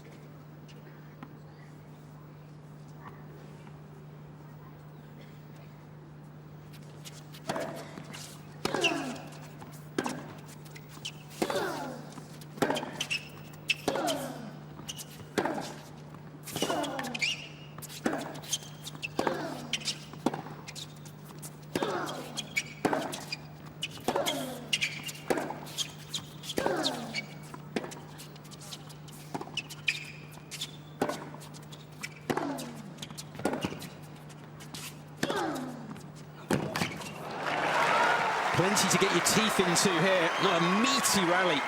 And he enjoyed that, the Spanish legend, as he looks on another. When he was at Real Madrid, Raul, he went to watch that tournament in Madrid quite a few times, as did the other Real Madrid players. It's a stunning quality.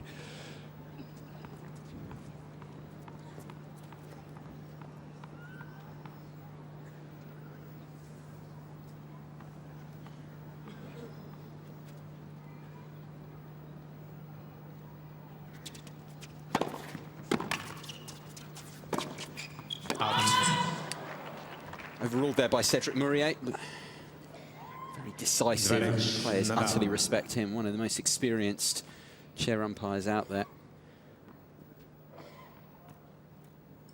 but he gets it wrong. Key moment that could be. Nadal with the break point now.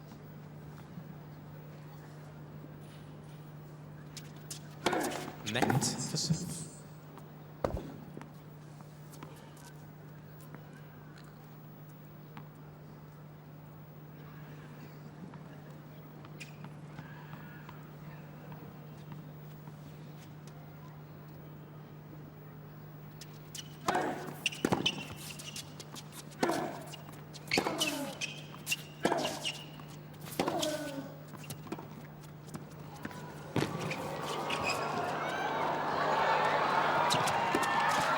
Oh, it's a shame, because even by Rafa's standards, that court coverage was pretty special. Well, it's got the potential to be the best match of the week. Particularly the way usually has started. If you look at him, Rafa played well in his second round match, but usually is stepping up here and showing what he's about, bringing all that experience, not overawed at all at the prospect here that he faces. Good level from both early on.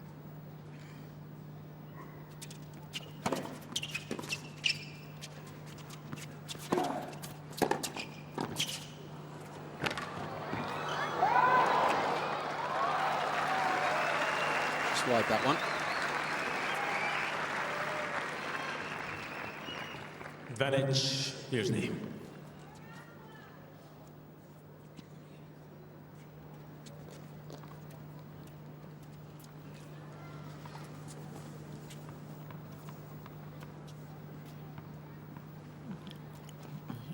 You know, I think one of the greatest compliments you can pay a player Gael. is that he's maximised his talent.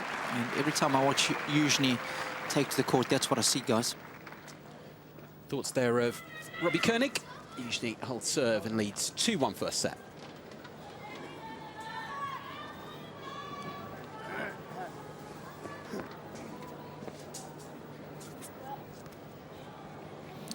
Yeah, I think we can look at a lot of tennis, and Barry, we've been involved in the game for a long time, and there's nothing more common, I think, in our sport than wasted talent. And that's why I love it when guys like Jusni come along and they don't have any major weapons. But, you know, this is a guy who's played some incredible tennis over the course of his career. And with what he's got, not only has he maximised his ability, but I think he's exceeded perhaps expectation. Would you go along with that? He got to career high 8, didn't he? And I think really what he suffered from is when he's had that great period and he's got his ranking up there, maybe his expectations have got ahead of himself. But now that he's sort of on a comeback, you know, he's got no points to defend, really, because he's 35 in the world, so he can start playing with a bit of freedom. So the first 3 or 4 months of the year, he could be dangerous.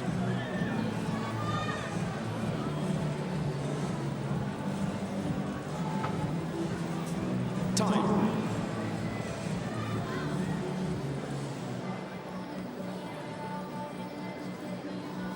Nadal, the only one of the pair to have created break points so far. Usually his opening service game, but no breaks. That's the most important thing, of course. Sit quickly, please. Promising opening to this one. Can the standard be maintained?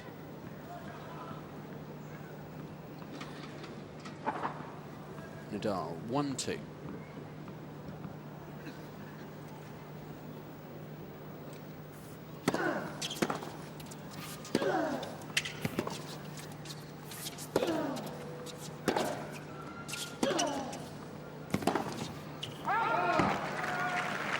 I like that move from Nadal. Looking to come forward.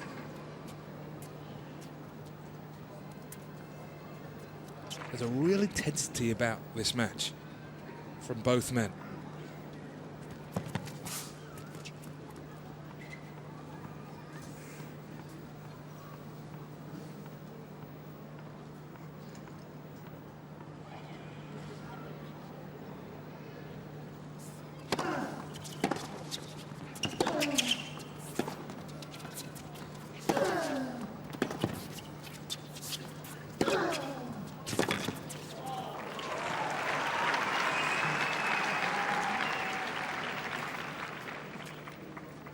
Very love.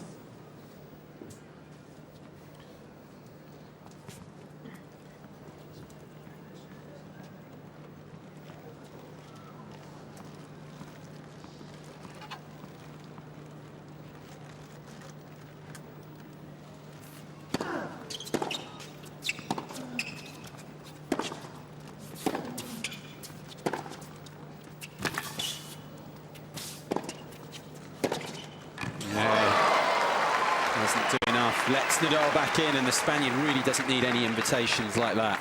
Well, he worked the opening beautifully with the flat hit, and Robbie, is there much difference between the flatter hit of Jusni and the way Rafa's hitting it in terms of net clearance? I was just about to talk about that. It's the contrast in styles is wonderful to see.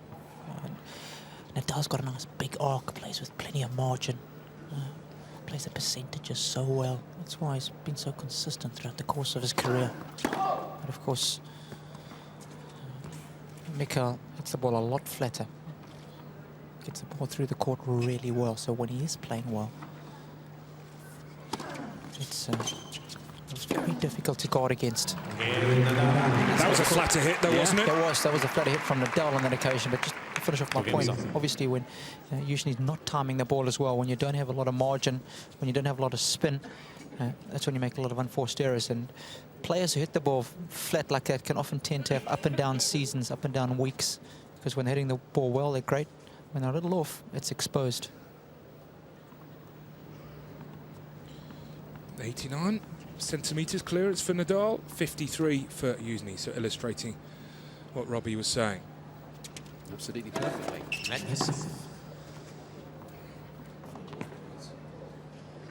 If any of you wondered why we have Robbie Koenig courtside there, these last few moments just proved to you why we do it.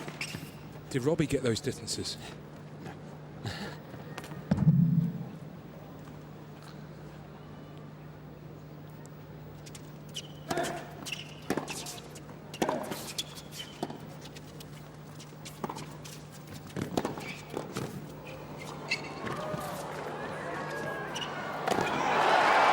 Pinches it.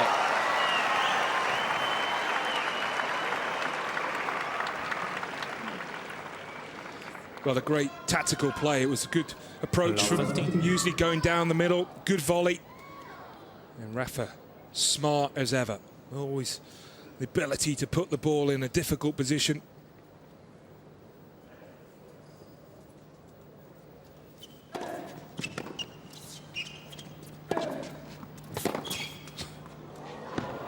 Is he making it? Trying to go to the right baseline. Whiz by. I mean, that's the baseline directly beneath our commentary position. There's a challenge coming.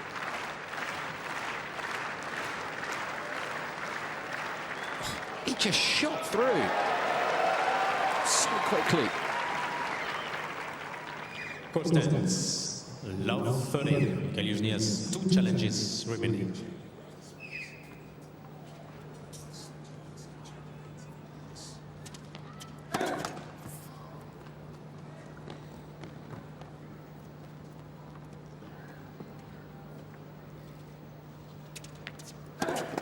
Next second serve.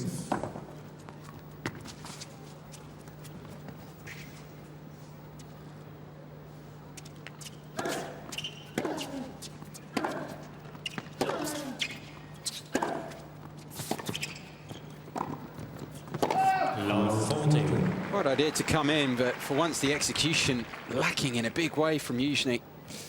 Yeah, again, interesting exchanges, Guy, and the right shot would have been the drop volley, but of course he got hurt at the beginning of the game, so he had that at the back of his mind. You just have to try and sometimes accept, okay, mate, I hit the right shot, but I didn't win the point, but next time you come in, keep doing the same things. Triple break point.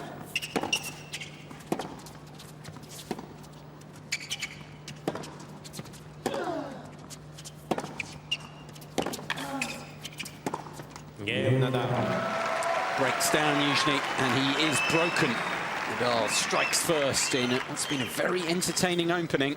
Still, the top seed though has the initiative. 3-2 the lead.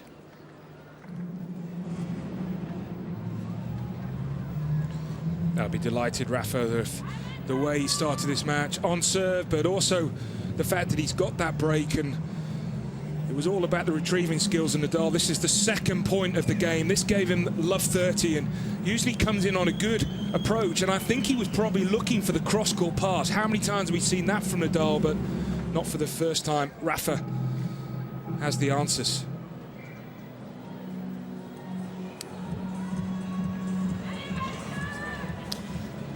And Barry, I guess when you lose a point like this, you can't be too upset with yourself if you're usually, because you've made Nadal hit the toughest pass, the one up the line over the highest part of the net. There's very little margin to work with. So easy to miss that wide, and sometimes you've got to say too good.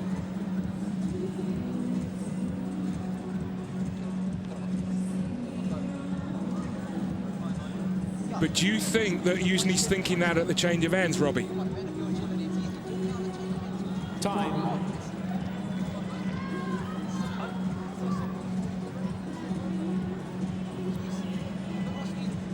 Robbie, do you still think that Jusni would think that at the change of ends, or that was too good from Rafa?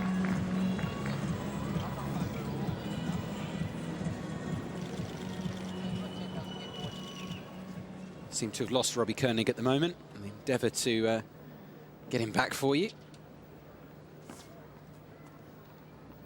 He's got many demands on his time, Robbie Koenig. Privileged to get him for the time that we do. Nadal with the break now. 3-2 opening set.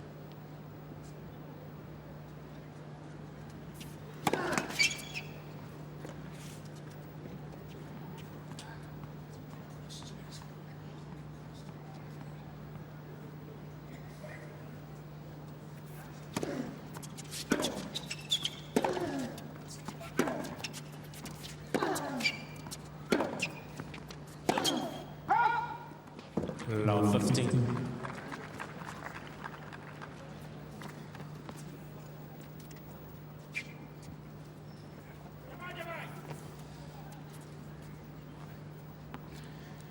Mentioning the Schalke 04 team. Wearing their whole kit. They're also wearing earpieces as well, listening to our commentary. Klaas-Jan Huntelaar amongst them.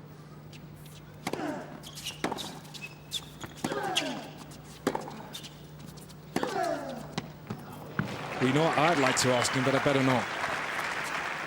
Is he joining your team Liverpool in the January transfer window? That's my guess. I need someone who can put the ball on the back of the net. Been linked with a move, hasn't he, Klaas-Jan Huntelaar? I hope he doesn't take that earpiece off and throw it on the ground, guys.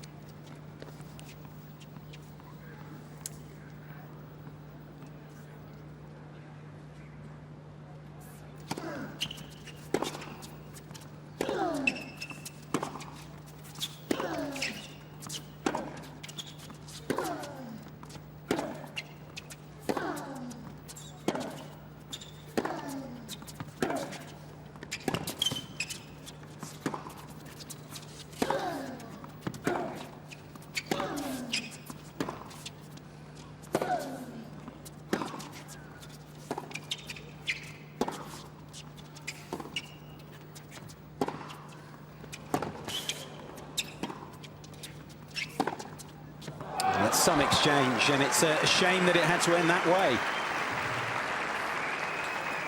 But it's been 28 minutes of high-octane tennis. 15-30. I think he can keep this going, Jusni.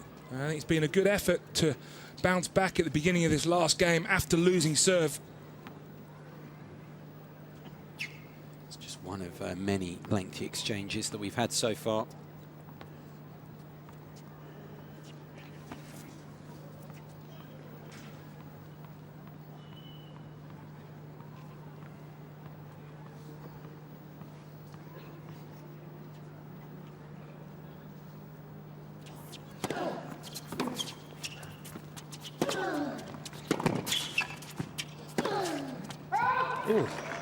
Yeah, it's just missed out, hasn't it, that one? Left inside and ball was called out. He's challenging it. What do we reckon, Gael? Well, I've put my head on the block there. I think this might have caught a piece of the line. With that wicked Rafa topspin. Brought it back in. Let's see. Oh, he has, you know. Wow. 30 on. Barry, Guy was always one of those guys in the juniors that you had to worry about the line calling from. Was it just wide, mate, turn your back?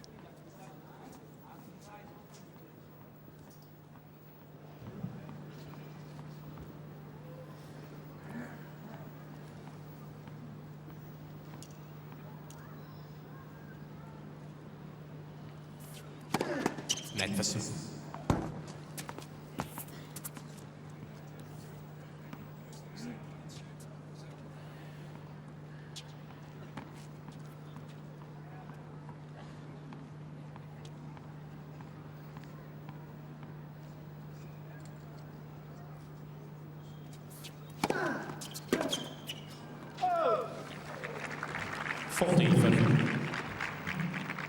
On the rare occasions, there's actually a bad shot selection there from Musni. He was looking to go down the line. Against the left-hander serve that's coming into you, that's not advisable tactic.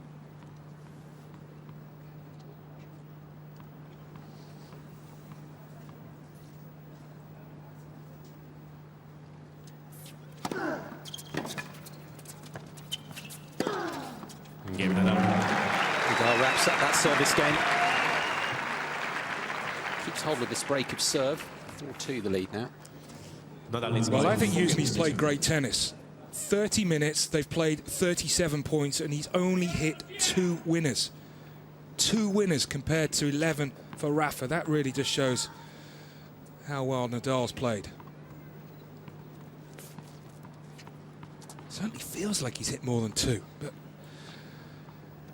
I guess that also illustrates how well Nadal's moving.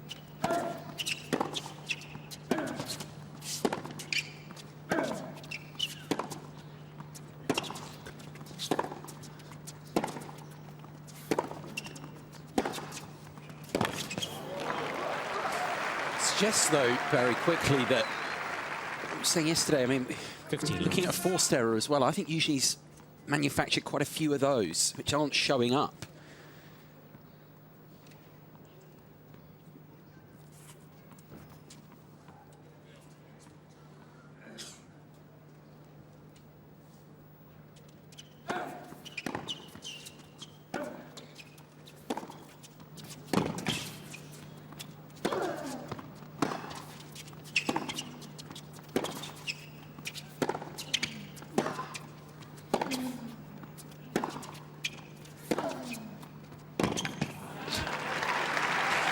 So impressive.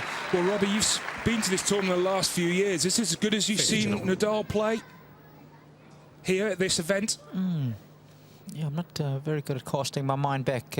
I'm over 40 now. Alzheimer's is starting to set in. But I tell you what, he is hitting it sweetly. What I am noticing particularly, Barry, is how well he's moving. And as you know, when guys move well, they generally play well. It's been a really good performance. The quality of the points, as you said, has been jaw-dropping early on. It's always an interesting one, that, is it? Do you move better when you're more confident, or when you're moving well, do you gain confidence? Well, I think a big part of movement is anticipation, and I think when you're confident, you're generally anticipating the ball a bit better, so there's definitely some credence to what you say there. But as I say, footwork's looking good. His movement around the ball is looking exceptionally sharp. Of course, it'll be a good question to ask at the tail end of the week if he's able to make it that far. We'll see how he stacks up against a really top-class player.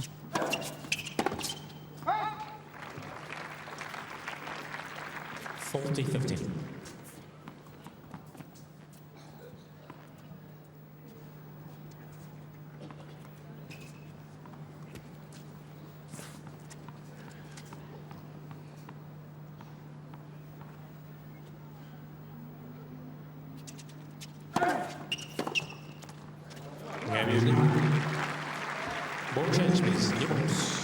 Usually gets So game on the board there, That another is my one. 4 games to 3. Still Nadal in charge of this high-quality opening set. The lead for the Spaniard, 4-3.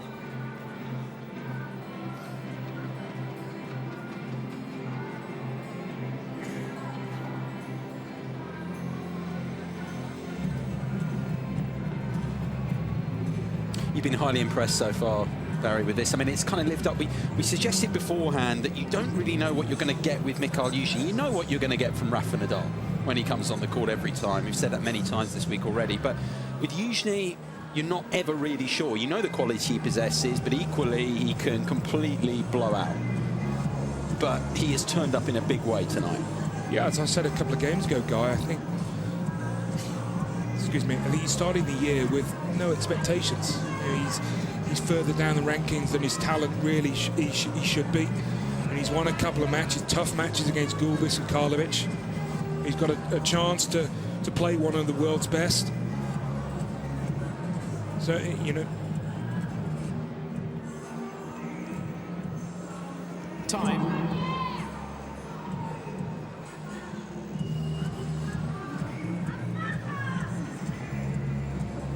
Got to try and plot his way to get the break. Yuzhny, Nadal serving with new balls. Hasn't created a breakpoint chance as of yet, the Russian. A bit more pressure on the Nadal serve here. Nadal with the new balls to serve at 4-3.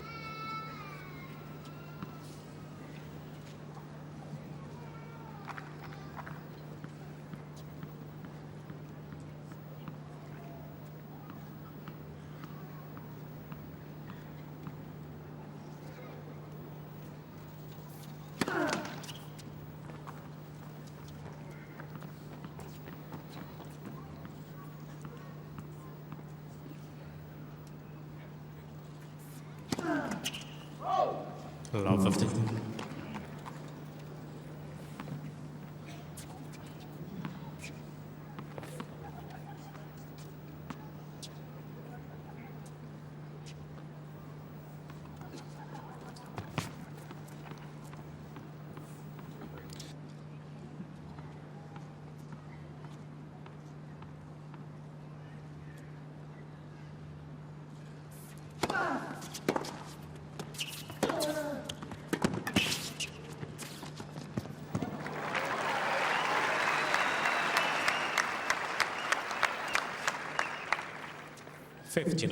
Well, I've got Mark Woodford sitting next to me.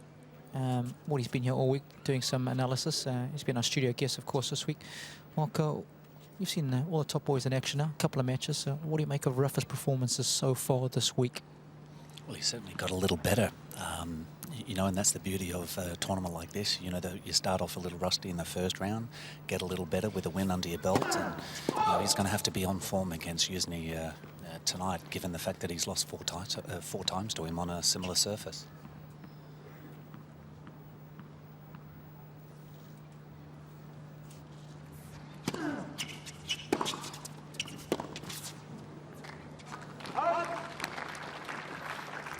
We were just discussing what it takes to beat Nadal tactically, and I think Yuzhny has that. That's why he has been effective against the Spaniard in the past.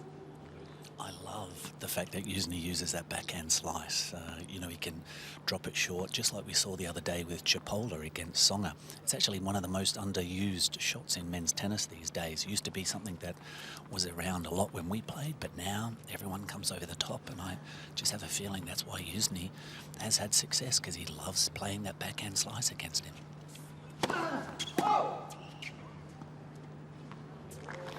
Certainly is an underrated shot, and of course Yuzhny gets great purchase on his backhand slice. Certainly one of the better backhand slices out there.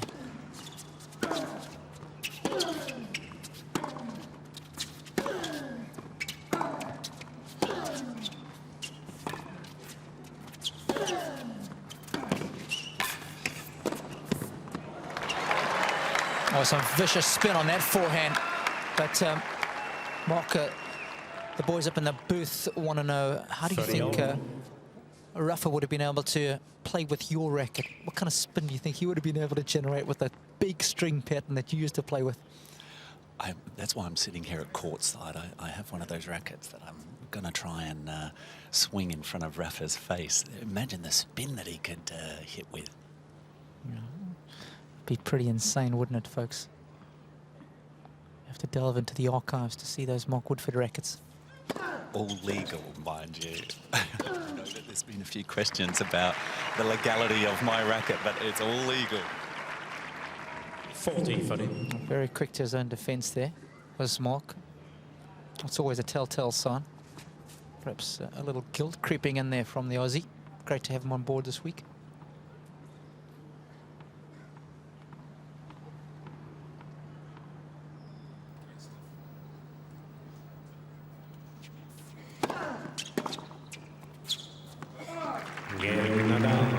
Usually just get any more than a couple of points there off the Nadal serve. Skips away to his chair and is a game away from taking the opening set.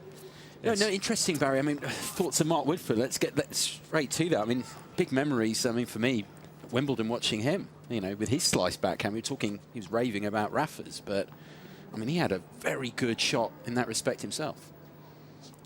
Yeah, an excellent slice. Left-handed, of course, Mark.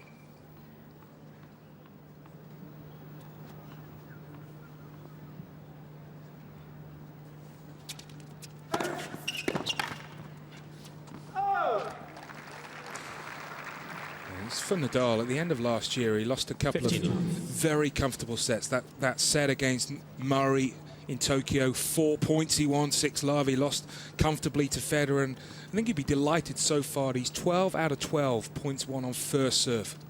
Doesn't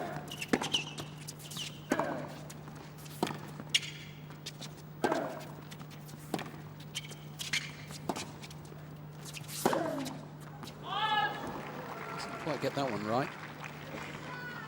I like it though. Good intensity. Got the right idea. 14 winners. That's really encouraging that Nadal's hit in the 28 points he's won.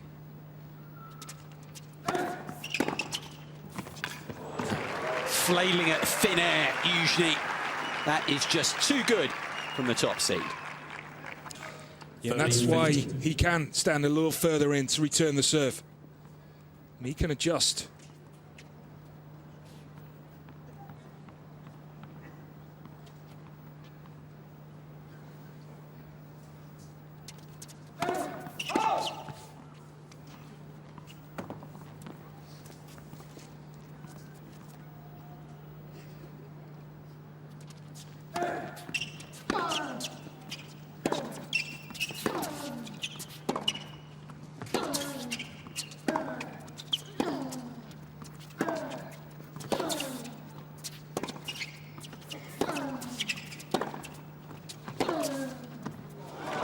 Arguably even better than the previous one. Rafa raising it again as he looks to get his set done in this game, perhaps. That was a great end to the rally from Rafa, but I felt that the started to return far too passive, didn't do enough.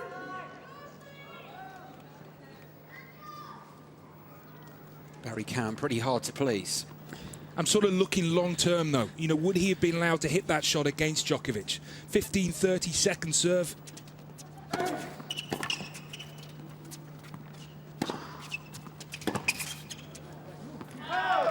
You know, it's changing that mindset. 40. But you're probably right. You've got a point. Nadal himself has made such a big point out of that. It is so much. Losing all those 6 matches, 6 finals to Novak, as Rafa did. It's a big part of things for him in his mind. Focus on this, though. Usually is playing him very tough indeed here. No doubt about that. Nadal will have the chance to serve for this opening set shortly at 5-4. He's not going to go away, Uzni.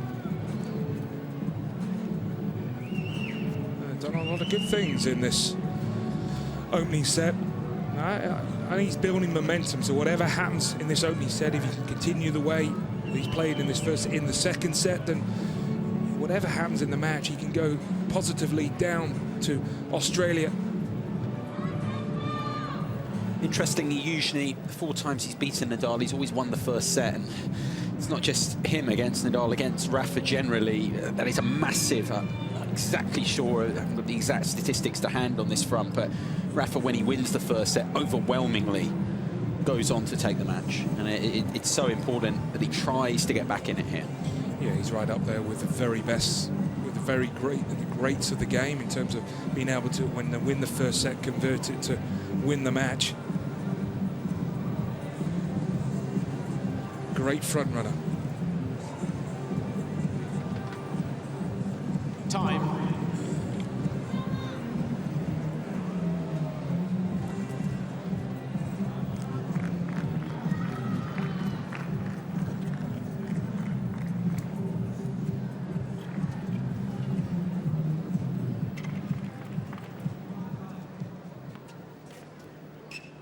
Usually has prolonged this opening set by successfully serving to stay in it. Now he has to try and break this man's serve for the first time.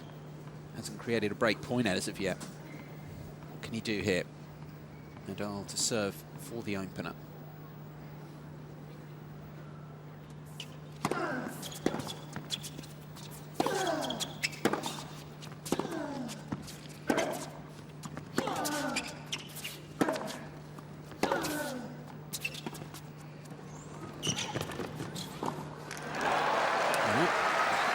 That would have been what he wanted.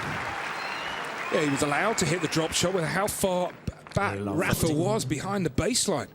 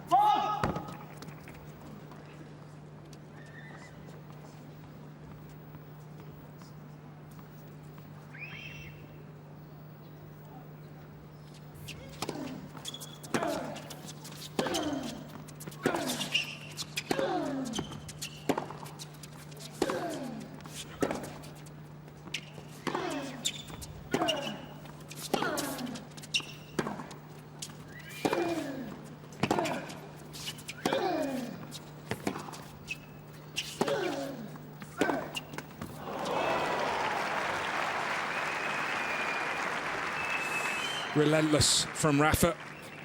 The shot early in the rally might have been wide. And there be pleased, Francisco Roig. It's tough to call him assistant coach. But, certainly has a good relationship with Rafa when Uncle Tony's not here.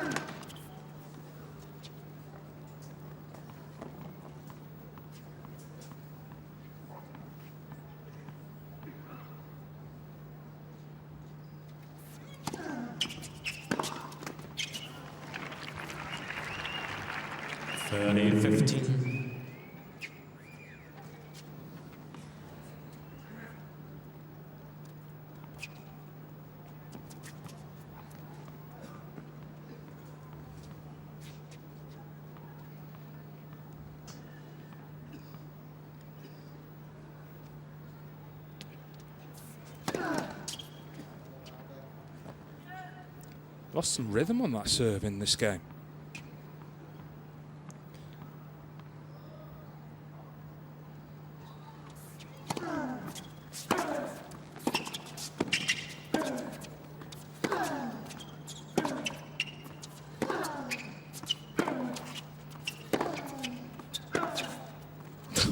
That is quite simply ridiculous.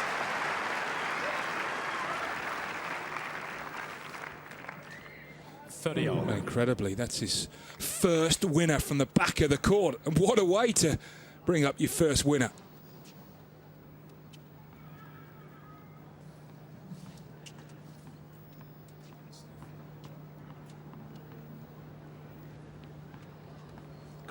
position a few times usually. Hasn't been able to go on and create a break point.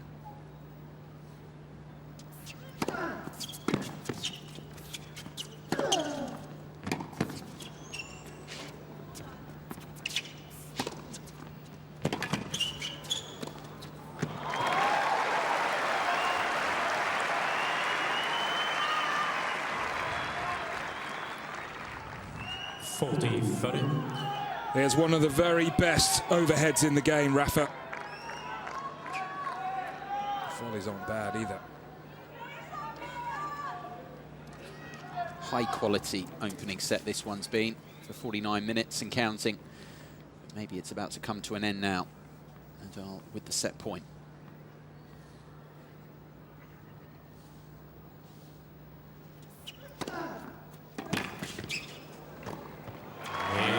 Superb set of tennis. Nadal.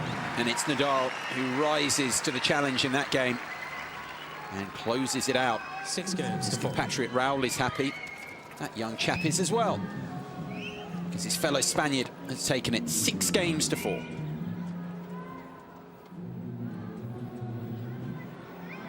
More information here. Oh, it's there now. So we had shirts there. Just shirts. Just lots of them. Another new shirt. It must be about, look at that, how thick that is. Can't be just shirts. Anyway, minor compared to this, trivial compared to the first set statistics, Barry, which you'll take us through now. A brilliant set of tennis. Set of the week, really. Usually played as well as he could play, and probably as well as he was allowed to play. Only hit 5 winners, but it doesn't really truly show how well he was hitting the ball from the back of the court. As for Nadal, well, he was sublime. As about as well as he's played for the last few months, Rafa. Everything worked well. Had a healthy number of winners. And the first serve, points won, also very, very impressive. So can Nadal keep it going if he can? And he'll be very happy.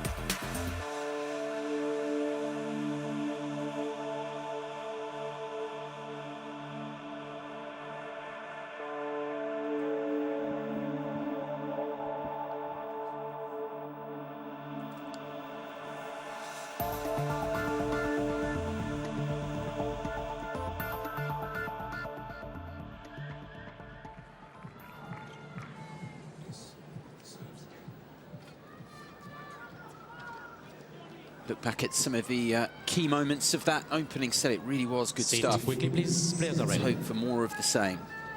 Good crowd in Second here. set, thank you. This one.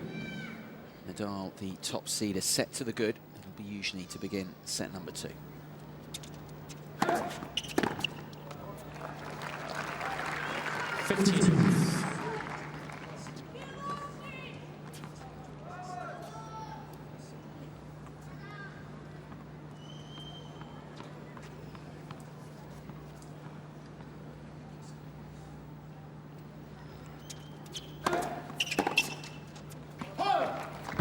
Just to illustrate the challenge facing Yuzhny here, Barry.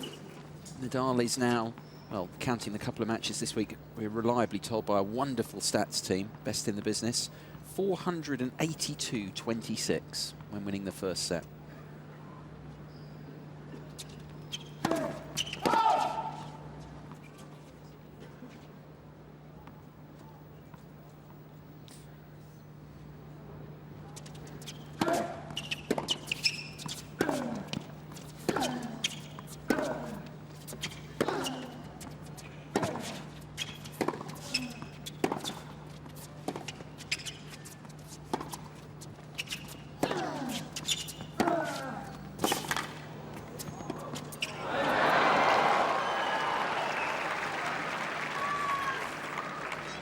But from what we saw in the opening set, Guy, that If Rafa's level does drop a bit, usually he's playing well enough to take a foothold in the second set. Although that wasn't a particularly good sight to see, that type of shot. There was almost a, oh well, do I have to hit another one?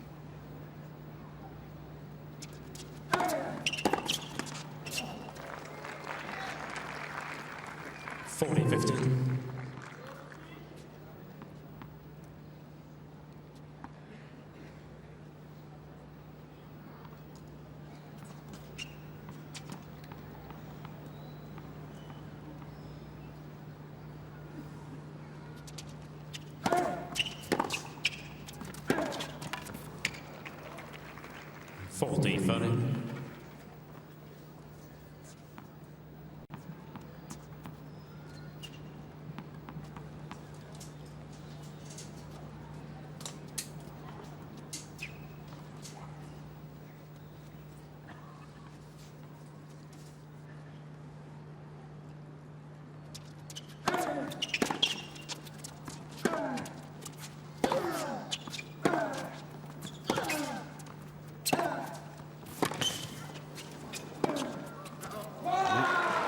Super point from Yuzhny.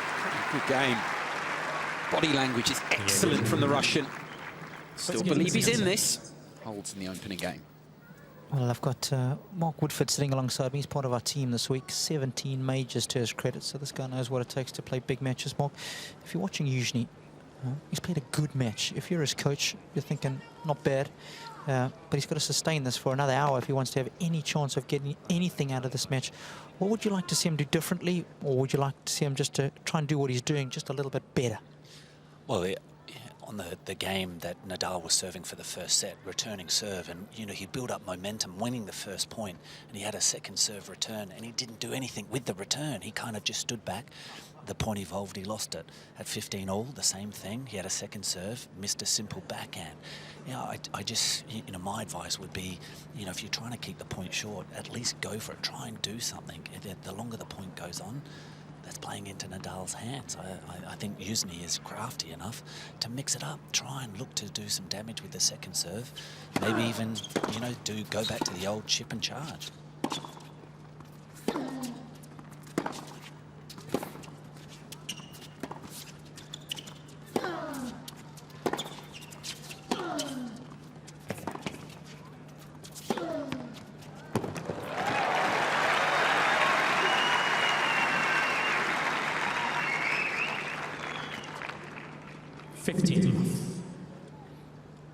And of course, Mark, Yuzhny is one of the few guys who's got a single-handed backhand that's probably good enough to take on the rise, take a second serve on the rise, and give it a good old-fashioned smack. Yeah, exactly. He's, you know, he's very capable, even doing it off the forehand, which is probably the weaker wing for Yuzhny. But I just think it's worth, you know, the value could be worth a few more points if he is to actually stand in. And here's a case in point now. Yuzhny's got a second serve, and he's standing, you know, in my mind, too far behind the baseline to really create damage with the return.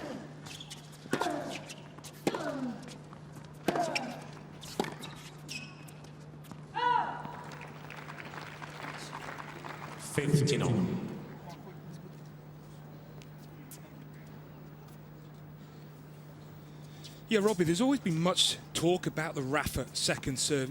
Maybe you could ask Mark. I mean, it is a hard second serve to attack because it has so much spin.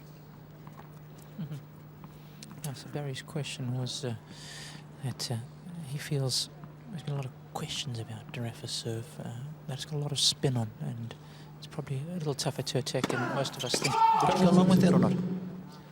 Yeah, it's a fair assessment, but you know, if you don't try and do something with it, he gets away even with those feeble second serves that can. We all hit, you know, some off pace, not well struck second serves, but when they're there, you've got to take them instead of, you know, letting him get away with, you know, feeling comfortable. You've got to pressure Rafa's second serve. Yeah, I think it's about sending a message to the other side of the court, isn't it? Even if you do miss on that second serve return, if you hit it hard and long, you're sending a strong message to the other side that don't do it again. So even though you might lose the point, as Mark says, you're thinking long term.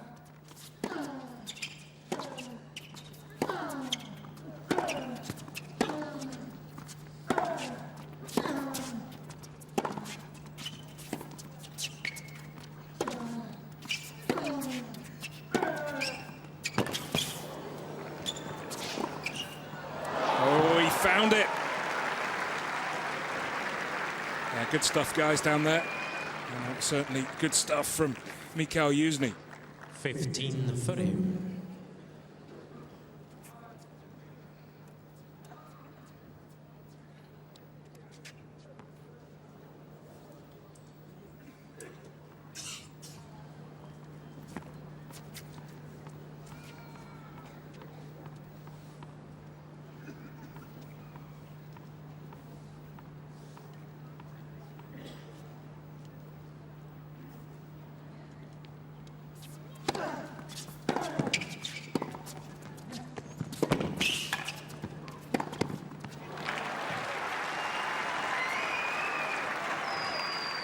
Sort of moment that you like from Rafa there, commanding, stepping inside the court to pick that one off. Yeah, this shot's evolving for Rafa. This transition ball. Definitely hitting it harder, definitely hitting it flatter, definitely hitting it earlier.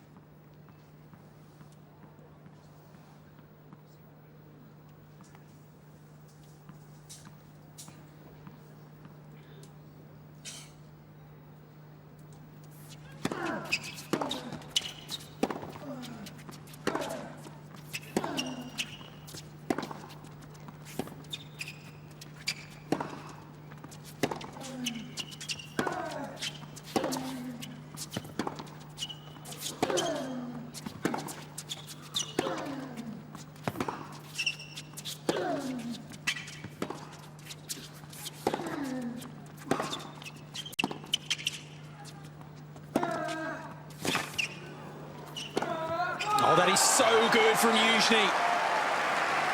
And for the first time, the Russian has a chance to break serve here. Brilliant stuff. 30-40. That's magic tennis.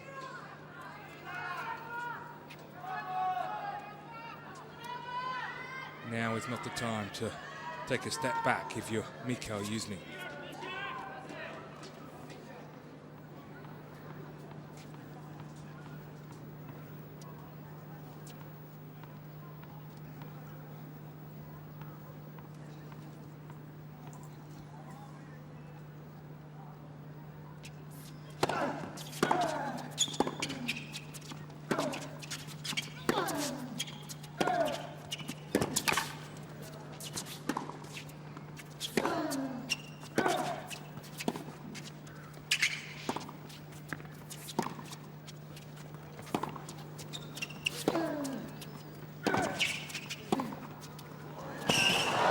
He just rises to the challenge. Brilliant again. The reaction to Max from Rafa as he saves the break point. Well, if there was anyone doubted that Rafa could make improvements to his game, this point really does give encouragement to Rafa. Brilliant the way he holds his position on the baseline. And with it being a break point as well.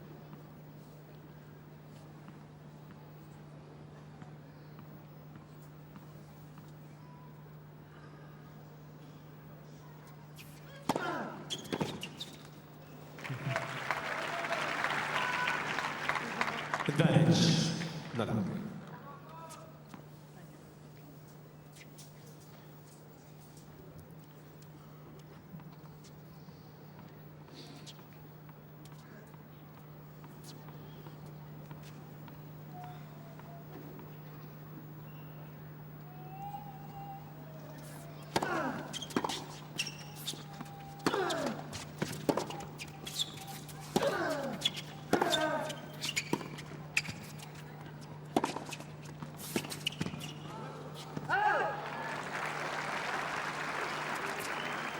Yes.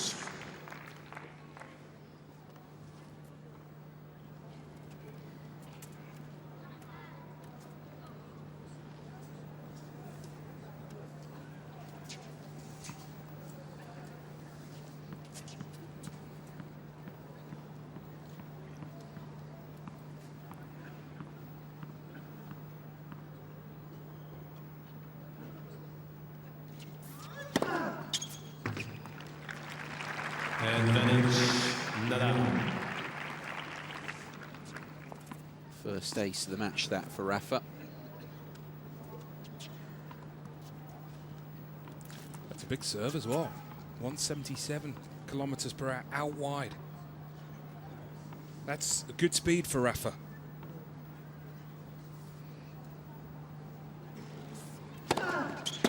Another pretty meaty serve. Gets it done. Usually had his first break point in the match there. Didn't come through, and Rafa gets himself on the board in set number 2.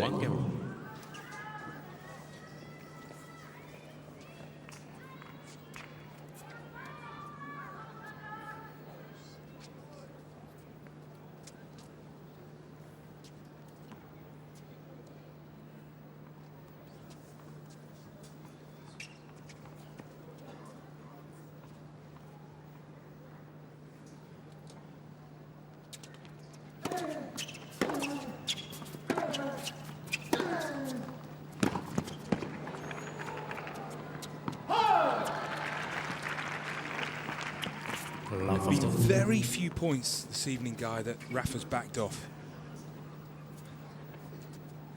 And you'd see that as encouraging. Because, I mean, going back to an earlier point, you've been very critical. I mean, you are, because ultimately he's a wonderful player, and you want everyone to improve and get better. Really impressed all round with what you're seeing here this week. Yeah.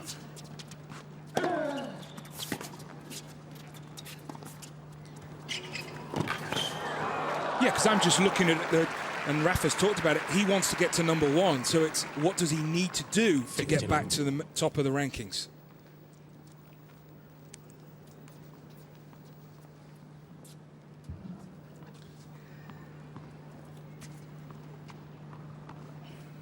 That's a different player to the one we saw at the end of last year.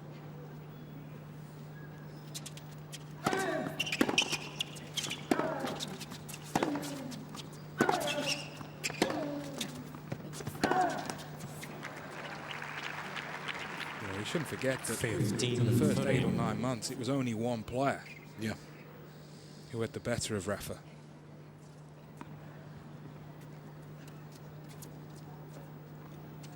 You know, if Djokovic wasn't around, we could have been talking about Nadal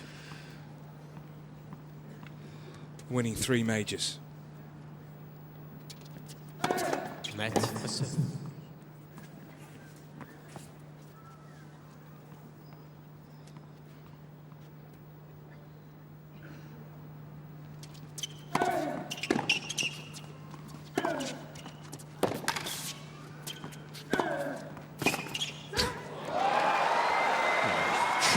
shot from Rafa.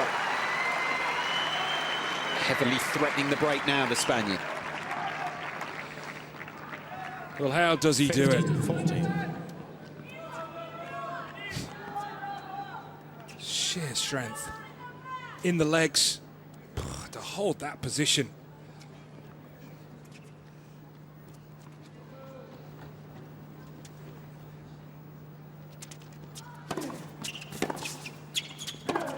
Nadal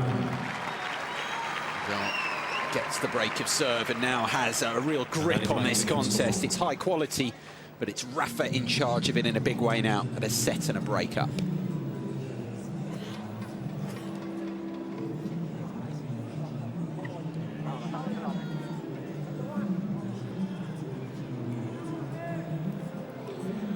Well, he had a half chance, didn't he, Hughes? And he played a great point when he had the break point, but Rafa came up with a good play and then sort of built on that momentum. It wasn't as if Hughes played a bad game. It was just, you know, Rafa really has been highly impressive. It's the Schalke team that we've been referring to. Staying on, you can't blame them. It's a really good contest.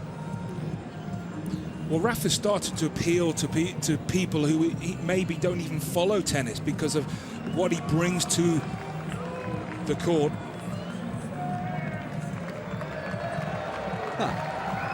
Mr. Raul has realised he's on camera.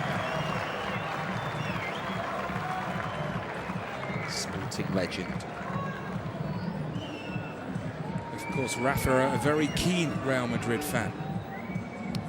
Yeah, Mikhail usually is a big football fan as well. CSKA Moscow. Fan Frenchman as well. They both like their football. A few French fans we can see around as well. Some Spaniards, French fans staying on, of course, because Gael Monfils is in action following this quarter-final. Gael Monfils up against Victor Troitsky.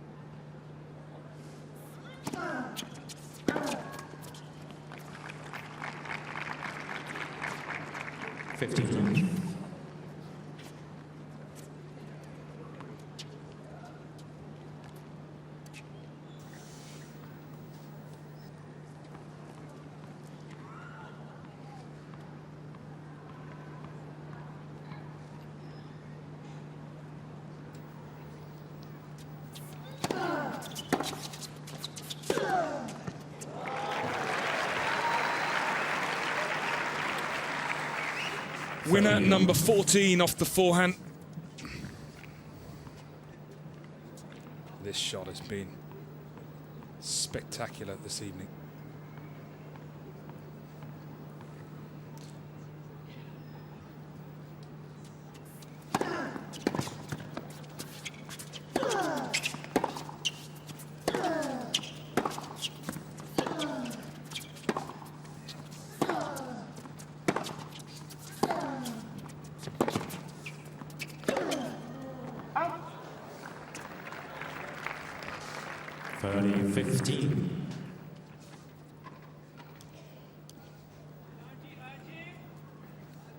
Hasn't erred too many times on the forehand side, Nadal, through this contest. As we're pointing out, he's been striking that shot extremely well.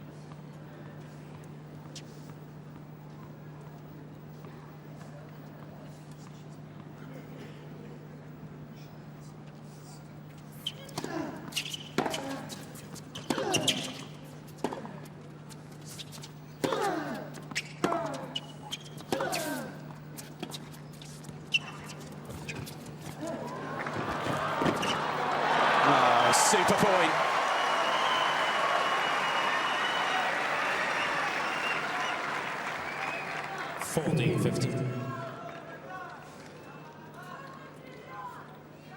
Well, that shot right there, Barry, when you're moving forward that aggressively, to be able to hit the ball so delicately and still keep it below the net, the kind of feel required to hit it is incredible.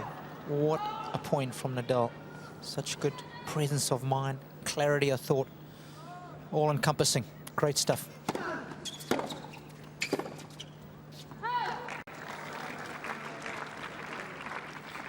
Glance from Rafa to his camp. I don't think he did too much wrong there. I mean, that was a great return.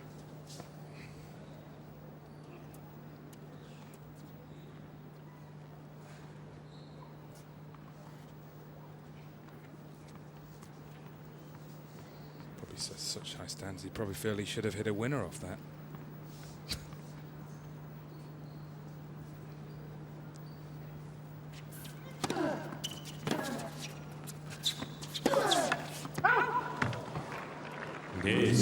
Okay, here's a bit of a test now for Rafa. He's lost a couple of points, he's missed a couple of forehands wide.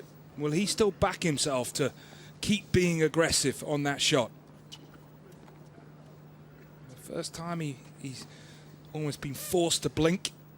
I know he saved a break point in the last game that didn't really do too much wrong to put himself in that position.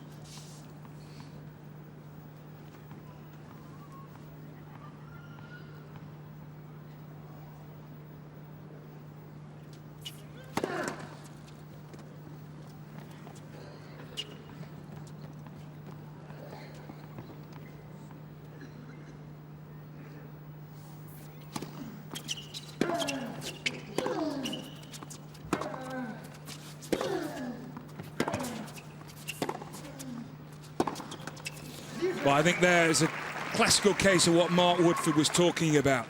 Bit of pressure on Rafa, just doesn't do enough early on in the rally. You start the rally tentatively, it's amazing that you finish it the same way.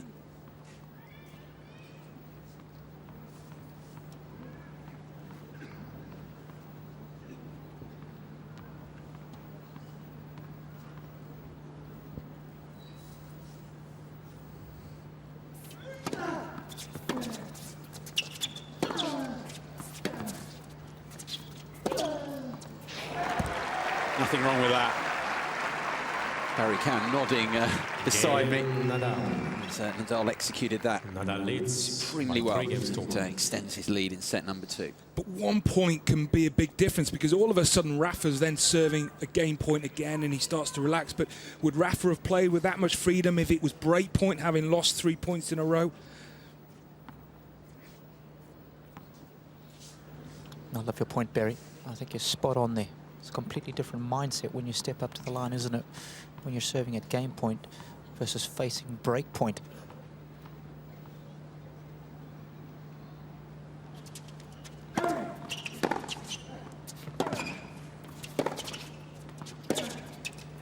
You know, as the great Andre Agassi always said, it's about assessing what you need to do during a match. You know, there's no set formula. Sometimes you have to change your game plan to recognize what your opponent is going through at the other end of the court. Absolutely spot on. No, he always made a big point, Agassi, didn't he, of beating what's on the other side of the net, not getting away from that. That's all you have to do.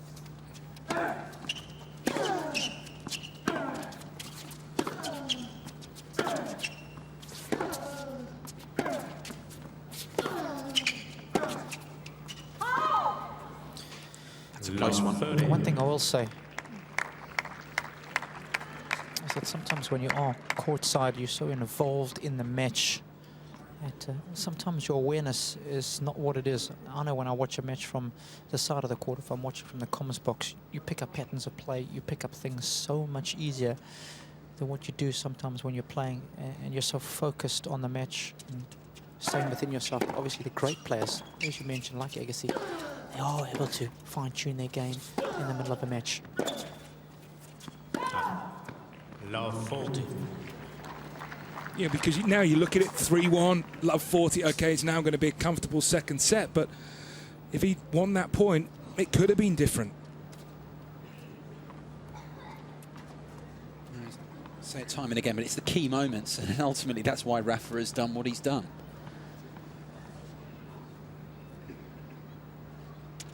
I think it was something like Djokovic last year won 59% of his points, and he was an outstanding player.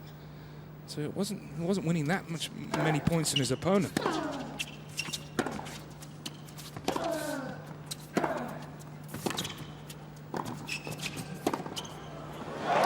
Rafa has this match exactly where he wants it now. It has been hard fought, and as we pointed out, it's been a point here or there.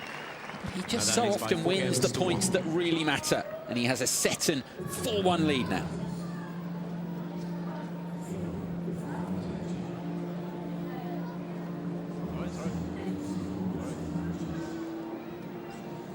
Well, I've watched a lot of Rafa's matches since Wimbledon on the hard courts, and for me, this is as good as he's played. Highlight some of the really standout aspects. I mean, we've called all of his matches so far this week. I mean, he's playing well now, no doubt about that. But in particular things, one or two particular aspects that you find outstandingly good here that you're really, really impressed with. His eyes. I think he's got his sparkle back, Guy. You know, I saw a lot of him at the end of last year, and he looked jaded. You know, he talked of a man who been here for a long time and been playing a lot of tennis, but so it's not just the eyes, but I think from that he's moving great. He's fitting his forehand wonderfully well. He's looking to be more aggressive. He's taking his chances. Everything's clicking into place.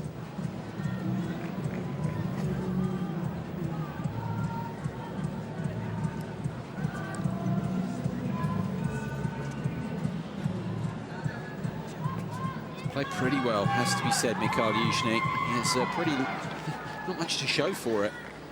Set and 4-1 down. Just coming up against an opponent in wonderful touch. Nadal to serve here at 4-1 in the second set.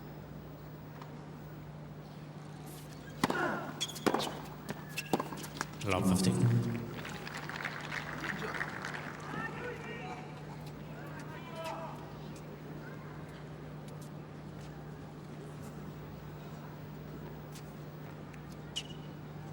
For Nadal to hit 27 winners on this type of court, that's a very good number for him.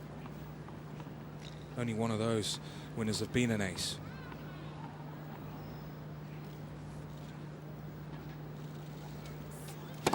Usually, on the other hand, 8.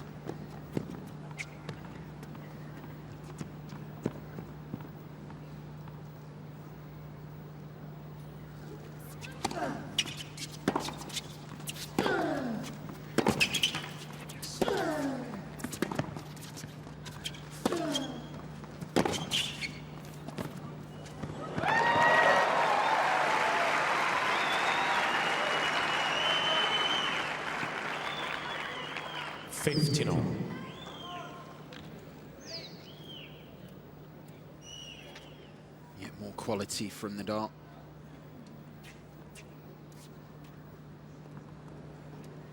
Really is putting together a fine run of results here. 16 of the last 21 points.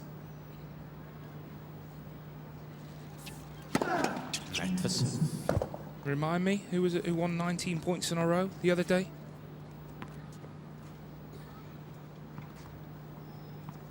God, I caught you on a hop there. Was it Troitsky? Incredible, 19 points in a row.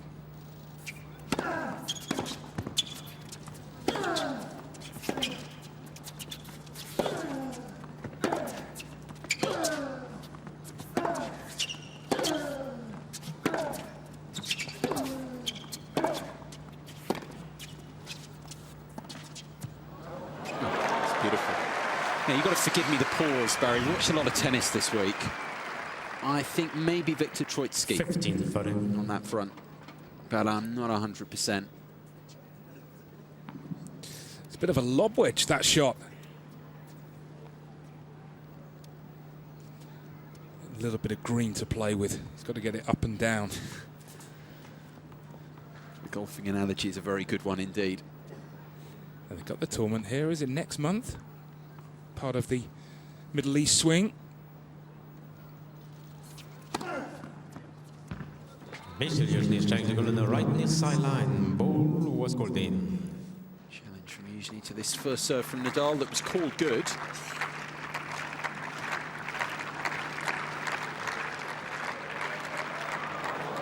a good decision to challenge. That's what the technology's there for.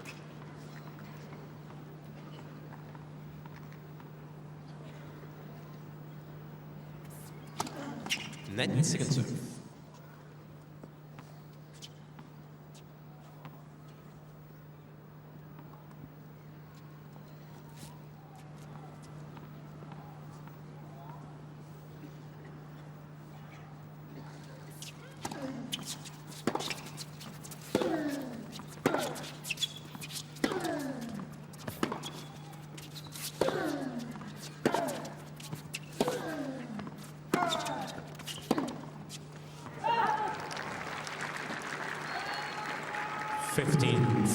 That shot was very out of keeping with a lot of what we've seen from Rafa. Well, I thought his reaction after the first point was a little strange because he did everything right. He held his ground, just missed it. And it was almost like, I shouldn't have made that error. And he's just having a little bit of a dip here. Usually he's had that one previous break point chance. Remember, he's 2 breaks down in this second set. Desperately needs to take one of these.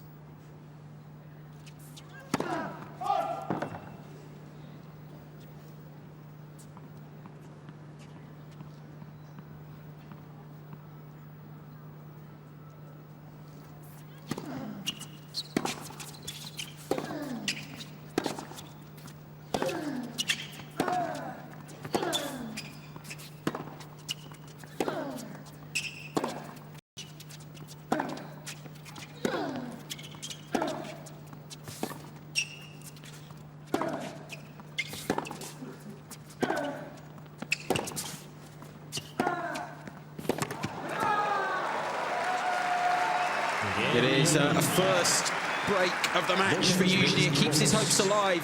He really needed to strike back there, and he has done. Credit the Russian, who narrows the gap in this second set to 4-2. Yeah, he found that wonderful backhand down the line to get the breaker serve.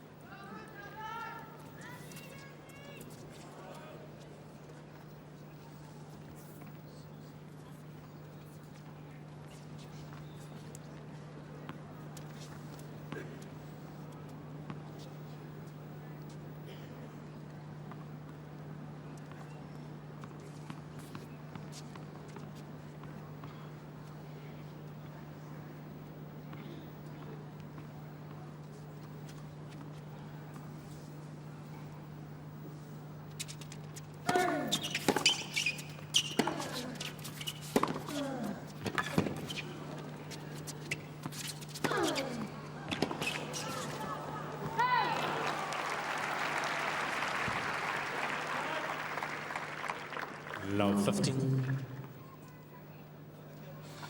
There was one word that sort of could describe certain players.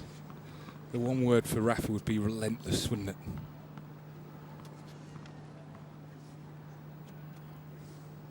It's a pretty good one.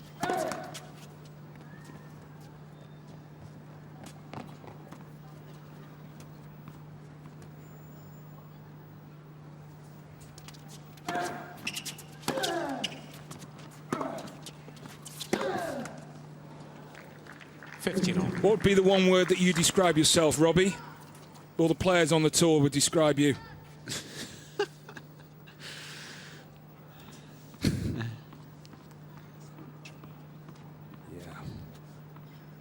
What about Mark? Ask Mark.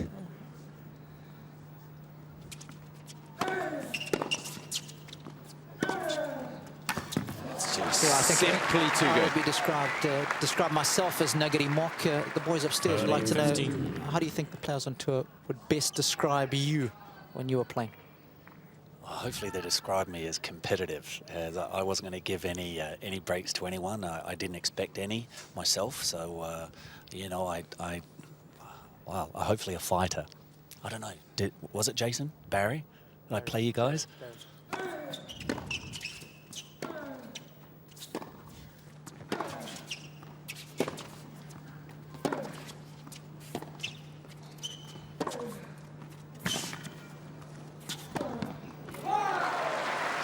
He's raising his level here. 40-15. It's not quite past children's hour yet. I'd use a different set of words to describe Mark Woodford. I'll tell you one thing for sure, that the guy cost me a lot of money. I actually have a wing on my house that's called the Robbie Koenig wing.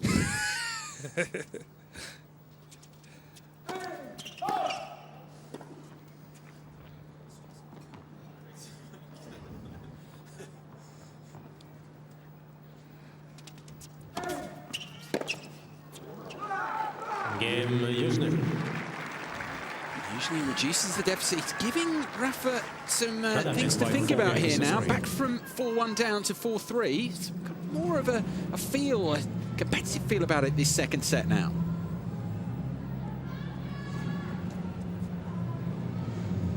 It's the least he deserves, really, Guy, because of what he's contributing in the match. In the first set, was it 6-4 on the scoreline, 50 minutes, but couldn't really fold what Yuzhny brought to the court. Certain times when you're playing the best, you have to accept that they're just a level better, and that really has been the case. But Yuzhny stuck to his task. That's where I've been really impressed with him. I mean, if he can keep this form going through the first part of the year, he's going to climb the rankings. Next, he played a full season in 2011. It wasn't a bad season. I think 4 semi-finals, got into the third, fourth rounds of big tournaments a number of times, but just not what he'd been used to in the past, where he was winning 2-3 ATP Tour singles titles a year, plays Grand Slam semi-finals.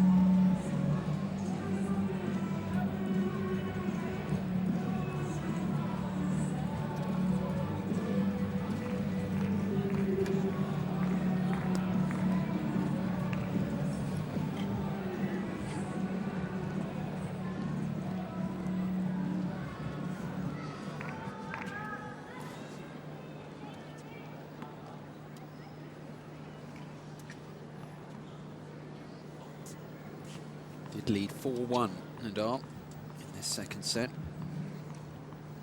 Much more narrow advantage now.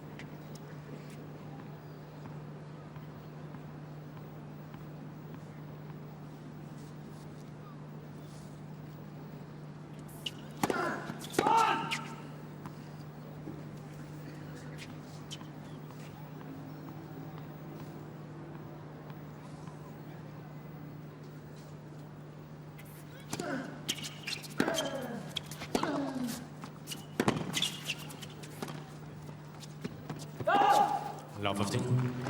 Rafael Nadal is challenging the call on the left far sideline. Ball is called out. Challenge here.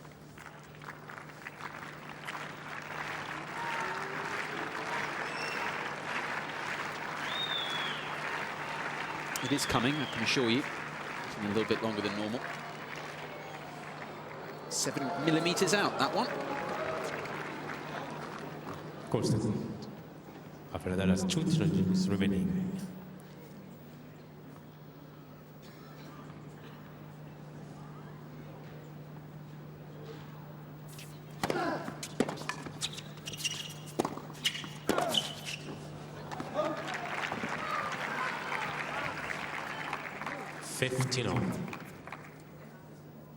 That's a good point from Rafa. Love 15, having lost the 2 previous games. Didn't doubt himself with that forehand.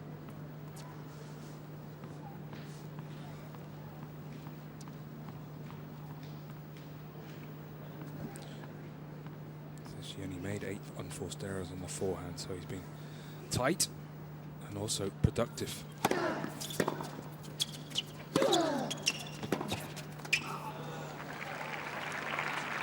So focused again from Nadal. I wanted to ask you, Barry, and Robbie's listening courtside as well. I want to get his views on this. It's actually a question on the ATP World Tour website today. I think it's one of their best poll questions. It simply asks, who would you choose to play for your life in a final?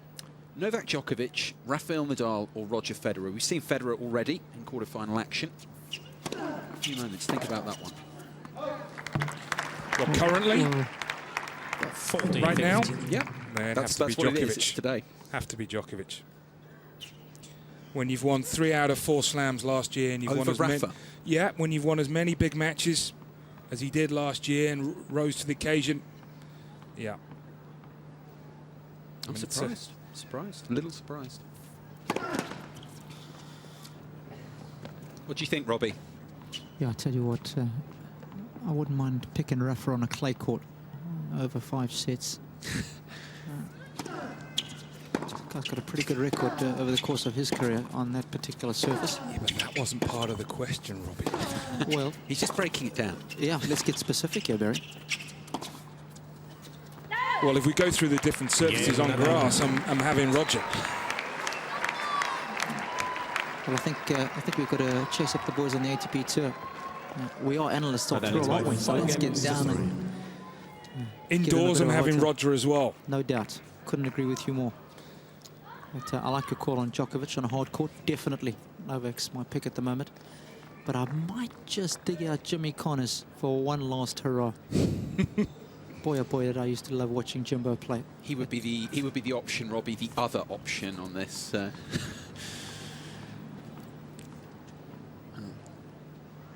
Nadal a game away here, meanwhile.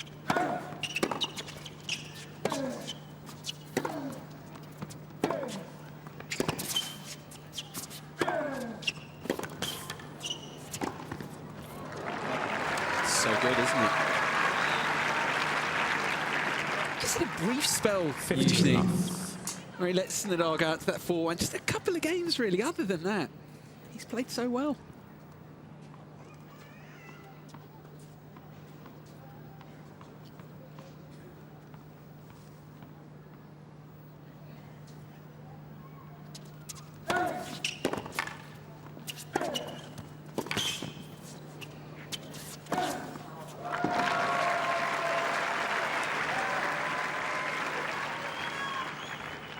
Fair enough.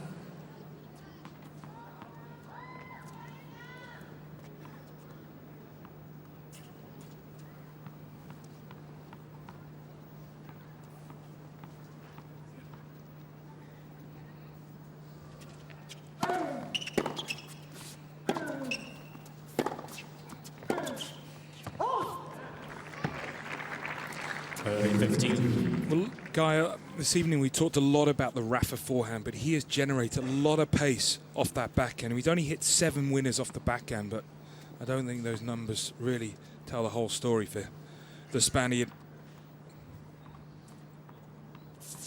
It's like we always say, you've got to break down those numbers even a fair bit further.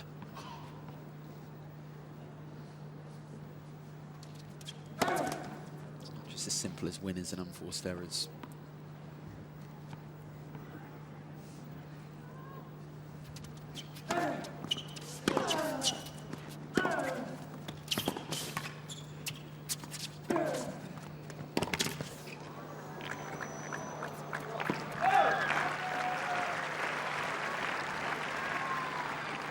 I mean, if you're with me on that, where would you break it down a little bit further? I mean, we talked about forced errors, forcing the opponent where the opponent's getting something on it, nothing meaningful. I mean, there are other aspects as well there, because it isn't as simple as just purely the number of winners, the number of unforced errors hit and committed.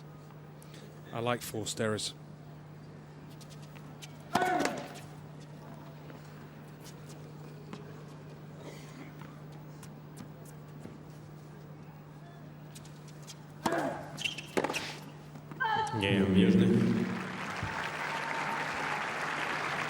He's covered himself in a lot of glory here tonight, regardless of what happens. Crowd have enjoyed his effort. Can he keep this going? Nadal to serve for it shortly at 5-4 second set.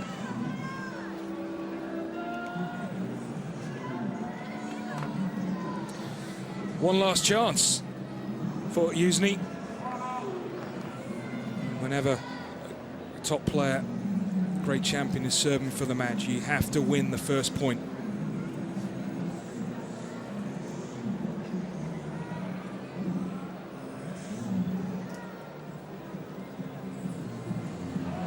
No, we talked about it. We talked about the record, the fact that usually when he'd beaten Nadal, 4 times he has, he'd always won the first set. We talked about Nadal's frankly ridiculous record when he wins the first set as well. That's what he's had to come up against, and if he doesn't break now, of course, another defeat to the Spaniard.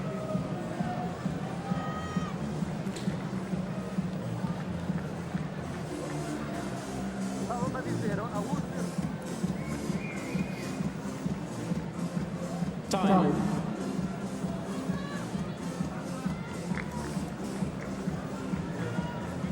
Crunch time here at the Khalifa International Tennis and Squash Complex in Doha. Wonderful event this, the Qatar ExxonMobil Open.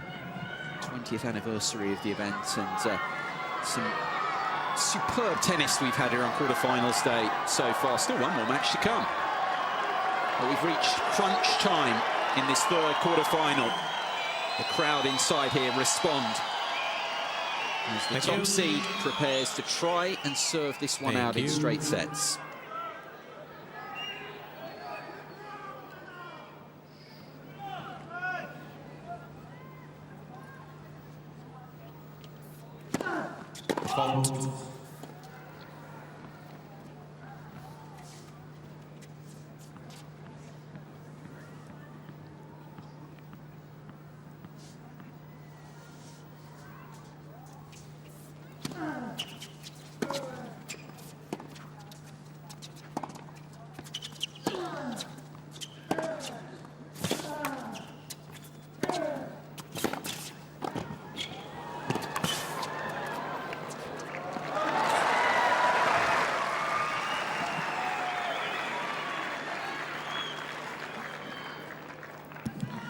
Well, it was almost the case that Jusni was waiting for Rafa to feed him that backhand to be able to take control in the point. It was that cross-court enabled him to make his move forward. Take please.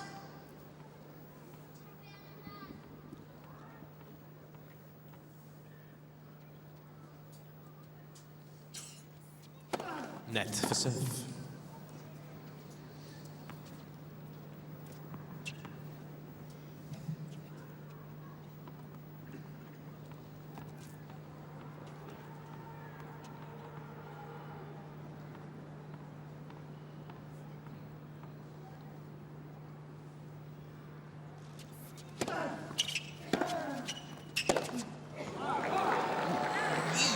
nice hit. A few nerves. I'd love to have another look at that, the contact in slow motion. Yeah, it might just have been a case guy that in his mind was, I need to be aggressive, and then at the last split second, uh-oh, don't want to be. Here it is again.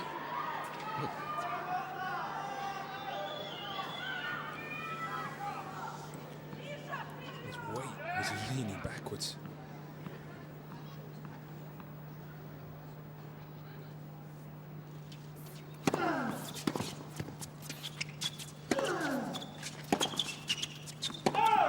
That's a bit of a gift from Yuzhny.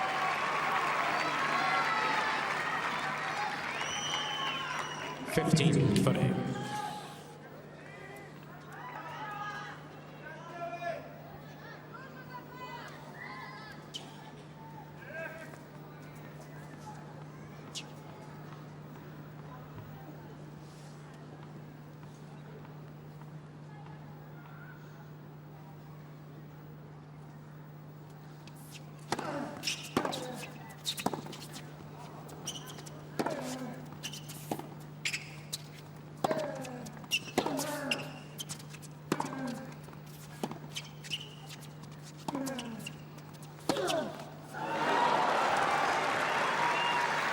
Rafa breaks down. So unexpected, this. 15-40.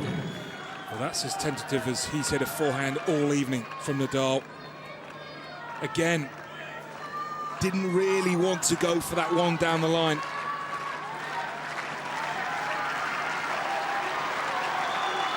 Worrying moments these for Nadal and his many supporters. Breakback point, 2 of them for Yuzhny.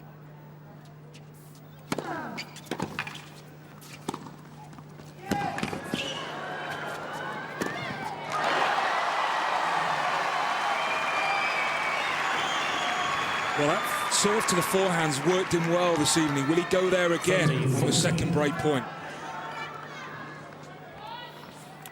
Just want to get back to Barry's point on the previous rally. The forehand up the line for me is always a barometer as to how well Rafa is playing. When he's hitting that shot well, you're in trouble. We know he's always got the cross-court forehand. Worked well there.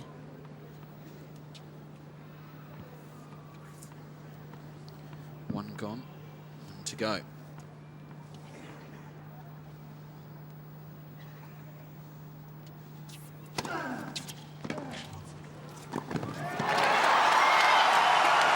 Well, he just recognises the situations. Brilliant serve. He wasn't looking to serve and volley, but he saw how good the serve was and that Yuzhny was in trouble.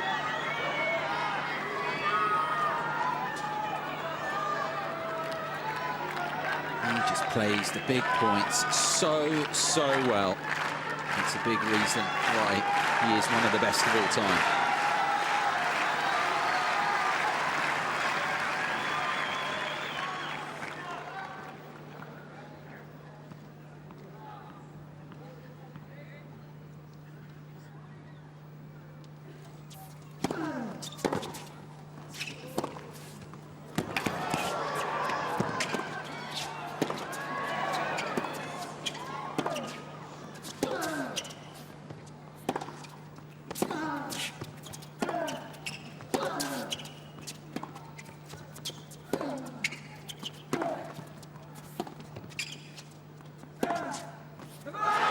It's a fantastic point from the Russian. He's got another chance to break back as a result.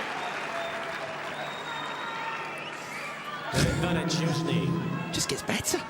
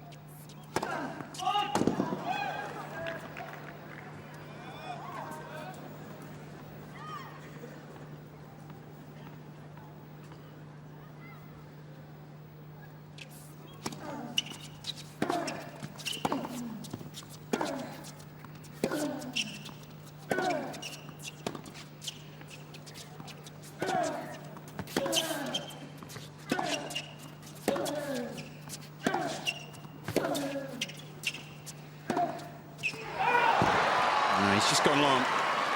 Real shame that for Yuzhny. He's playing Nadal so tough in this game. He's having his chances. Well, it was a nervy rally from both men. You can understand that. And actually, Yuzhny was looking to hit the winner off that shot. It was probably the most difficult shot in the rally to try and win the point with.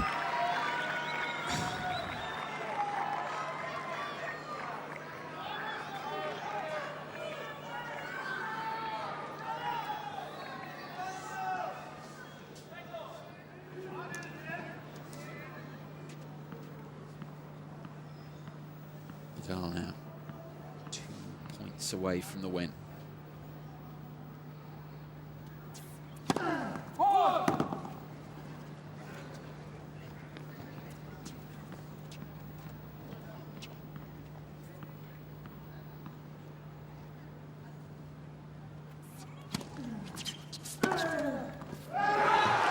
Found that line once again.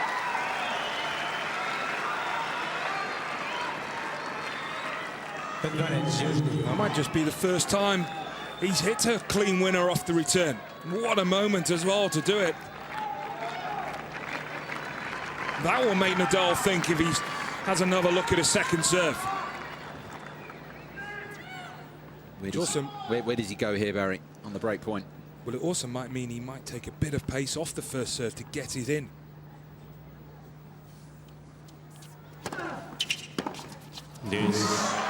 It was break point there, of course. Fourth break point of the game. Saved again. Back to deuce. Well, he did take a bit of pace off, and unfortunately, Yuzhny was in charitable mood.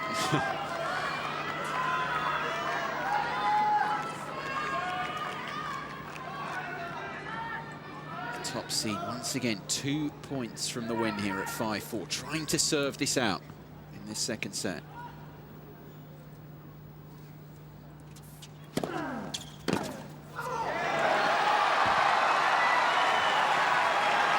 Now, for the first time, Rafa has a match point. Advantage Nadal.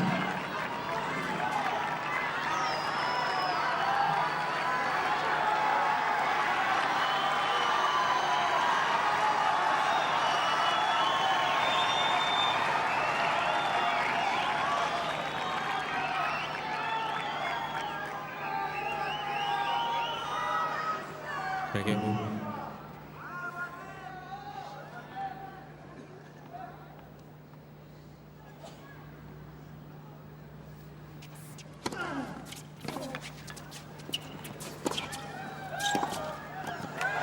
That'll do it. Boy, he's pumped about it. Wonderful match. Hour and 48 minutes. Mikhail Yuzhny contributed a great deal to it. He played pretty well, gotta say that. But his opponent just played even better. Another important victory for Rafa Nadal here, the top seed, as he bids, of course, to win this Qatar ExxonMobil title for the first time in his career. He's back in the semi-finals. The top seed, a 6-4 and 6-4 winner. Well, I really enjoyed that match. Yuzhny played his part in it, and I think if he continued that type of form for the next 3 or 4 months, we could see the Russian rise up the rankings. As for Rafa, well, he was superb for a set and a half, lost a little bit of concentration, then got a little bit nervous, but crucially for the world number 2, he came through that last game having to save a few break points. He's clicking into gears nicely ahead of the semi-finals tomorrow. Absolutely. Rafa victorious here. Match of the tournament so far, Barry? Yeah, match of the tournament, but also the best quality that we've seen this week from both men. And obviously there's been some good performances from Roger Federer, but I think the energy that both players brought to the court, and especially early on, they had some long, grueling rallies, but high-quality rallies. Fans delighted, as always. Robbie Koenig is down on court, waiting to speak to the winner. In this case, of course, the top seed, Rafael Nadal. It'll be very interesting to hear from the Spaniard. highly impressive win against an opponent who played really well. Let's say that again. Got to give credit to Mikhail Yuzhny. Real joy to watch that one. Here is Rafa with Robbie Koenig. Rafa, I thought it was an excellent match tonight. How do you assess your performance? I think I played really well. No? And just the end of the match was a little bit nervous. It's normal the first week of the season, but for the rest of the match, I'm very, very happy. I am feeling a little bit better every day, so just enjoying the tournament, enjoying Qatar, and now semi-final, so it's fantastic now.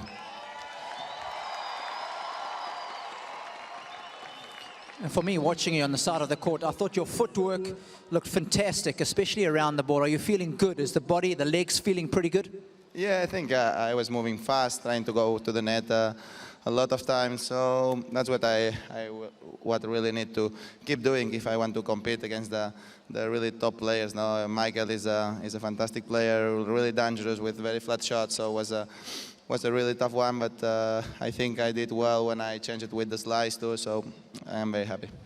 Nice variety. And tomorrow you got some tough matches, either Victor Troitsky or Gael Monfils. What do you make of both those guys? Well, both players are really difficult. No, Gael is, one of the fastest players on the tour with fantastic serve. He can play aggressive, he can defend. So it's going to be a really tough one. And if it's Victor, he has a big serve, big backhand, and he's improving year by year. No? So anyway will be a really difficult one. But I will be here, trying my best. You certainly will be here. Ladies and gentlemen, a big thanks to Rafael Nadal. Seal of approval from his good friend and from his supporters as well. They enjoyed that, and we did too. Really good match. Hour and 48 minutes, 4-4 to Nadal. Barry, what did you think about that one? Just some great numbers from Rafa, 31 winners, but 16 of those 31 winners were from the forehand, and I thought Rafa hit his forehand as well as he's done really since probably after Wimbledon, during the hardcourt season in America and also in the fall. So he'll take a lot of encouragement with that shot. As he said to Robbie, moved well, solid at the net, 8 out of 9 points, but often helps if you hit the ball as well as he did from the back of the court. And I think it was important that he came through that last game because there was a few nervy moments. But all in all, I think Rafa's playing terrific tennis. He's going to have to take a great performance either tomorrow or the final on Saturday to stop his march to claiming his first title here in Doha.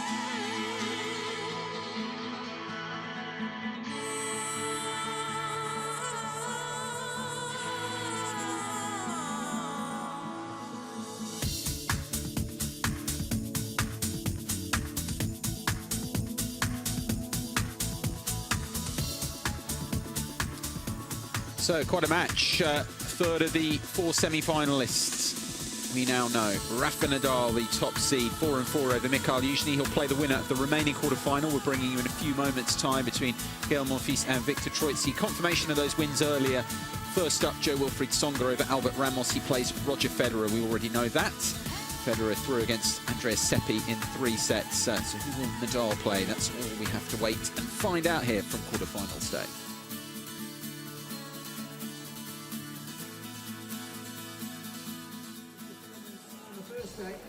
So he thinks he's prepared this time to take down Rafa at the second time of asking. And of course the gentleman standing next to me here, is the man in charge of producing the future champions here in Qatar. All of the young guys train here at the Khalifa International Tennis and Squash Complex.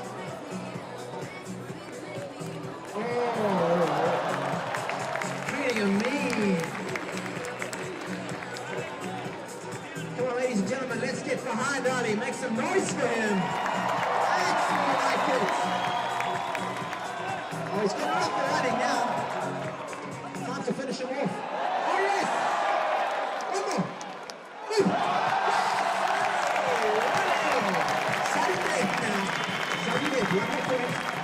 actually. 1 more point. 1 more point, Rafa. 1 more point. 1-1. Ali's got a last chance.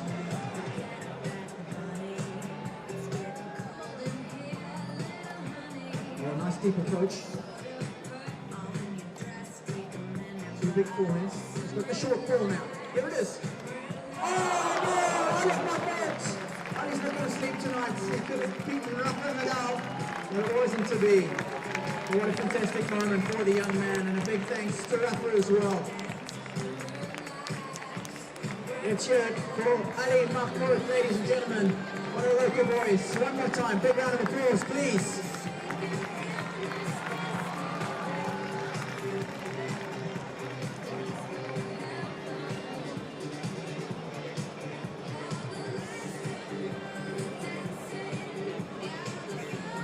As we mentioned, folks, it's going to be a quick turnaround. Victor Troitsky, the tournament's number 5 seed, and Gael Monfils are going to be ready to take to center stage, in about 4 or 5 minutes, hopefully.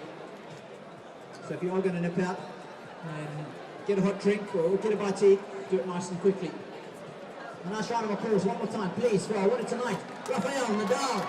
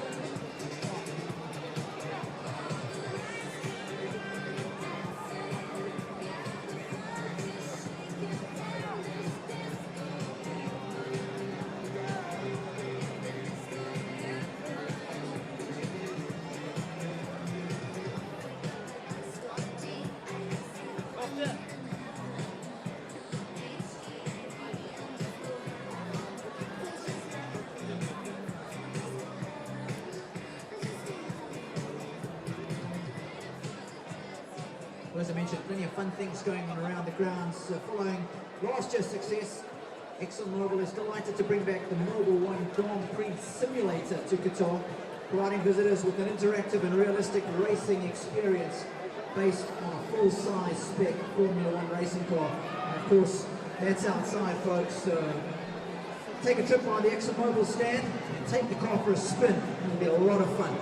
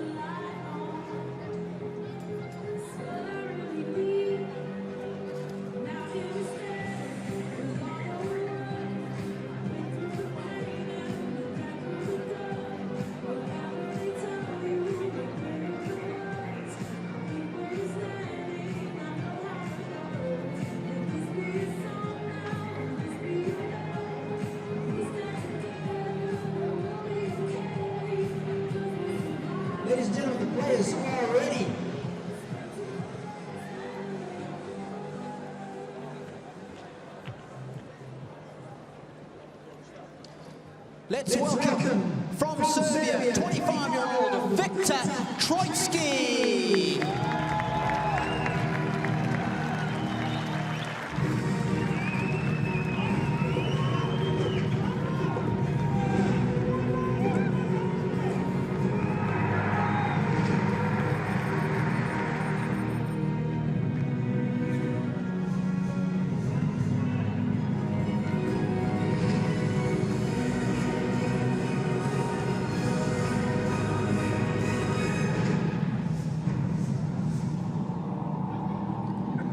From France, the tournament's number 4 seed, Gael Monfils.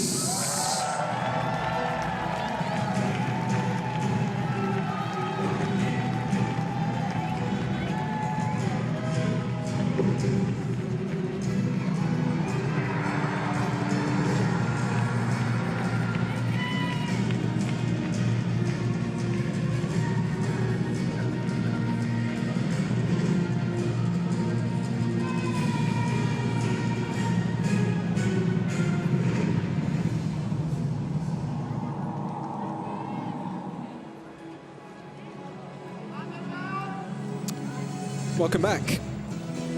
Remaining quarter-final here at this year's Qatar ExxonMobil Open. Already 3 big 3 semis. Can Gael Monfils join them? Let's join him for the coin toss, first of all.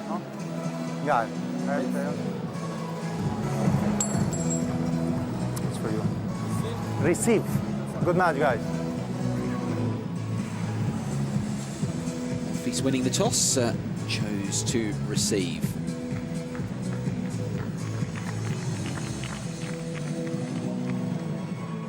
Semi-final lineup almost complete. This is the remaining last 8 matchup. It's still Guy McCree in the commentary box with you. Jason Goodall. Jason had a terrific match on the third quarter-final. Actually, a good day of matches, good day of tennis overall. Kind of feel always after a match like that for the next 2 participants who come on, because there's always a little bit, there's such a buzz at the end of the Nadal usually match, and now we have Monfils and Troitsky coming on, but it's an important match for the pair of them, an ATP World Tour semi-final place at stake. Yeah, it's been great. I mean, Tsonga played pretty well, didn't he?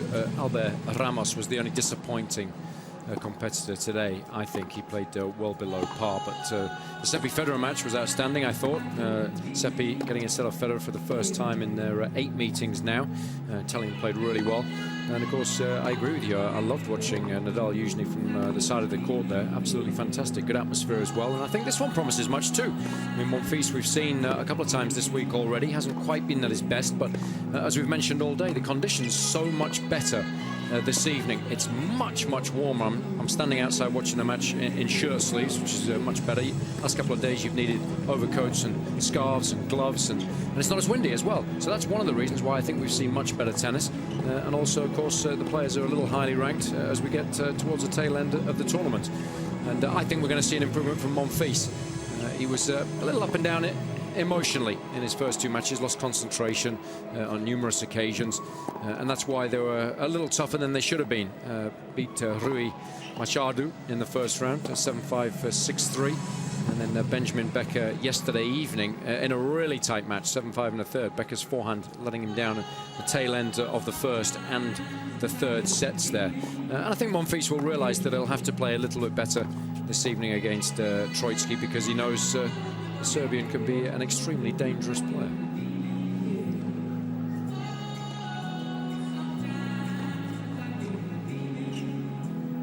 Absolutely. This man, now 22 in the world, much more consistent than he was in the past. Showed that, well, 2010 Davis Cup final onwards. Had a very good year last year. Broke the top 20. Yeah, finished just outside of it, but he's a good player now, this 25-year-old. That one career title came in Moscow, the back end of 2010. It was a good few months from there at the end of 2010, with also winning the deciding rubber in the Davis Cup final for Serbia over Michael Lodra against France in Belgrade. And last year had some good performances as well. Career best Grand Slam run at Roland Garros as well.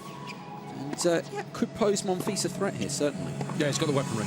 You know, Nadal was talking about that after his match in his interview with Robbie Koenig when Robbie asked him what he thought of his matchup tomorrow, irrespective of the result this evening, and he said Troitsky improves every year, which he has done, and he's got a huge serve, technically very sound off the backhand. Forehand can be a weapon, but it is a shot that lets him down occasionally as well. Beat Lucas Russell in the first round in straight sets, 6-4, 7-6, and then a pretty comfortable match in the second round as well, so yet to drop a set.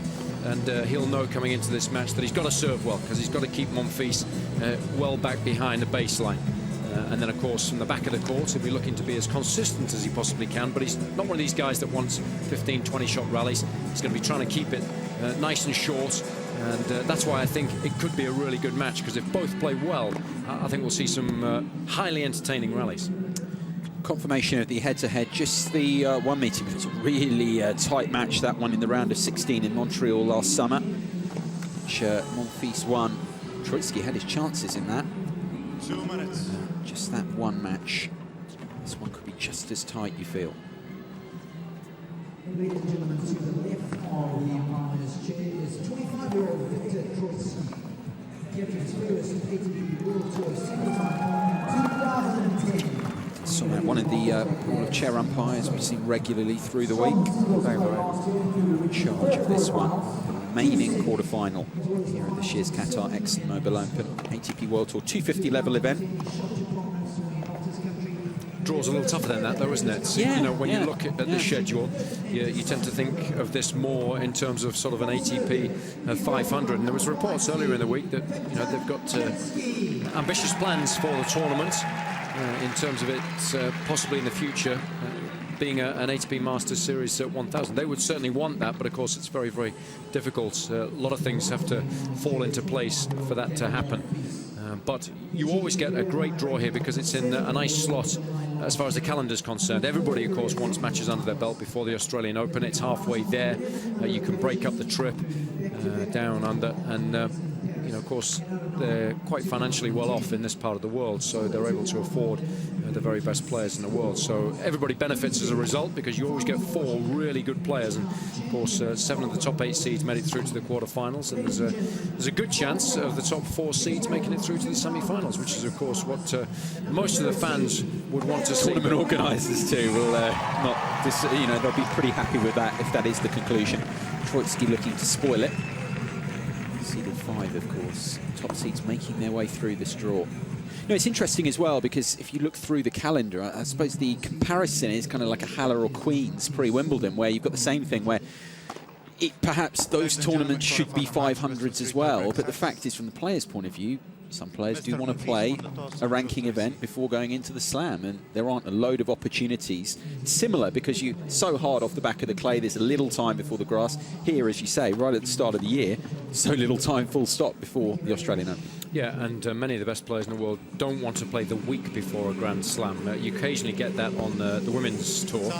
Caroline Wozniacki, in particular, has done that a couple of times, but mostly in the men, they play 2 weeks beforehand, like here, and then they get a week's rest to play a couple of practice sets, let the body wind down a little bit, and they save their energy, not only physically, emotionally as well. Grand Slams are draining, you know, going on for a couple of weeks. You've got an awful lot of press to have to handle throughout the course of the event, so that's why they like to just sort of chill out the week beforehand. So this slot, I think, in the calendar is perfect, and you're exactly right. It's precisely the same with Queens and Haller.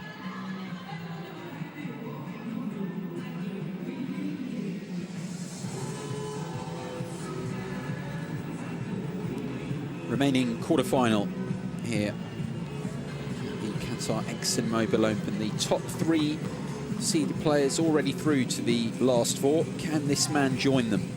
The 4th-ranked Gael Monfils, or will his opponent Victor Troitsky, seeded 5, cause that not to happen? The crowd have stayed on here. It's a very good quarter-final previously. This has plenty of interest as well in it. The charismatic Monfils, of course, in action here, draws many fans to watch him. Yeah, It's a little warmer this evening, isn't it? So that's always nice. I mean, bitterly cold. Easier to yesterday. watch. Yeah, much nicer for the fans. It's not that late. Day off tomorrow, of course. So, you know, you can have a late one tonight. Let's hope this one lives up to all of its expectation. Vector Troitsky to serve. Very good point. Start of the weekend here in Doha. And Troitsky to begin this remaining quarter-final match. 15 love.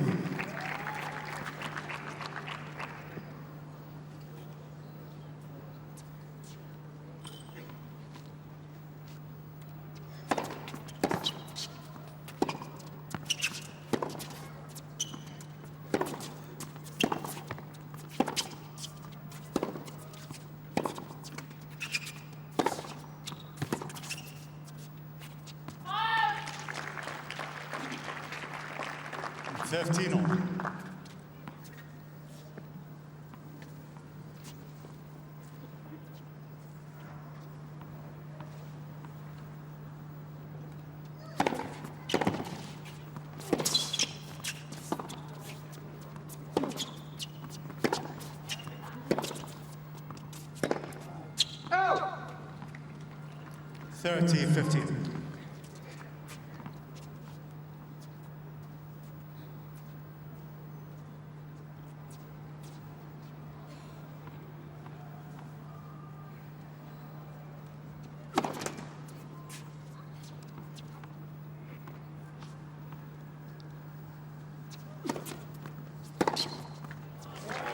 Sumptuous. Taking advantage there, Monfils. 30-all. Yeah, second serve was a little short, middle of the box, so it was asking to be spanked.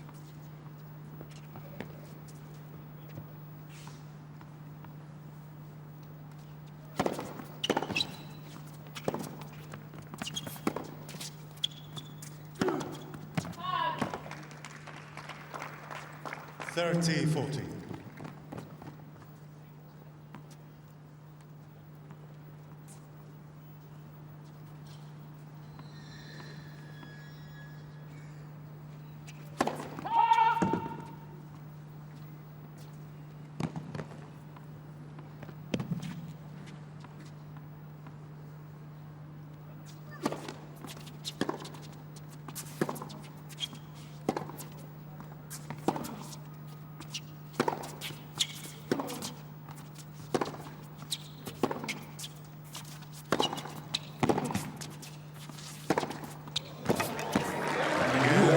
From Monfils. Immediate break of serve. Fine start that from the Frenchman. First game. Well, it's phenomenal. I mean, the pace he was able to generate there off those final two forehands, absolutely incredible. And I think that's what I like about his attitude. He realizes against Troitsky he's going to have to play his best tennis. But I'd like to see that attitude in the earlier rounds. Not necessarily having to hit the ball that hard, but the focus, the concentration, you know, right from the first point of the match. That was a phenomenal start, and that will have shaken Troitsky to his very foundations, because he's often the one that bullies the opposition.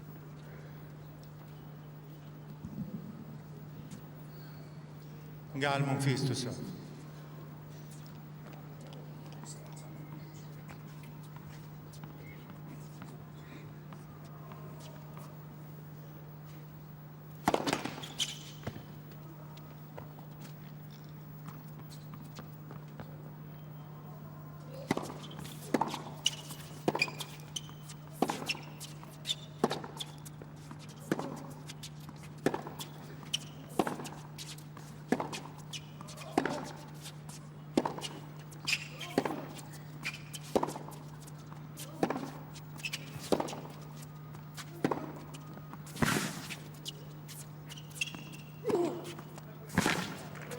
Nothing wrong with that from the Serb.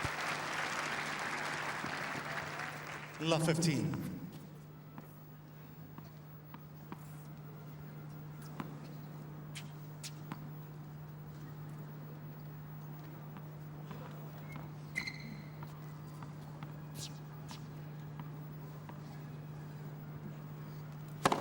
Fault.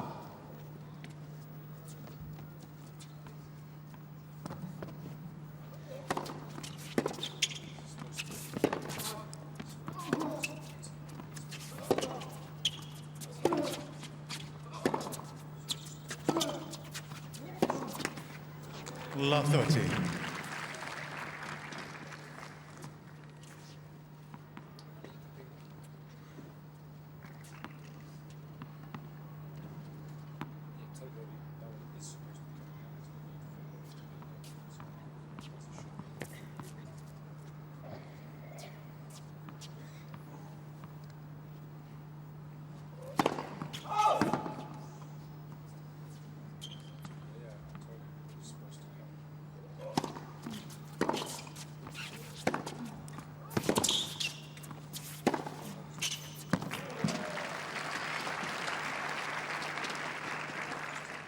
A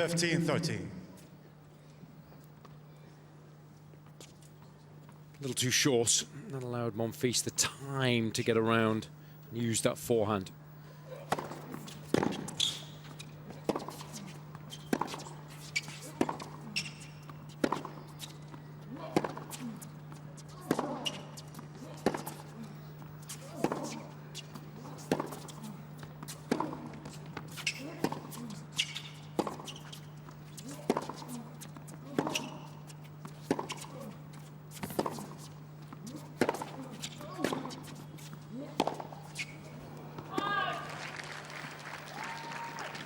Loose from Monfils. Not the best of service games, you've got to say, right now, having got that immediate break of serve.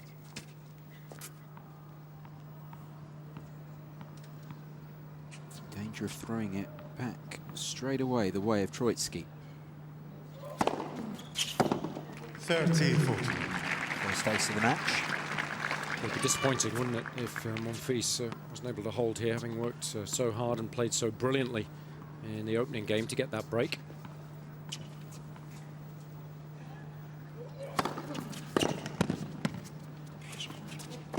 Now that's what he can do to you with that serve, just in a blink of an eye. Both those break points come and go for Troitsky. And it's so much easier for the players today to serve big. It's not quite as breezy.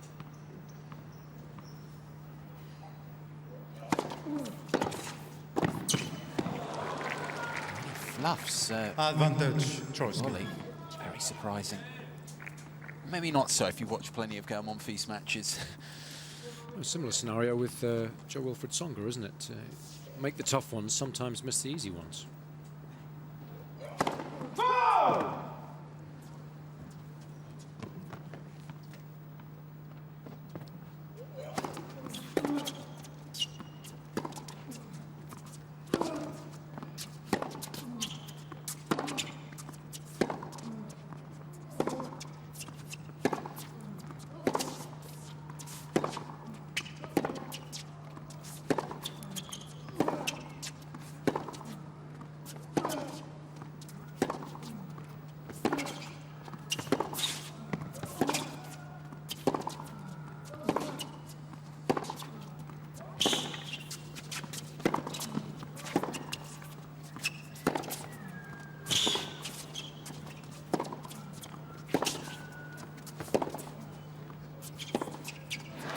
Really terrific rally that. Shame it had to end that way. I mean, Guy, tennis of the very highest order, especially given the circumstances. Yes. That was break point, and Monfils had the courage to go up the line time and time again. I mean, both guys striking the ball wonderfully well. Troitsky, in the end, couldn't go through Monfils, so he tried to find a way around him with the short angle, but of course that's not really what he's well known for. He's more of a power player as opposed to finesse.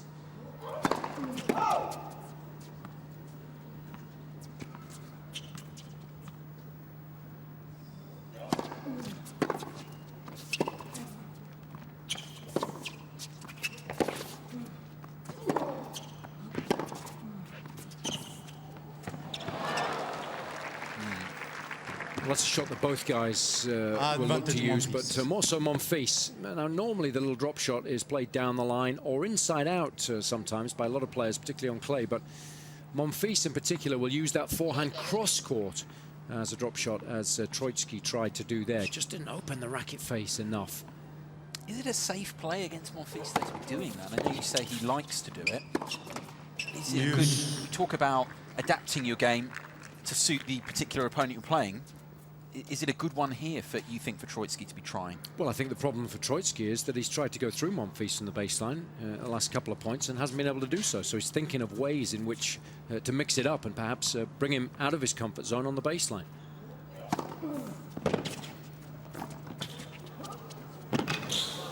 It's good tennis. I mean, we know Monfils is supremely quick. So even if you don't win the point with the drop shot, at least it makes Monfils think that it might be coming. So I don't think it's a bad play early on in the match to mix things up, irrespective of the opposition. And that's always a decent play against Troitsky, to go back behind him. He's such a big frame. He's got a large turning circle. That's a good effort from the Frenchman. Yeah, Monfils. Saves, Monfils leads 2 games. Break points there. And rubber stamps his immediate break. Monfils 2-love.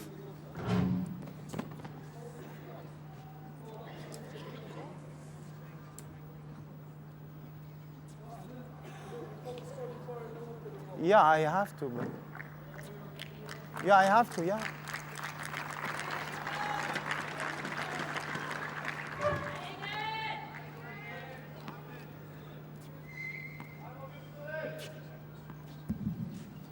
He's questioning the serve there, but the ball was good.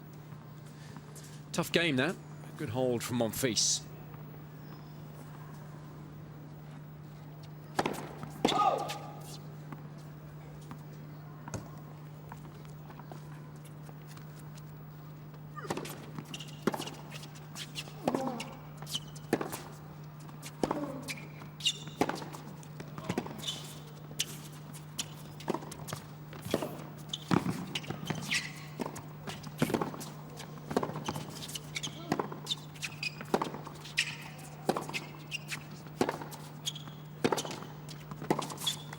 Terrific stuff from Troitsky. Just hung on in the point. Really good anticipatory skills. Read the approach initially, and then the little forehand cross-court, and that allowed him back into the rally. Just reminds me, Guy, of a couple of boxers, these two, that are just standing in the middle of the ring and just going at one another.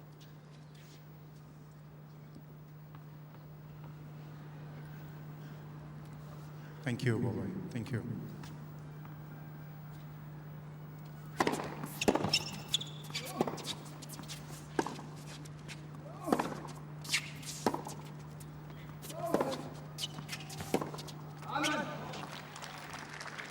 Monfils certainly has the build of a boxer, of a supreme athlete.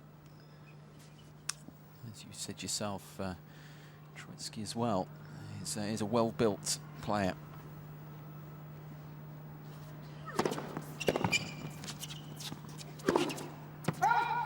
That's what I'm talking about with Troitsky's forehand. Sometimes he just tends to muscle it a little bit. The technique's not quite as solid as it is off the backhand. And you get that a fair bit of the time, especially with players with double-handed backhands. That's why Tsonga's unusual. His backhand isn't particularly good, but most of the players that have learnt to play that shot have a really good double-handed backhand.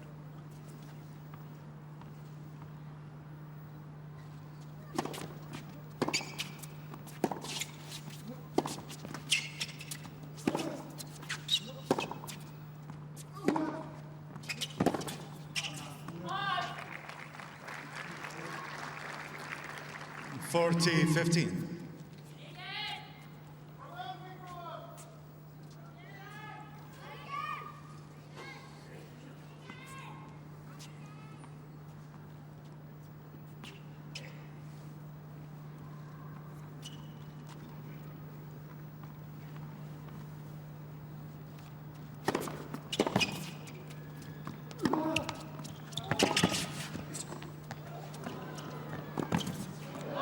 Oh, he's missed it. Oh, dear, dear, dear. Wow, Troitsky to get on the board. Quite a miss that from Monfils. Serve trails, they still remember. An immediate break of serve. Monfils 2-1 to the good.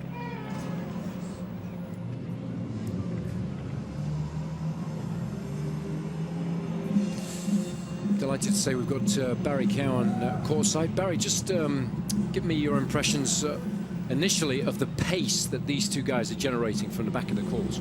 Well, certainly for Troitsky, Jason. I mean, he's yet to hit a winner, and I think he's struggling to hit through Monfils. We know what a great athlete he is. As for the Frenchman, I thought he came out with a real intensity, hitting the ball well. The last game, we just saw a dip, and we saw a lot of that last night, didn't we? So the big question will be, how long can Monfils keep this level going? I think that Troitsky's waiting for a dip in the Frenchman. Yep, that's always the big question, isn't it? Concentration tends to be a little in and out. That's one of the reasons why he hasn't been able to consolidate a position inside the world's top 10.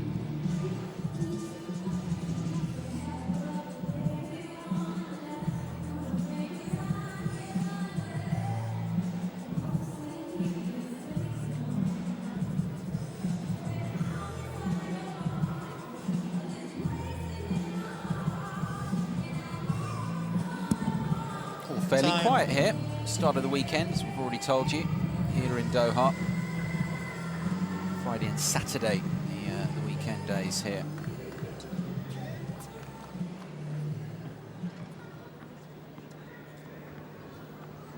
Thank you. 6, please.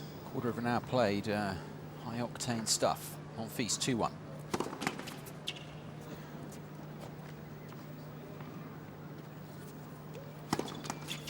Love 15. Model emotion on Andy Roddick, didn't he, as a kid? And They are very similar, aren't they? Very abridged actions. Can get some decent pace on the first serve, but the second is not what it could be. Often you see him with a very high percentage of first serves in. I mean, today it's only in the mid-50s, but you know, I've seen him play matches where the first serve percentage has been in the 70s and the 80s. I think that's too high. You know, he's got to go for it a little more regularly, but I think one of the reasons he gets a lot of first serves in is because the second isn't great, 30. and he doesn't have a lot of confidence in it, especially when he's up against the best players in the world. So I think that's an area of his game that does need improvement. You know, the old adage, you're only as good as your second serve. Yeah, he's illustrating the point here, Patrick Chamain. Let's first serve. Monfils' current coach. He has had a few in recent years.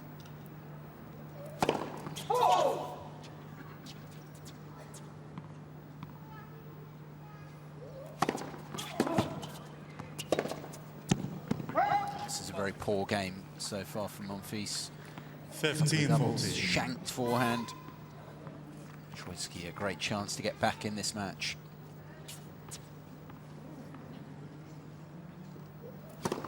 Let first serve.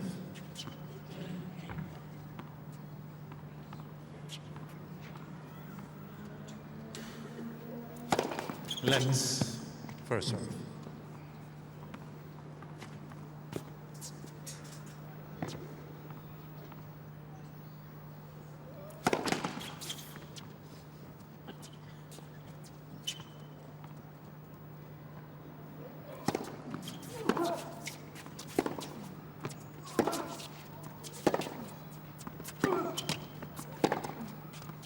Again, Troitsky. Just look just wide as we look at it. Not a very good game from the fourth seed at all. 2 games Troitsky back on terms. We didn't have to wait long, did he? Minute and a half. Thank you very much. Yeah, poor game. What a horrendous game that was. Yeah. After such a bright start, too.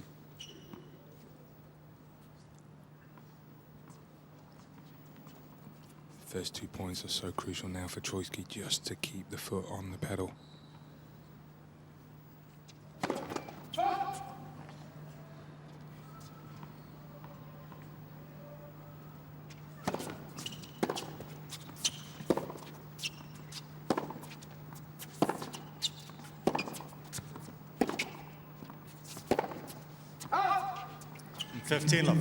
It's funny, actually. It's strange looking at it because the pair of them, I never thought I'd say this about Viktor Troitsky, but Troitsky is actually perhaps the more steady, potentially, of the pair of them. I'm not sure there are many times I would say that about the Serb.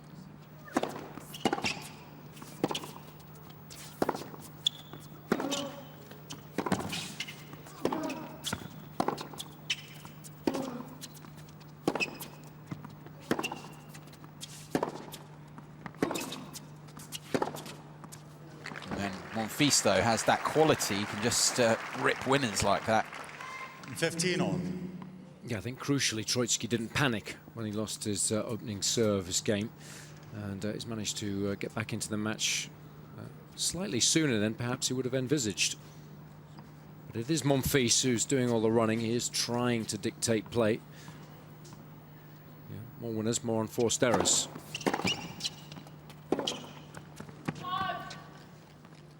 You know, Troitsky still looking for his first winner in the match. 7 unforced errors, but Monfils almost twice as many. But of course he's hit more winners, so you know the Frenchman doing all the running at the moment.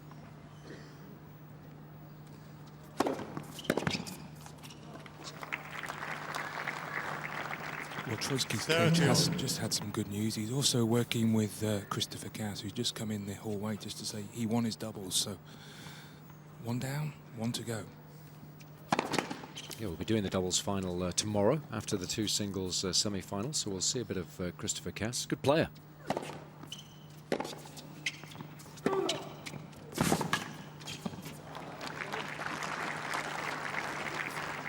(40-30).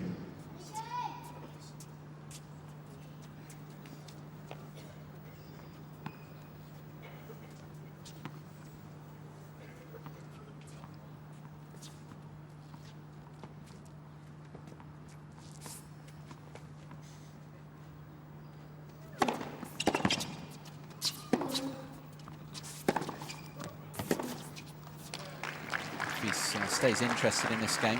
I mentioned Christopher Cass with the identity of their final opponents as well, Jason. There, Polosek and Lucas Rossel. Yeah, they had a good win of Tursunov and Zimonjic in a match tiebreak earlier today. That's a new pairing, isn't it, for 2012? It's funny, when suggested that Zimonjic was playing with Tursunov, some people were thinking, was it a joke? But it's supposed to be a permanent, well, ongoing thing, as permanent as it can be.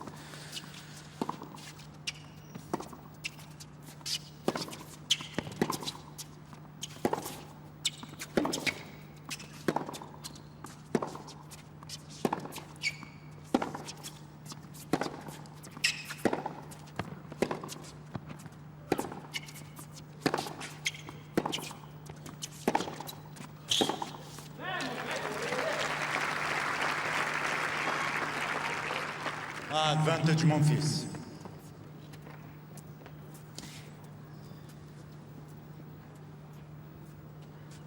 It's an interesting start though, purely because they are, Monfils is trying to take things on so much, as you say.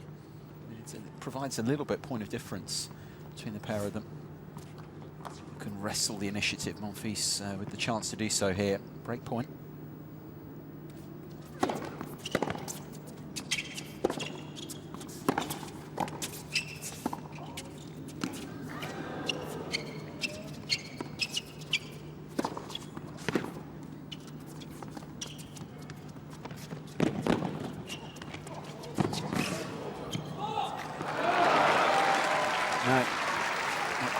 That's terrific hustle from Troitsky there, because you could hear those footsteps. They were very heavy towards the end of the rally because he was putting in maximum effort. Had to back off there. I thought Monfils should have hit this and come in.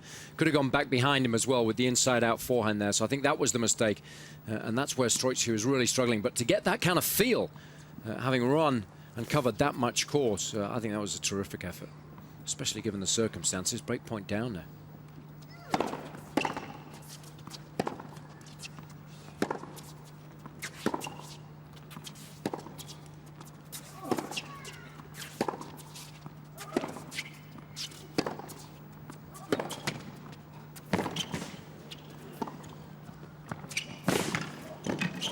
Unbelievable play from Monfils. What a get, and then what a pass. What a phenomenal combination of shots that was. Advantage Monfils. I mean, he did remarkably well to get that back in play, but did so with considerable aplomb. It was a really good dig. And had so very little margin for error with that last shot. I mean, Troitsky here surely must have thought he'd done enough. Sensational pass.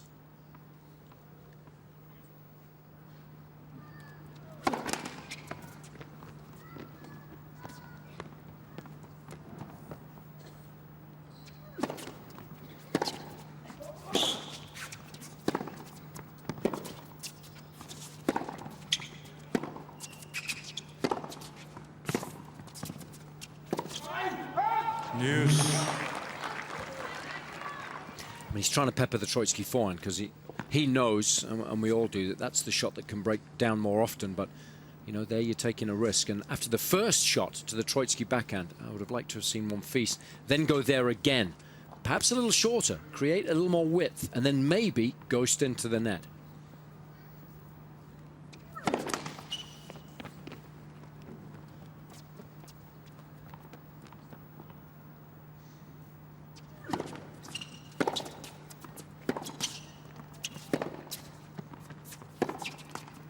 Advantage Monfils.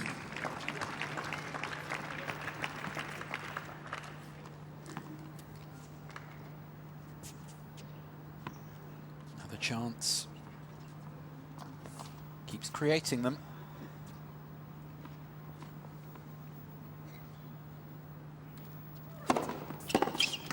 Juice. Over 7 minutes now, this game.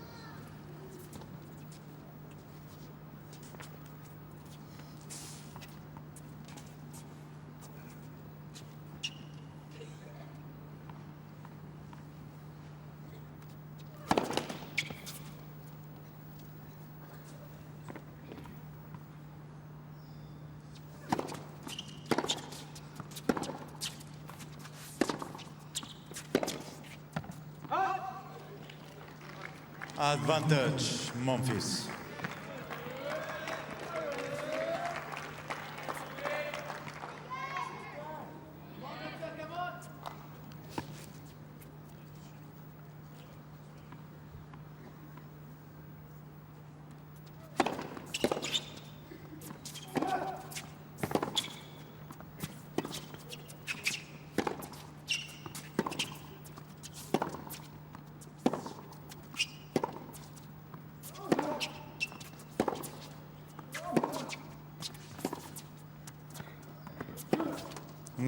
It is that forehand side that breaks down, and Monfils very happy as he gets back a break in front in this opening set now at 3-2, the Frenchman.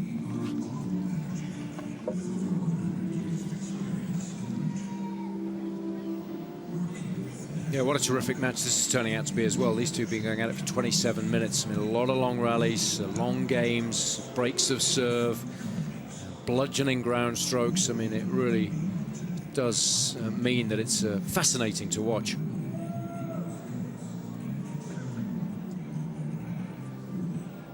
Yeah, I'm just engrossed by it, Jason. Absolutely. Monfils has hit 7 winners. Troitsky yet to hit 1 winner. I think he's struggling to generate too much pace. But the one thing you can never lack about Troitsky, he is a great competitor.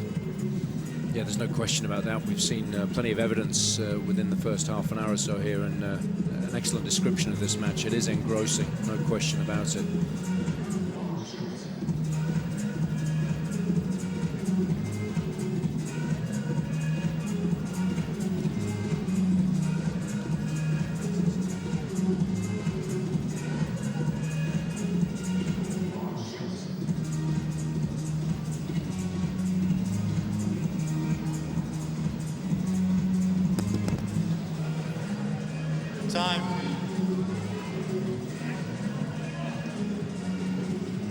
Atmosphere inside here. A few more people, I can tell you, coming in to join the crowd. Word getting around that this is quite some match. The opening half an hour is anything to go by.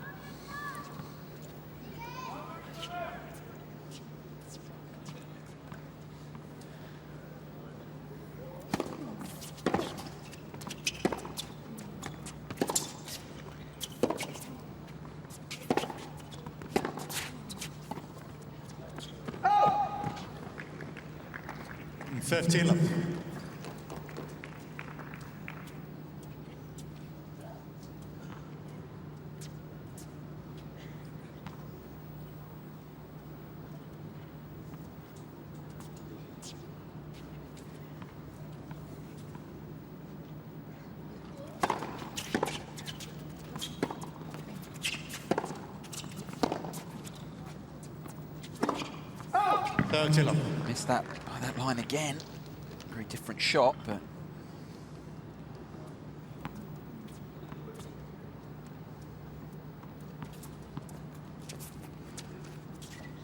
Still yet to hit his first winner, Troitsky.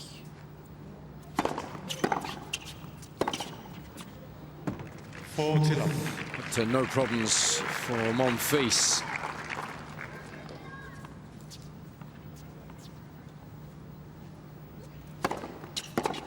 Yeah, Monfils. Wow. His ability to rip through certain service games.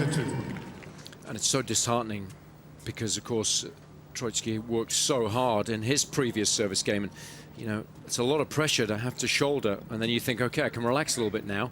A minute later, you're serving again. Roddick does that to opponents really well, too.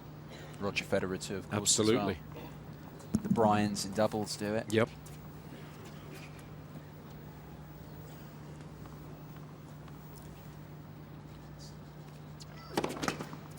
Let first serve.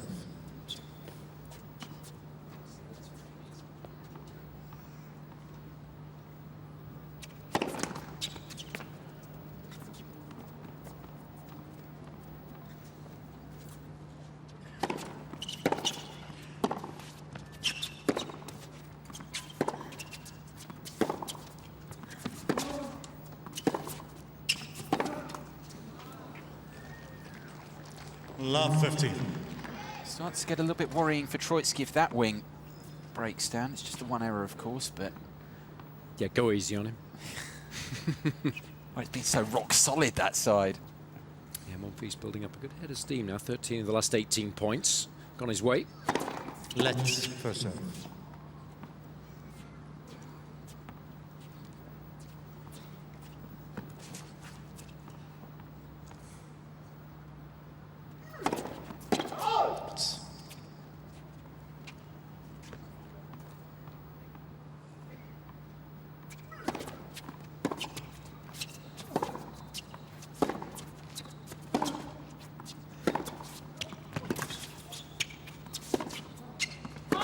On.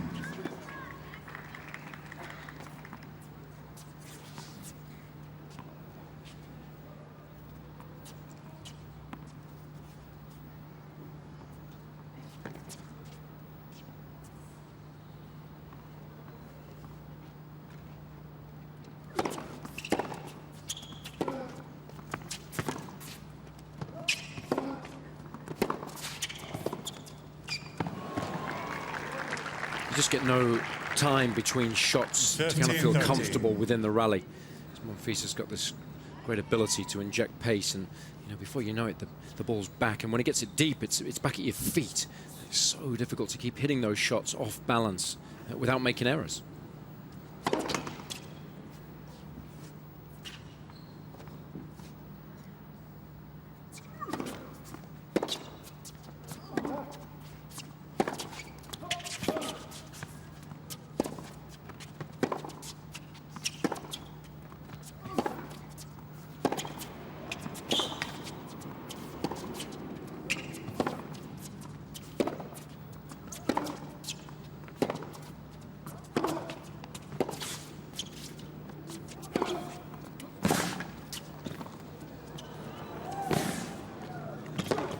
This really is outstanding play from Gael Monfils.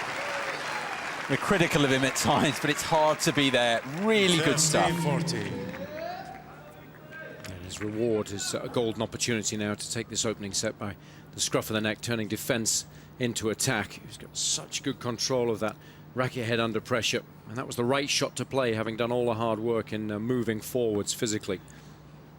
As you say, Jason, golden chance this. Just threatening to move away. Remember those first few games? This is what he can do to you. This is why he has so many fans. 30-40.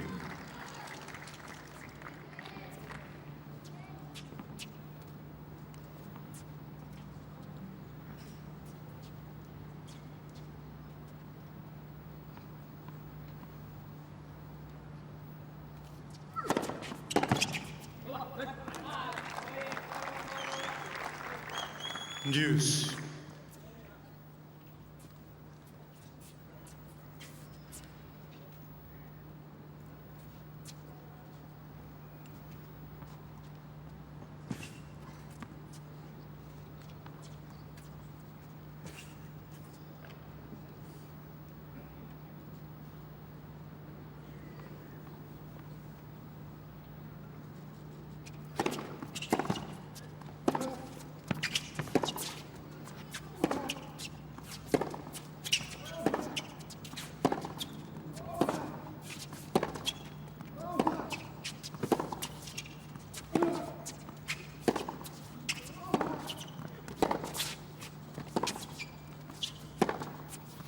That boxing analogy is such a good one, Jason, that you gave earlier. That point, a fitting example to go along with it. Advantage Monfils. Yeah, and Monfils coming out with the knockout blow, or certainly an exceptionally good body blow here with the final backhand.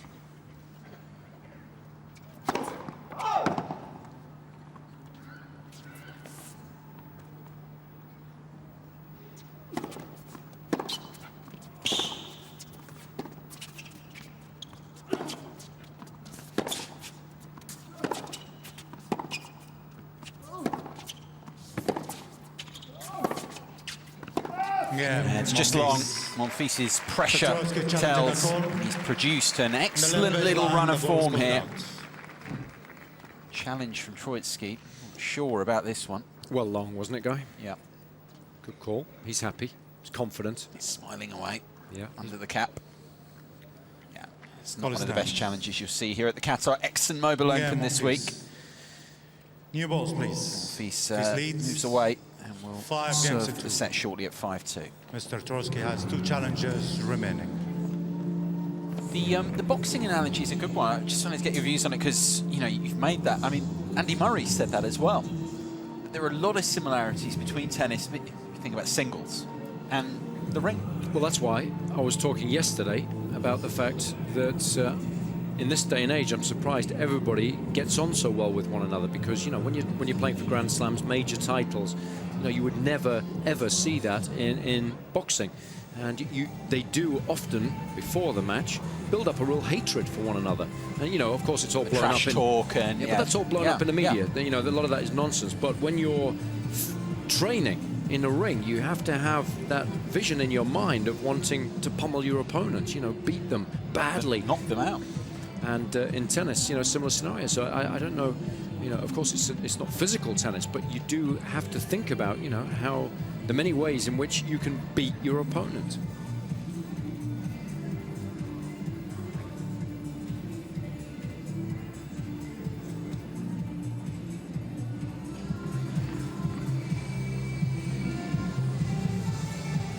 Time.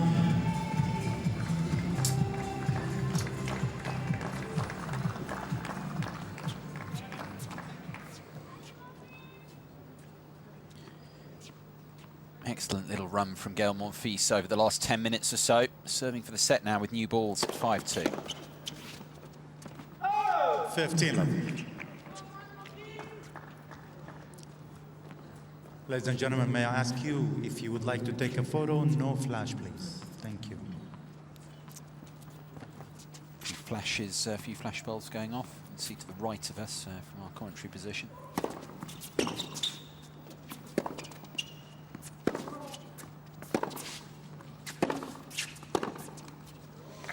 That one was very close on the baseline there. Monfils having a long, hard look at where he thought the ball bounced. No challenge, though. That's why.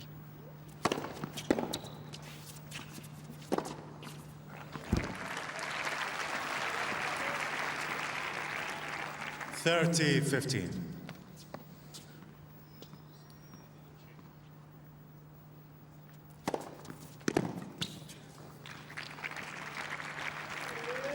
$40-15. Yeah, it's just moved away. Remember, the opening 26, 27 minutes were really tight. He's now at double set point. 40-30.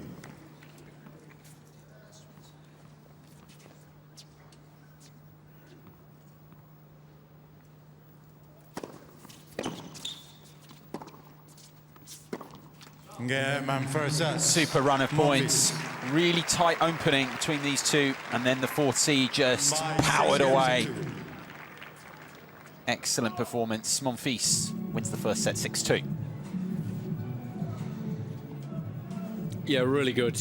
I mean, there's no question there was a little bit of a dip there from Monfils after an explosive start, but some of the tennis we saw at the end of that opening set there was some of the best I've seen him play for a long, long time. The first serve percentage was outstanding. He wasn't just rolling it in either, he was really going for it. It was highly effective, winning 68% of the points. And don't get too hung up on the fact that Monfils only won 38% of his second serves. That's only 3 of 8, so it's pretty close. He didn't have to lose that many points. Troitsky only winning 5. Ratio of winners to unforced errors, good. Especially when you think about Troitsky not being able to hit a winner throughout the course of that set. I mean, that is remarkable. Didn't have many opportunities to come into the net either. Both players just preferring to stand on the baseline and just try and go through one another. But Troitsky perhaps will have to do something a little more special in the second.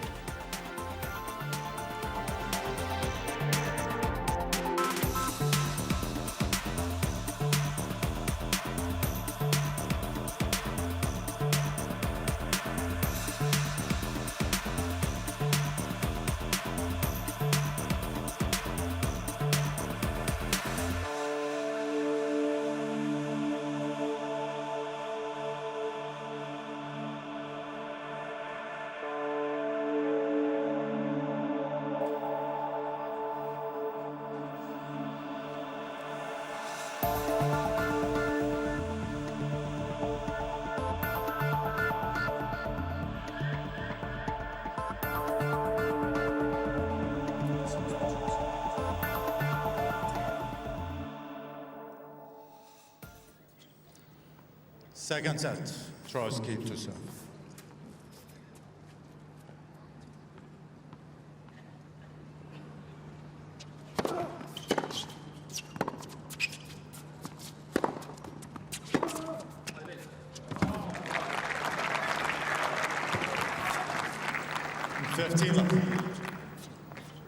First winner that of the match. Maybe it heralds the start of a change in fortunes for Troitsky. 30-11.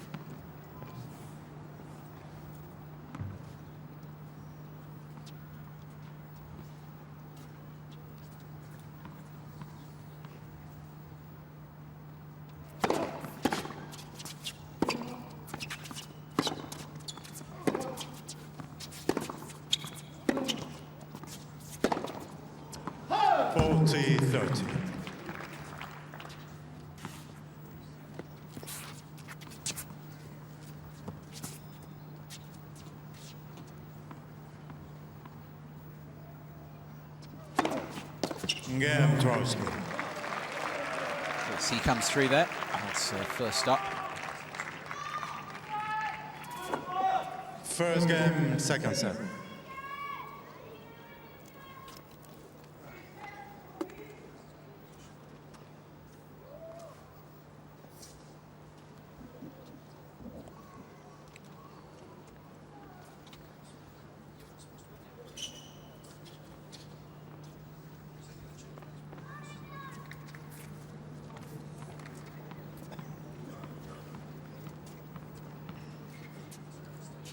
Always say this, of course, particularly with Monfils, as he keeps the concentration going.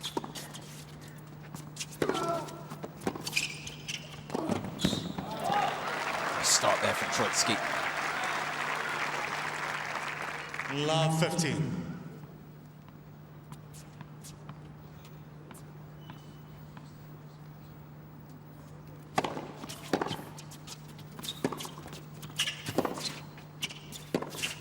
Love 30. We're suggesting just concentration levels, particularly always the issue with Monfils. He won a set.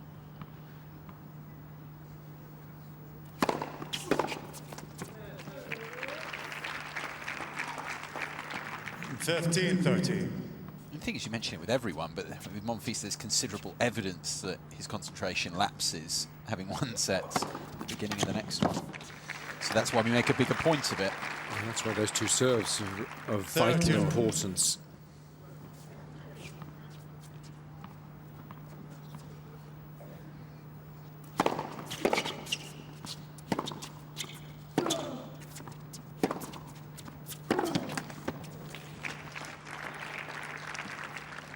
40-30. It was a little cheap.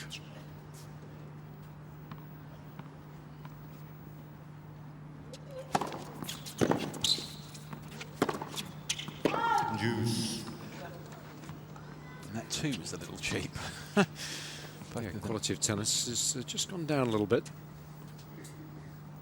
Always a natural lull. Beginning of the next set.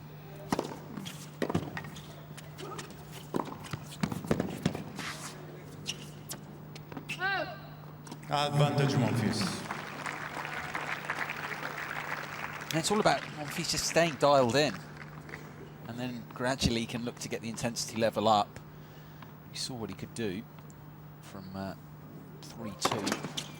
That opening set just reeled away a series of games. Yeah, Monfils. It's the job done there. Despite not being wholly convincing, he does tie it up at one each. Yeah, loose game that from Troitsky. Love 30. Made a few errors and not made the most of just a little dip in form from Monfils at the beginning of this second set.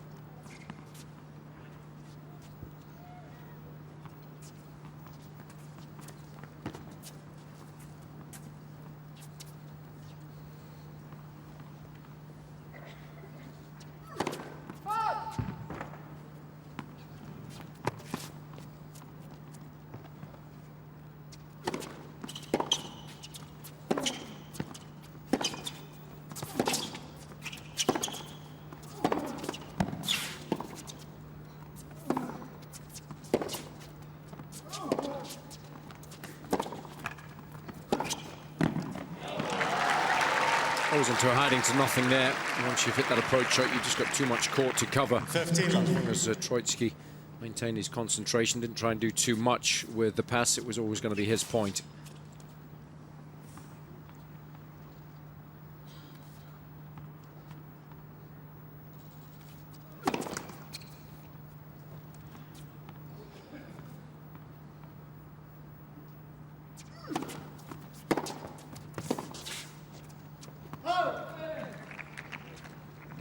On.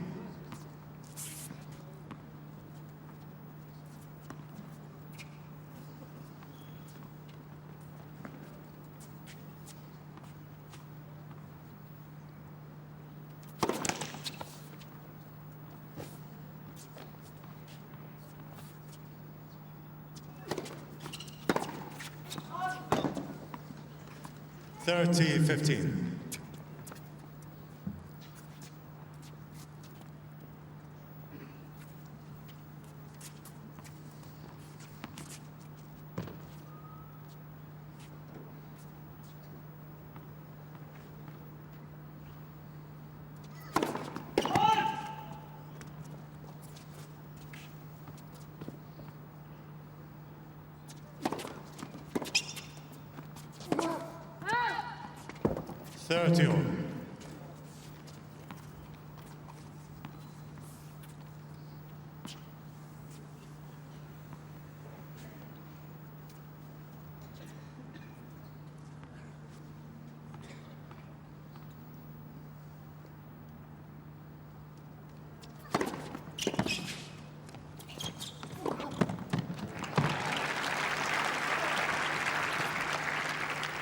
$40-30.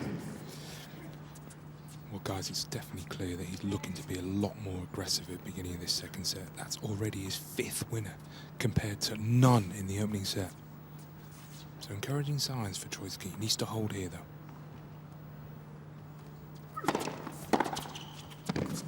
Again, Troitsky. Manages to do so.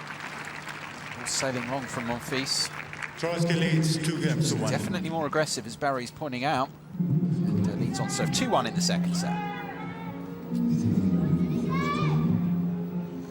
Sometimes when, you know, you really struggle in a set, as Troitsky did, it wasn't like he played poorly in the first set, but he was out-hit and was struggling for winners, then I think it makes that decision to be a little more aggressive much easier at the beginning of the next set. And then, of course, it's all about execution. Can you do that? It's one thing to know what you need to do, it's another to be able to do it, especially if you're up against someone who's playing well. But I think the fact that Monfils has just dipped in form has allowed Troitsky to be more aggressive and for that game plan to be effective. So it's working well for him so far.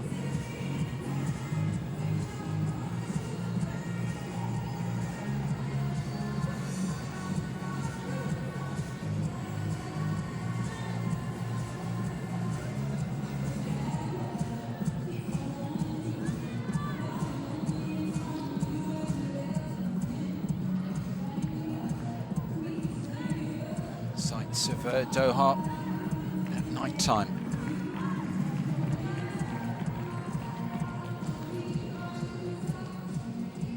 Second set, meanwhile, progressing. Time.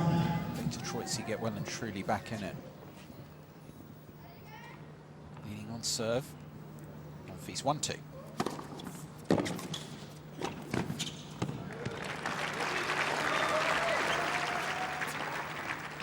15 love.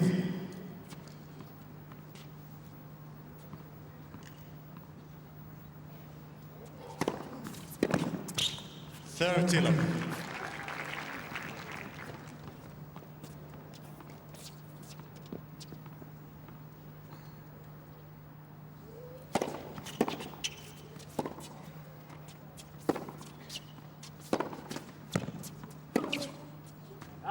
Forty love.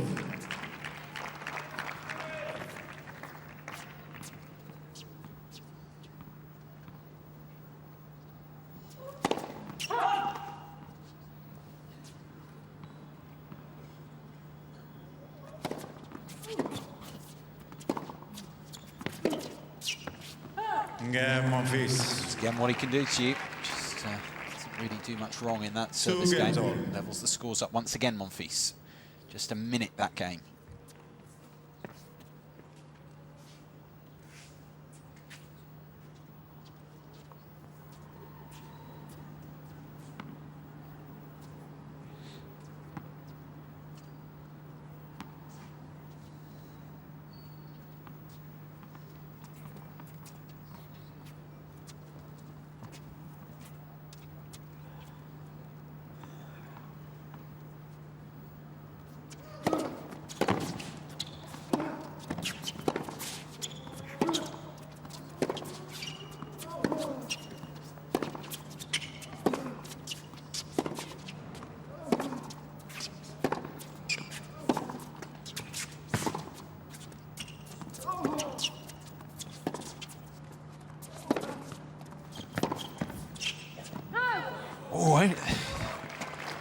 Yeah, Monfils' reaction speaks volumes. That really was a close one.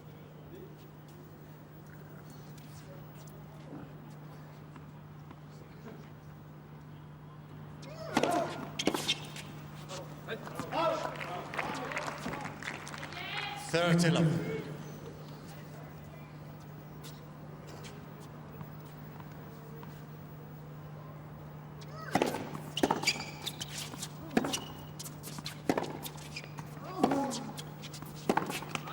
Forty love.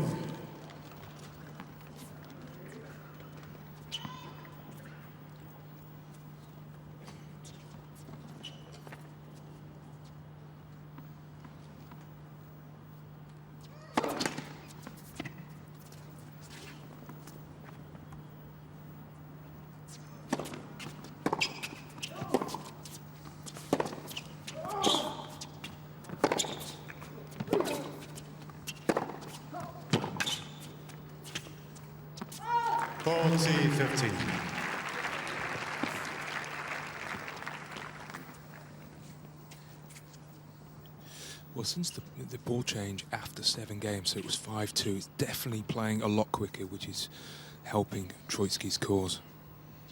Yeah, it's making it just a little easier for him to hit those winning shots, balls travelling through the air just that little quicker.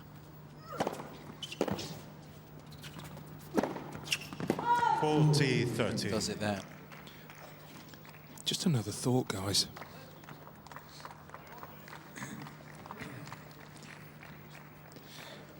You know, it makes me think, you know, Rafa warms up for 10 minutes. He probably needs a new ball change after his warm-up. Yeah, it should be 5 and 9, shouldn't it, with Rafa?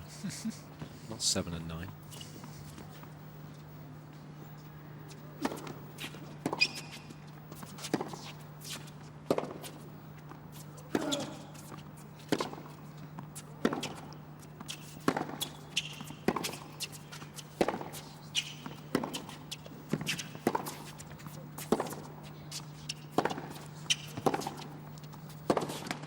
Game, Trotsky.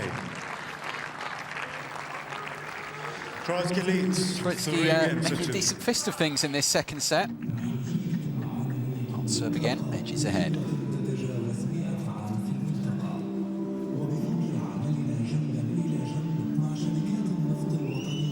Well, Barry was suggesting earlier that Trotsky is a terrific competitor, and we know that for a fact. I think 2 or 3 years ago he was a little more flaky than he is now. He's matured nicely. Davis Cup did a massive amount for him, as it's done for a few players. No, because I just remember the background to that. He lost the doubles rubber. It was a 5-setter, really, really long doubles rubber in Belgrade, and then he wasn't actually nominated. He wasn't down. They made a late decision for him to play that decisive singles rubber. Just rose to the challenge. And he gained so much credit, and obviously himself gained so much, full stop, out of it, out of that whole experience, helping Serbia to their first Davis Cup title. Yeah, I think since then he has become a much better competitor when things aren't quite going according to plan, as is the case this evening.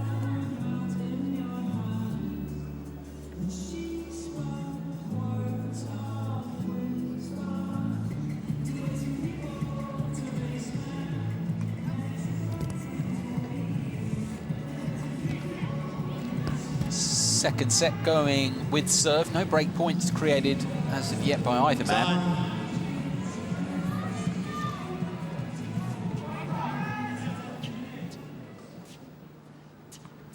Monfils, 2-3 second set. Holtz.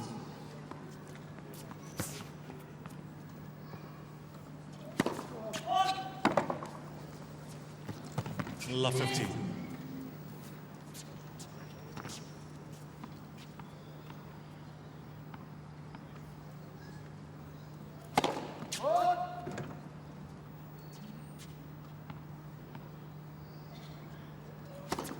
Let's second serve.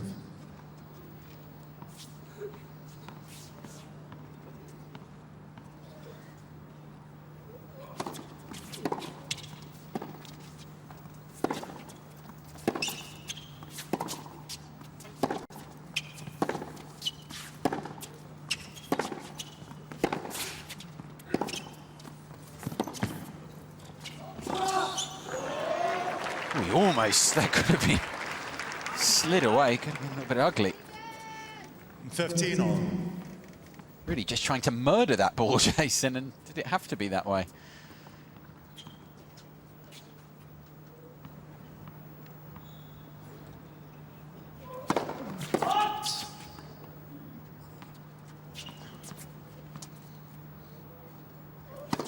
Let's second serve.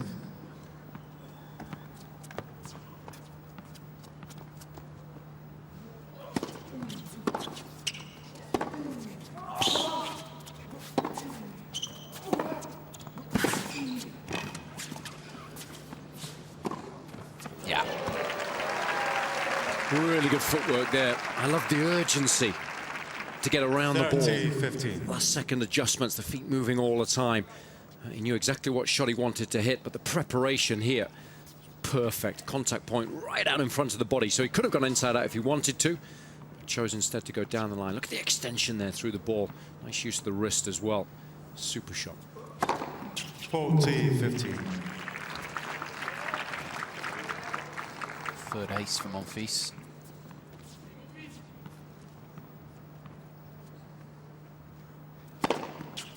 Game. And another, just for good measure. Basically an hour played, and we are at 3 games all in the second. 3 games all. Had a nice ping to it, didn't it, that final ace? No, it's a lovely serve, and serving a lot better than he did do in his 2 previous matches, because the conditions, of course, are a lot better this evening. Here's Barry Cowan. Yeah, it just shows the potential he has on that first serve. Why doesn't he keep hitting it?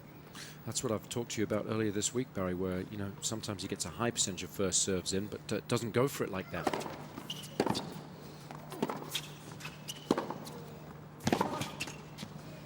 And I just think if he was more aggressive, Barry, when he played against the best players in the world, he would get more free points. He would be more of a threat.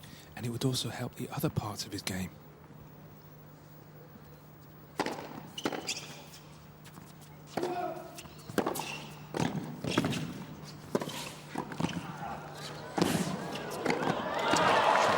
manages to win that one.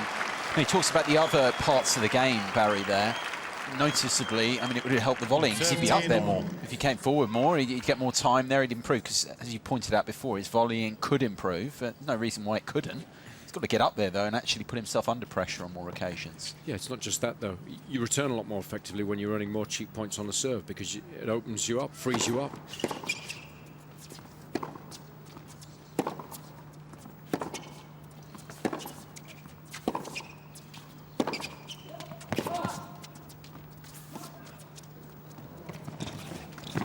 Nice feel. Returns tend to be a little weaker, so your first ground stroke or your first volley, if you serve and volley, 15-13, tends to be a little easier. So yeah, it does help all areas of your game. Plus, you've got a better mindset. You're more aggressive. You've got a better chance of winning the point earlier in the rally. You're not just putting the ball in play and hoping to win it. You're making a real statement at the first available opportunity in the rally. It's important.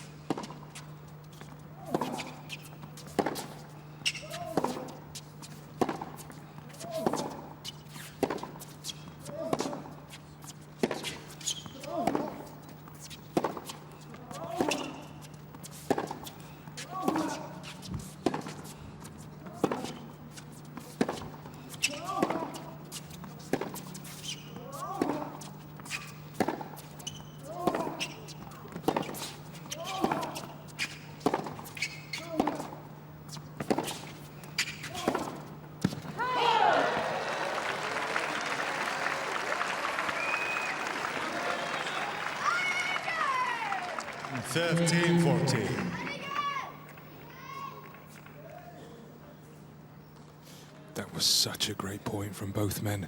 They were in terrific rhythm on the backhands, almost waiting for each other to make the move down the line. In the end, Troitsky went for the down the line on the wrong shot. Terrific opportunities these for Monfils. 30-14.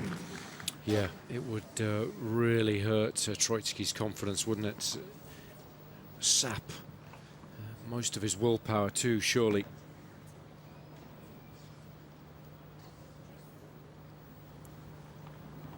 Needs another big bomb here.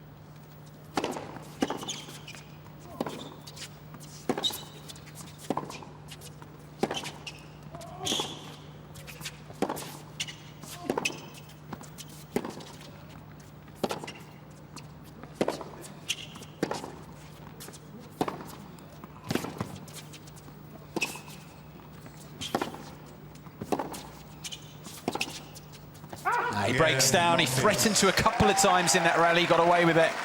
But eventually, Monfils isn't to be denied, and he maybe has the platform now to get this done in straight sets. Set and a break clear. The fourth seed here at 4-3 in the second set.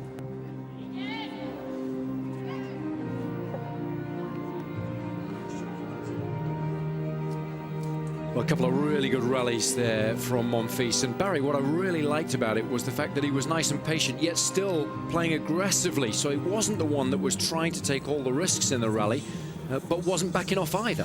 He's had a tremendous balance the last few games. He really has, Gael Monfils. But I'll ask the question, as I did right at the beginning of the match, can he keep it going? He certainly seems to be a little more focused this evening. And I think the fact that his opponent is higher ranked and better has helped to focus the mind, but we have had one or two dips already, and of course keep it open. This is the most important time of the match.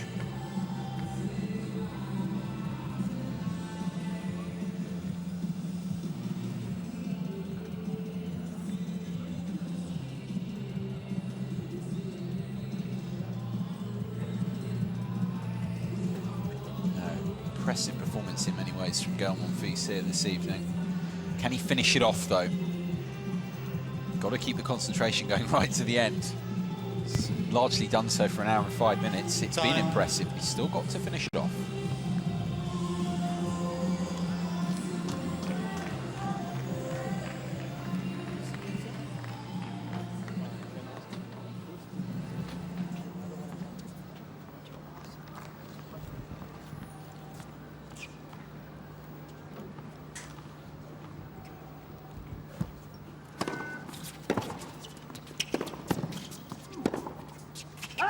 15, love.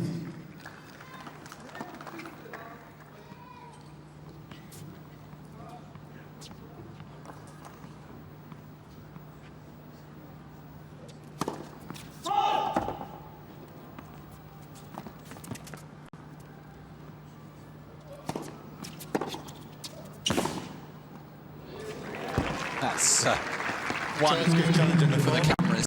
Has he made it though? Is it legal?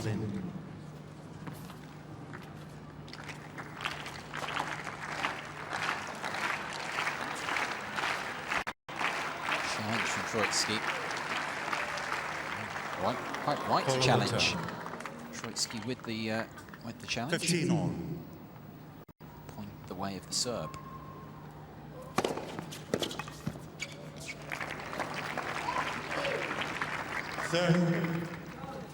Satorowski challenge in the call. On the left service box, the ball was called in.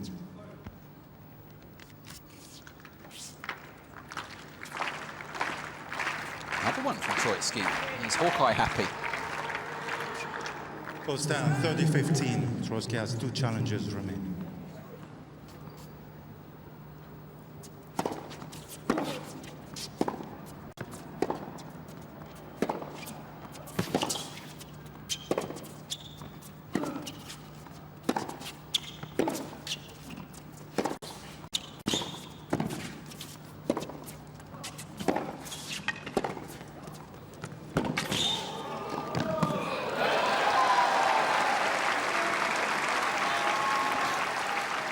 Well, guys, it was a strange challenge. You just wonder whether it was a part of to try and disrupt the concentration of Monfils. We see it quite a lot, don't we, from players? You've mentioned that already, Jason, this week. Kind of gamesmanship in the use of Hawkeye.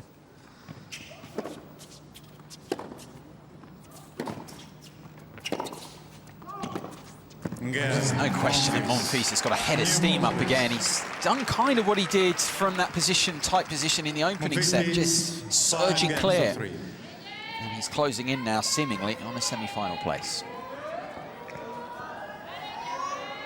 What I really want to see here from Monfils is him go after this game to try and get the match done here, not rely on holding his serve.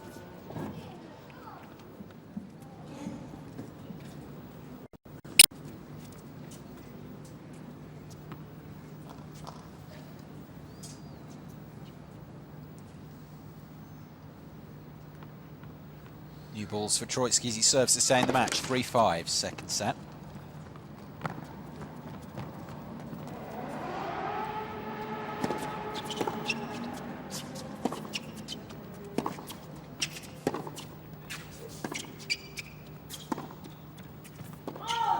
Love 50. Just a little heavy-handed with that push. It's not a particularly natural shot for him when he leans on that ball and comes in behind it. Much prefers the double-handed topspin backhand. He's in trouble here. Momentum working very much in favour of Monfils. And it's very similar, isn't it, to that run that he put together. He just ran away, took the opening set. He's looking like he might do that to run away and take the second in the match now.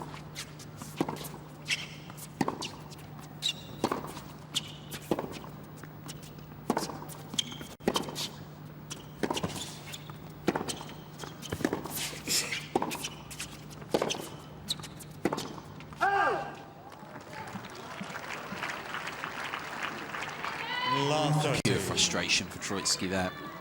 He's run out of ideas now because he started a lot more aggressively at the beginning of the set. Hit a handful of winners, having been able to manage one in the opening set. But Monfils weathered the storm and is now playing a lot better.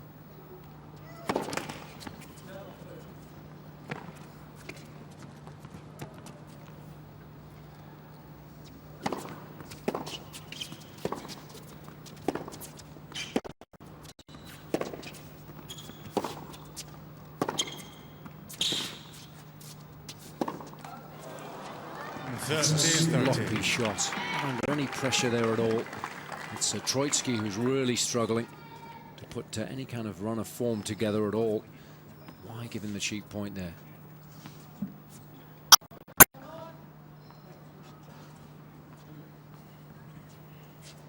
Still 2 points away, Monfils, from the semi-finals.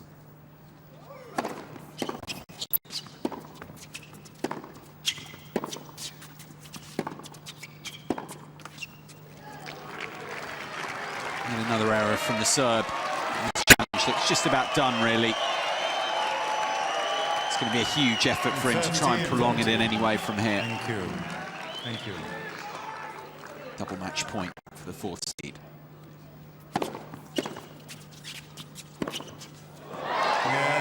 That's quite a run of points to end things off for Gael Monfils. Tale of really 2 similar sets, tight openings to the sets, and then the Frenchman just powered clear. Ending the challenge of the 5th seed, Viktor Troicki, here in an hour and 12 minutes it's been clocked at. We have the top 4 seeds into the semi-finals at the Qatar ExxonMobil Open. Monfils completes the semi-final lineup, a winner in straight sets over Troicki, 2 and 3.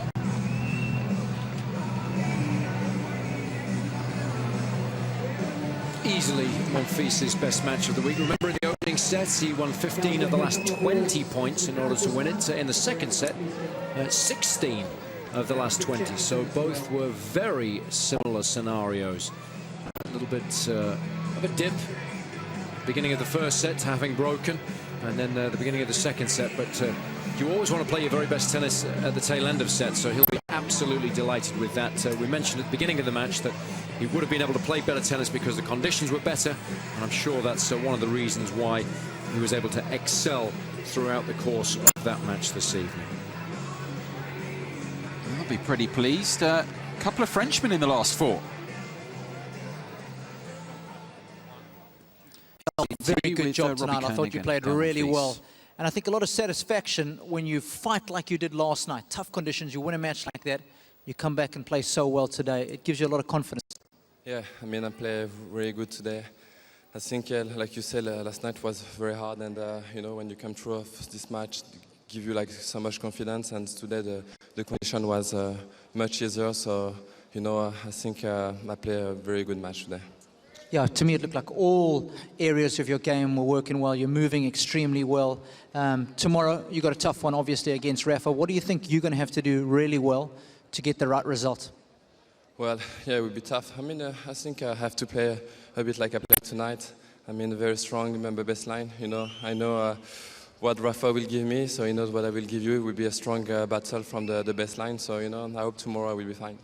I think it's going to be a fantastic match, ladies and gentlemen. 2 of the best athletes in our sport going at it tomorrow. Gael Monfils, thank you very much.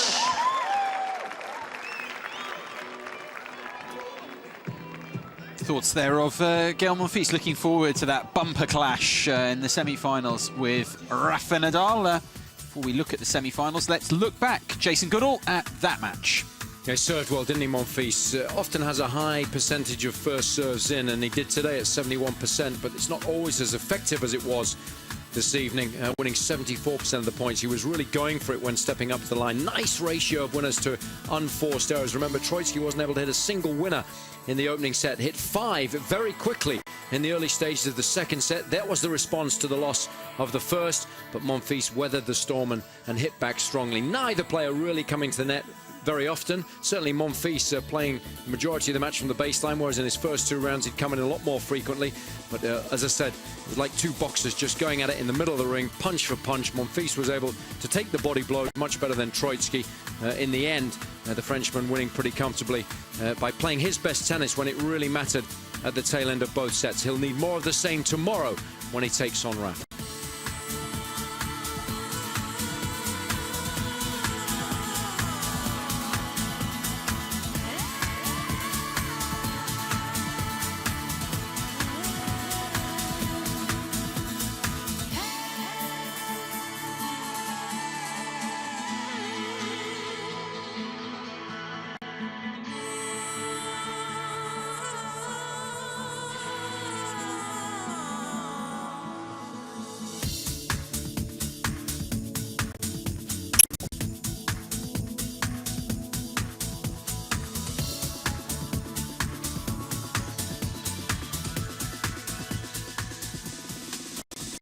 So, Gael Monfils completes the semi-final lineup. The top 4 seeds here at this year's Qatar ExxonMobil Open have all made it through. It's going to be quite a day, semi-finals day.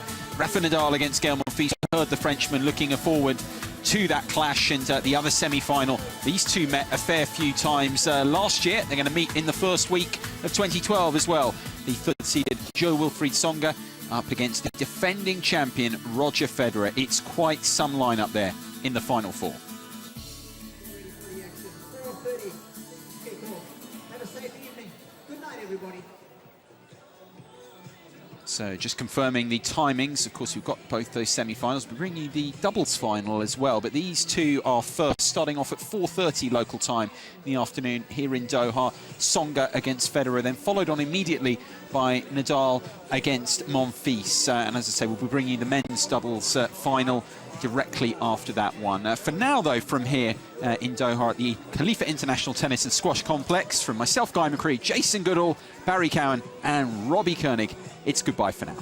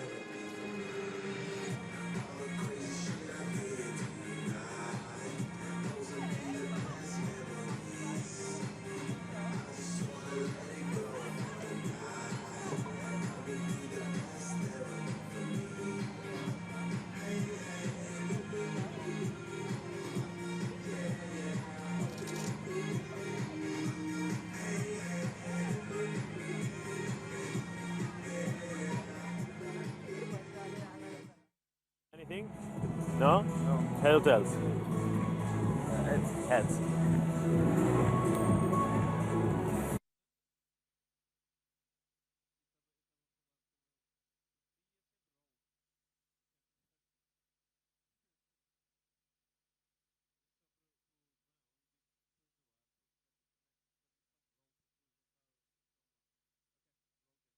Anything? No? No. Head or tails? Heads. Here, Joe. Receive. Good match.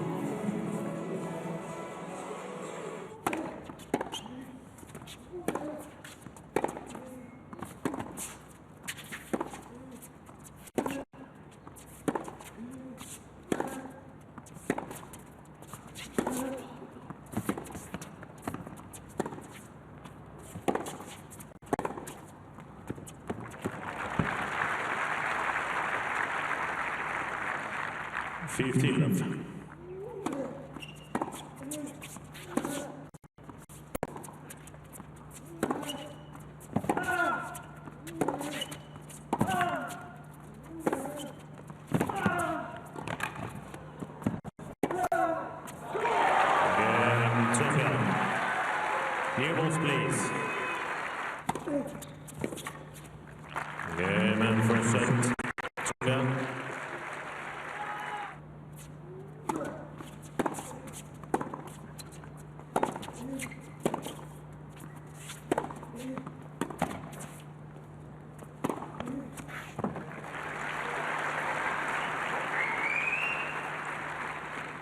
Deuce. Game set match Tsonga by 2 sets to love, 6-2, 6-1.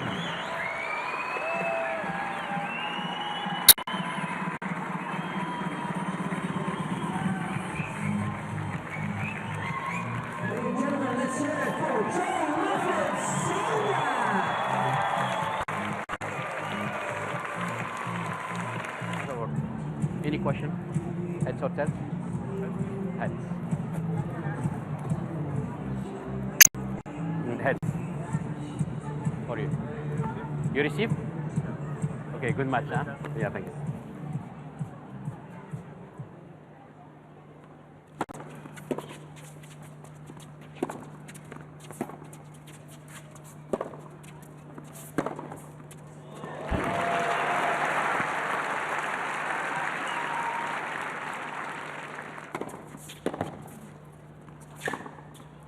Love.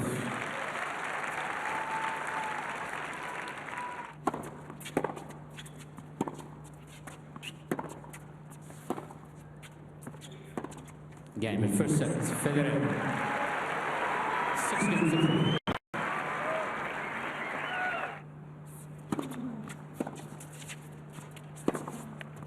Game semi.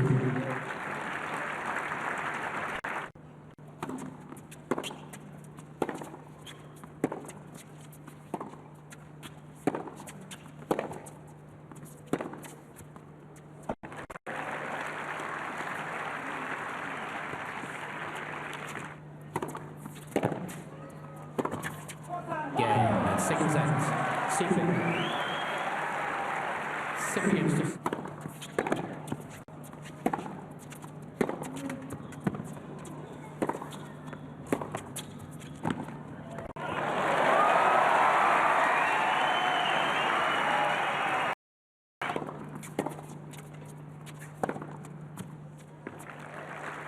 40-15.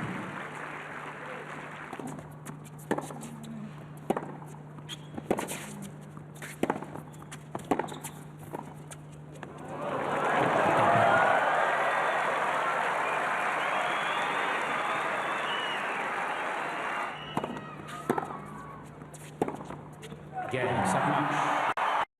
Federer by 2 sets to 6-3, 5-7, 6-4.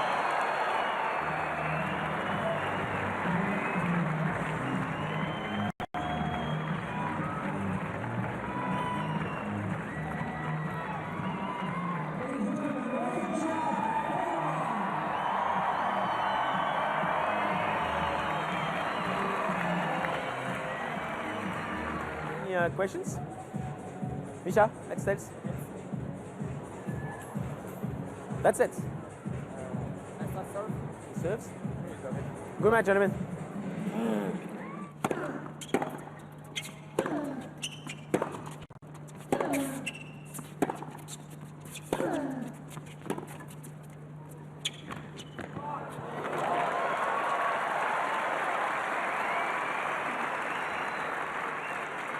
Game Nadal.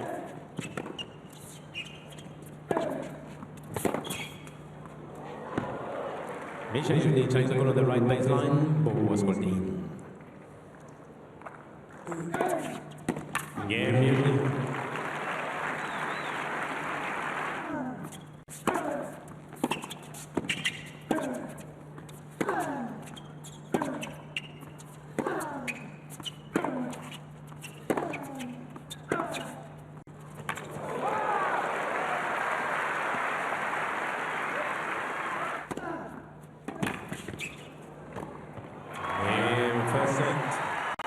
Nadal.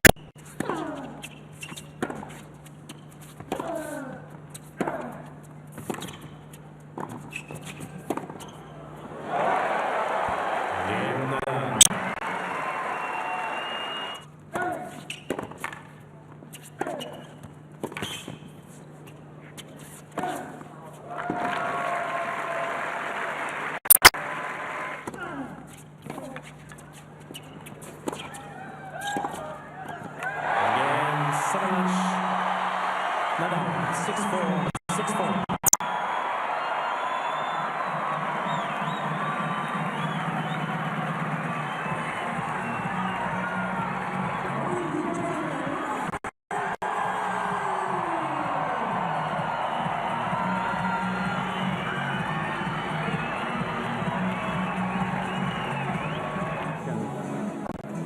Gael, right there.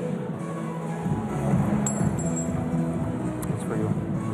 Receive. Good match, guys.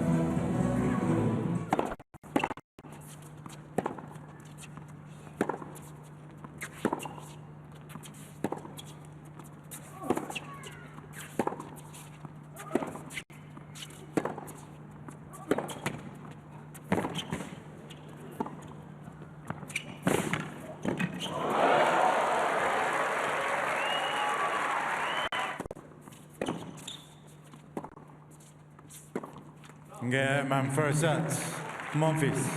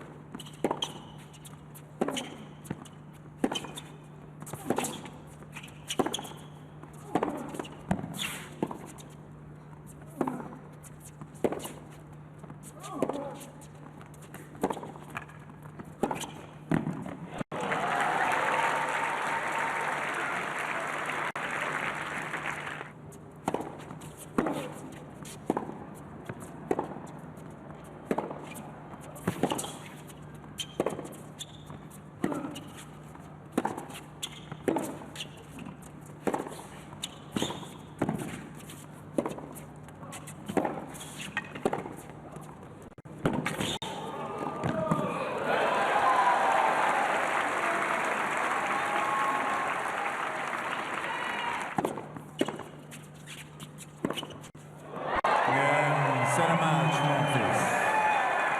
2 sets to love. 6-2, 6-3.